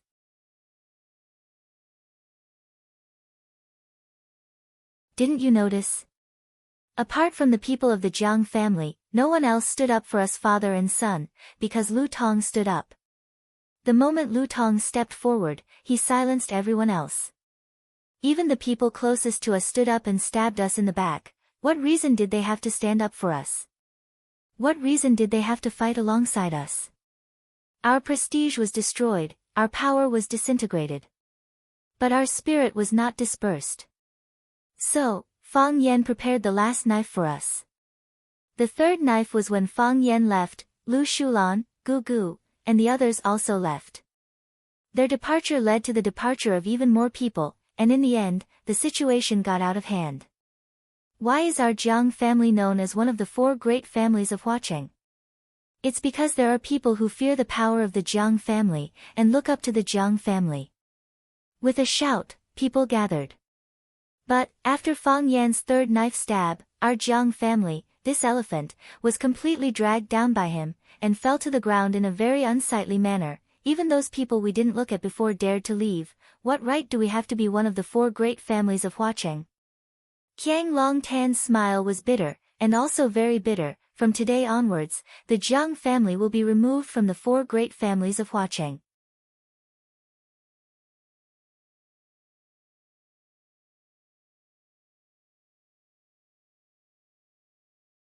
Chapter 459.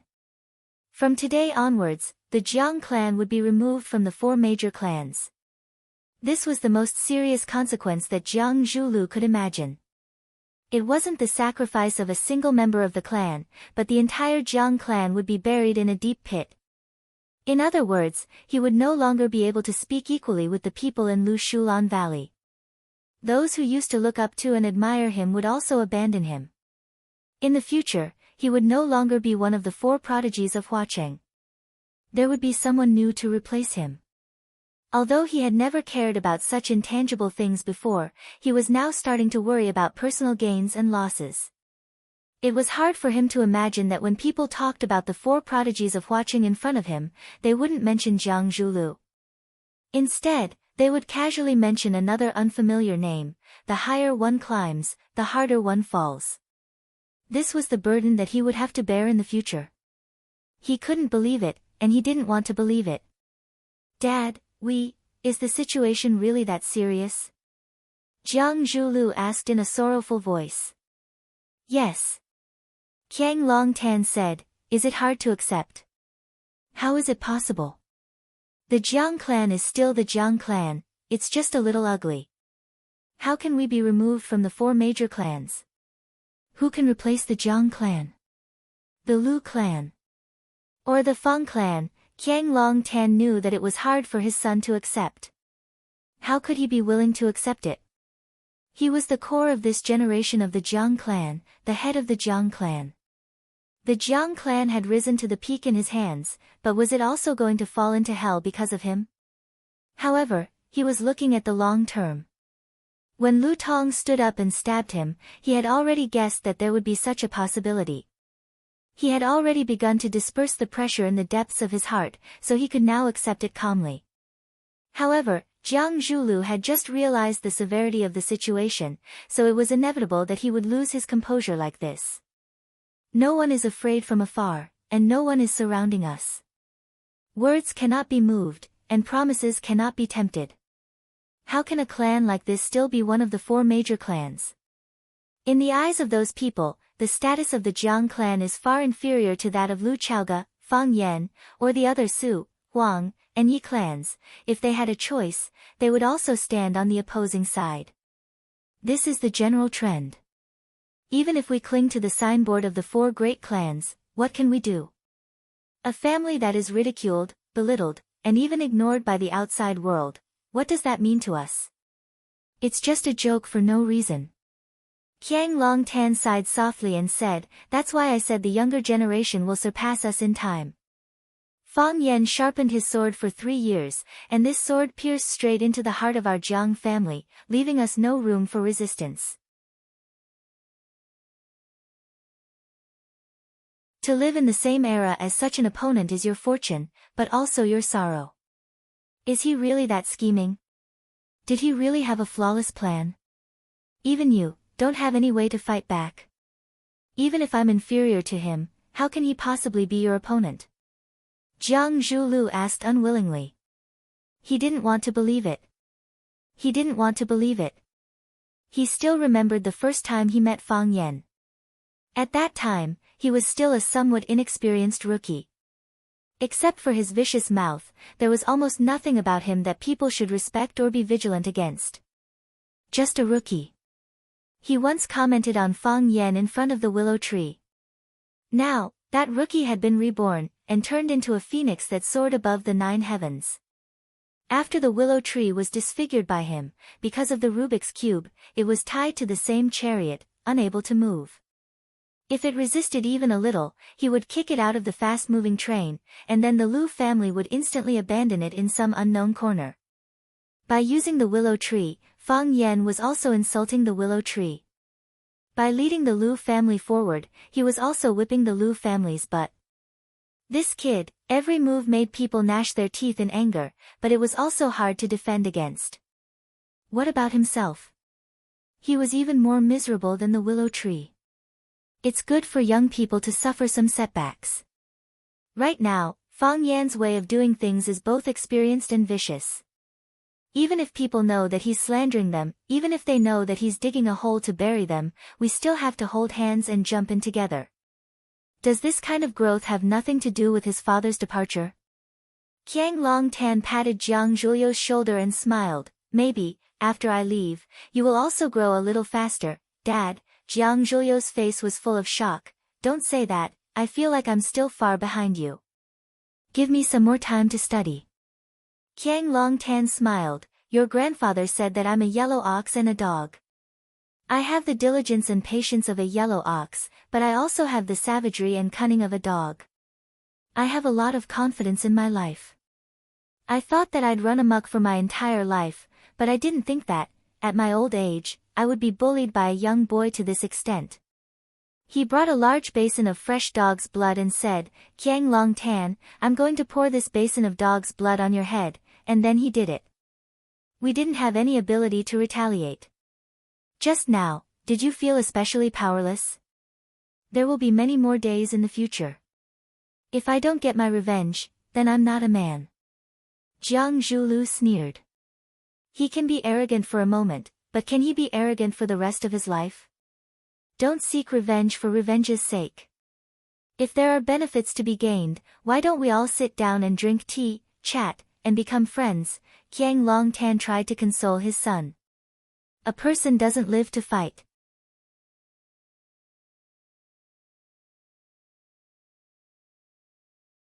That kind of life is too dark, and there's no sense of accomplishment.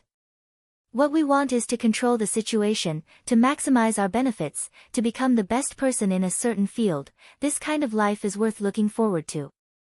Jiang Zhulu pondered for a long time, then looked at his father and asked, then, who kidnapped Lu Chaoga? Who knows? Qiang Longtan shook his head. Everyone who covets the Rubik's Cube has this possibility. Even Fang Yan could be the mastermind. Fang Yan? Jiang Zhulu was shocked. Did he direct and act out this show? He directed this show himself, then threw the dirty water on us, and finally became the biggest winner in this matter. With this kid's scheming methods, it's not surprising that he could do something like this. Qiang Longtan said in a low voice.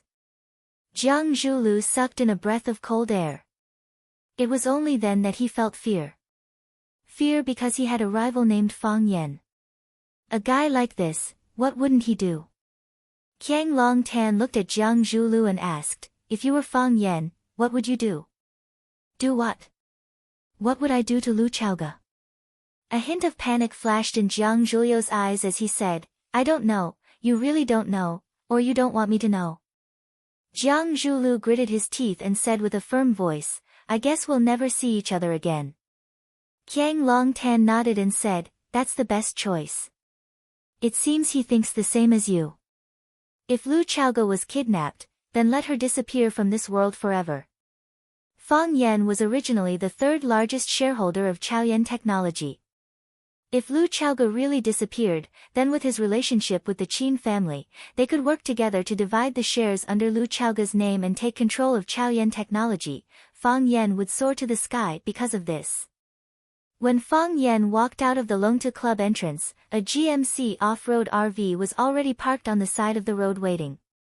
Seeing Fang Yan walk over, the front passenger door opened and Qining jumped out to help open the back door. After Fang Yan got in the car, Qining was about to close the door when he saw Fang Yan's eyes. He stopped what he was doing and waited by the side with the door open. Lu Tong followed closely behind and got in the car, followed by Lu Shu, who limped over, and his old friend Lan Golu. Fang Yan nodded and Qining tactfully closed the door. When Qining jumped back into the front passenger seat again, the RV slowly started.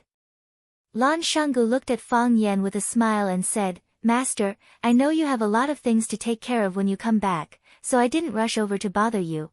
I was thinking of finding time to treat you to a drink. I didn't expect to meet you today." "There's no hurry to drink," Fang Yan said. Lu Shu looked at Fang Yan and asked, "Miss Lu Chaoge, was she really kidnapped?" "She was really kidnapped," Fang Yan said in a low voice. The atmosphere in the car suddenly became heavy, and even breathing became more difficult than before. Lan Shanggu didn't speak, and Lu Shu didn't speak either. Lu Tong lowered his head and pretended not to hear their conversation. Seeing their expressions, Fang Yan understood what they were thinking and said, "She's very important to me, I want to save her." Seeing Fang Yan's attitude, Lan Shanggu and Lu Shu clearly felt a lot more relaxed. If Fang Yan had his own selfish motives and was willing to abandon that woman, they would have to make a choice again. Would they be loyal to Fang Yan, or loyal to their previous partners? The answer to this question was self-evident. Lan Shanggu took out his phone from his pocket and dialed a number, then said, "Find Lu Chaoge." Lu Shu also took out his phone and sent 3 words to a number that wasn't recorded on his phone, "Lu Chaoge." Fang Yan sighed softly and said, "Everyone, from now on, will be in the same boat, sharing wealth and prosperity. If the boat is about to capsize or fall apart, you can find someone else, I'll tell you to take care. But if we're sailing smoothly, and there's still someone who's half-hearted, then don't blame me for being impolite. Even if the boat is about to capsize or fall apart, do I have any other choice?" Lu Shu asked back. The answer to this question had already expressed his attitude. Lan Shanggu smiled and said, "Master, from now on, I'll follow your lead."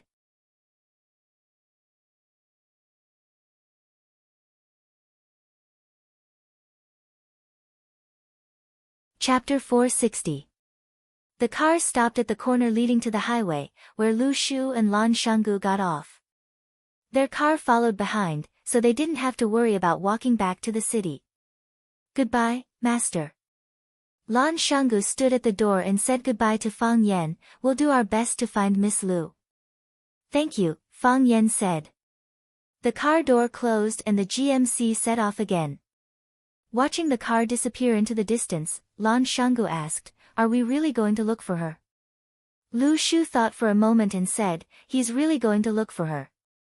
Lan Shanggu nodded with a smile and said, "If he's really going to look for her, then we'll really look for her." The huge and heavy car quickly drove on the highway to Huacheng. Only Fang Yan and Lu Tong sat in the spacious and luxurious back compartment. Fang Yan was silent and Lu Tong felt uneasy. When Lu Shu and Lan Shanggu were here, he felt more relaxed and comfortable. Now that Lu Shu and Lan Shanggu were gone, why did he feel uneasy all over? Lu Tong suddenly remembered that when Lu Shu and Lan Shanggu were sitting here, the atmosphere was also a bit gloomy, and they were deliberately flattering him when they spoke. Obviously, they were afraid of Fang Yan, or had something to ask of Fang Yan. This man who disappeared for 3 years, showed the aura of a king as soon as he returned. Was this just a temporary illusion, or was the energy that had been secretly accumulated over the years finally going to explode? Was Fang Yan going to become the representative of the rising power in Huacheng? No matter what, after this battle, no one could ignore his existence anymore.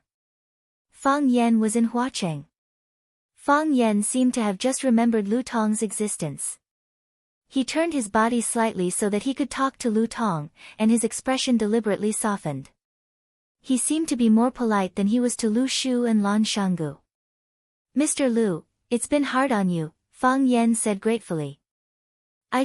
Lu Tong paused for a few seconds, then sighed heavily and said, "I just did what I promised, master." When he heard Lu Shu and Lan Shanggu call Fang Yan, young master, he followed suit. He knew very well that Fang Yan was just a teacher at Rosefinch Secondary, a security guard. Betraying one's master was a disgrace in anyone's eyes. Even though Fang Yan was speaking to him amiably now, he also understood the other's thoughts. It was impossible for him to look up to someone like him. If he kept his moral integrity, he wouldn't be able to keep his life. If he kept his life, he would lose his dignity. It's so hard to be a human.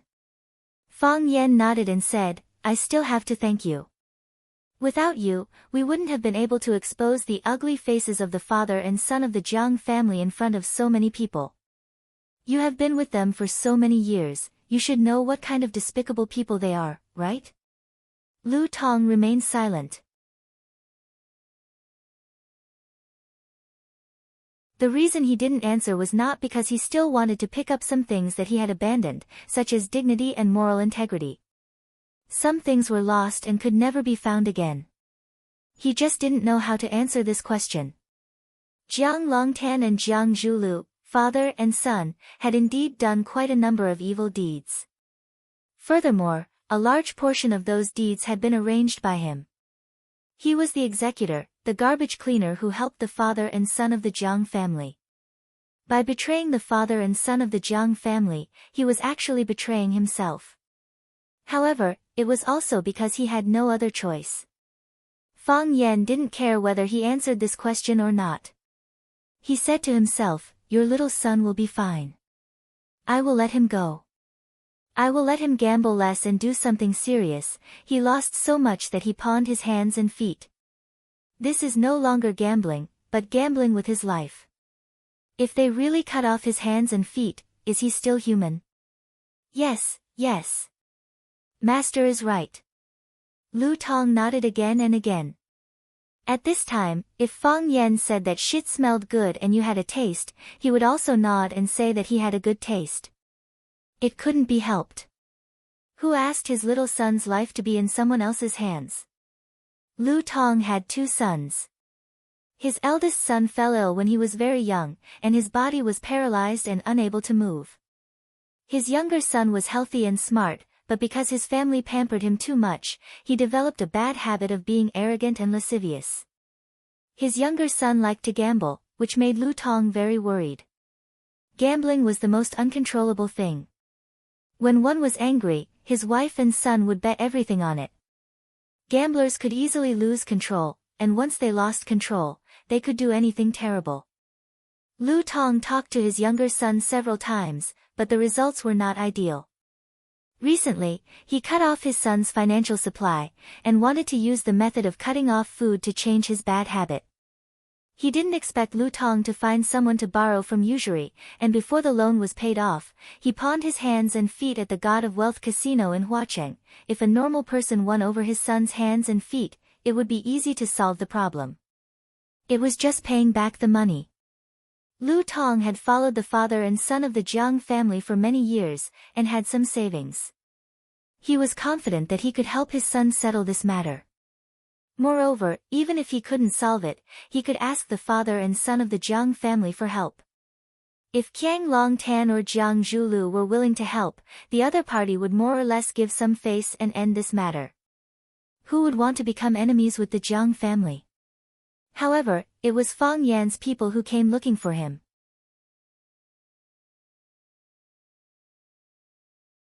If Lu Tong still didn't know that his son had fallen into someone else's trap, then he would have served Qiang Long Tan for so many years in vain, to stand up and become enemies with his old master, or to let his younger son become a cripple like his eldest son, paralyzed in bed for the rest of his life. The choice wasn't too difficult.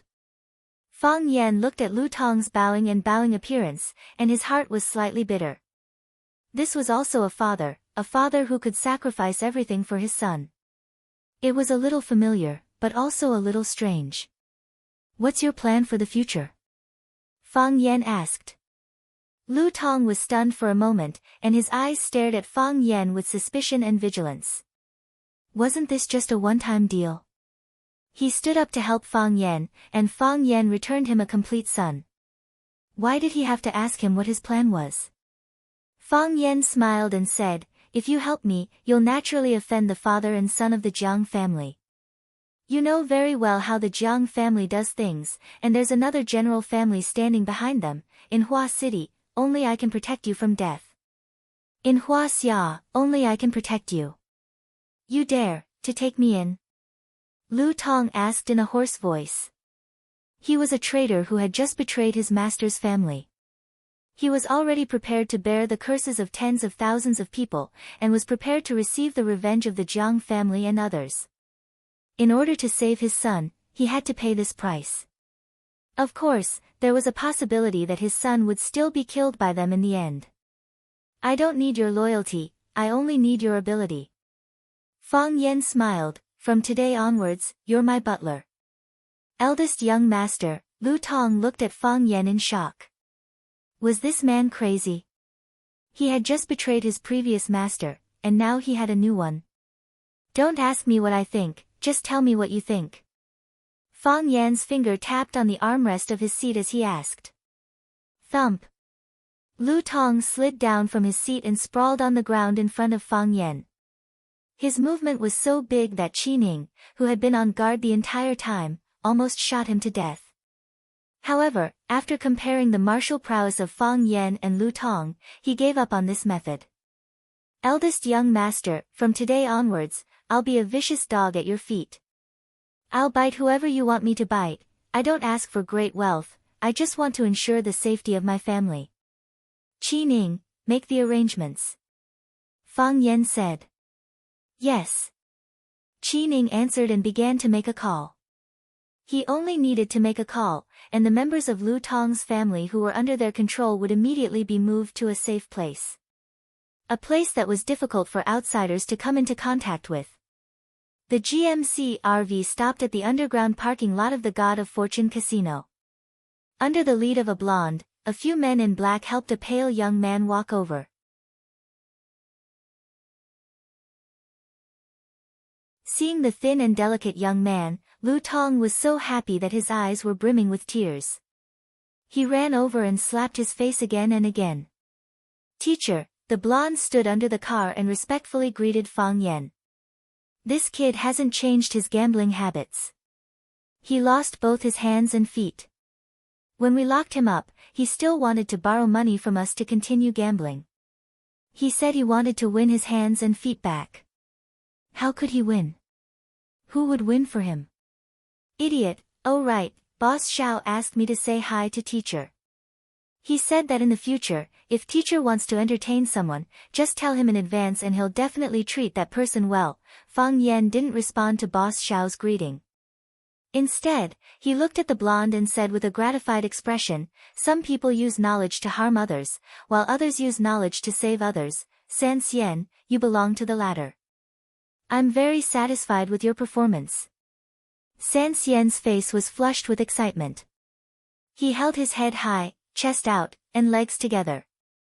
He loudly said to Fang Yan, "This is all because of teacher's guidance. I've just achieved a small achievement, but I'll definitely not be arrogant and impatient, and make greater contributions to the country and society." San Xian was the one who took the credit for Lu Tong's betrayal. He was the one who found out that Lu Tong's son, Lu Wei, was a gambling addict. He and Boss Xiao from the God of Fortune Casino worked together to set up a trap to win his hands and feet. He was also the one who personally negotiated with Lu Tong. A blonde hooligan gave him a big enough stage, and he was able to blossom with brilliance that no one could look directly at. I'm looking forward to your future, Fang Yan said. Lu Tong trembled with anger. You set up a trap to frame my son, and you call that using knowledge to save others? You call that a small achievement?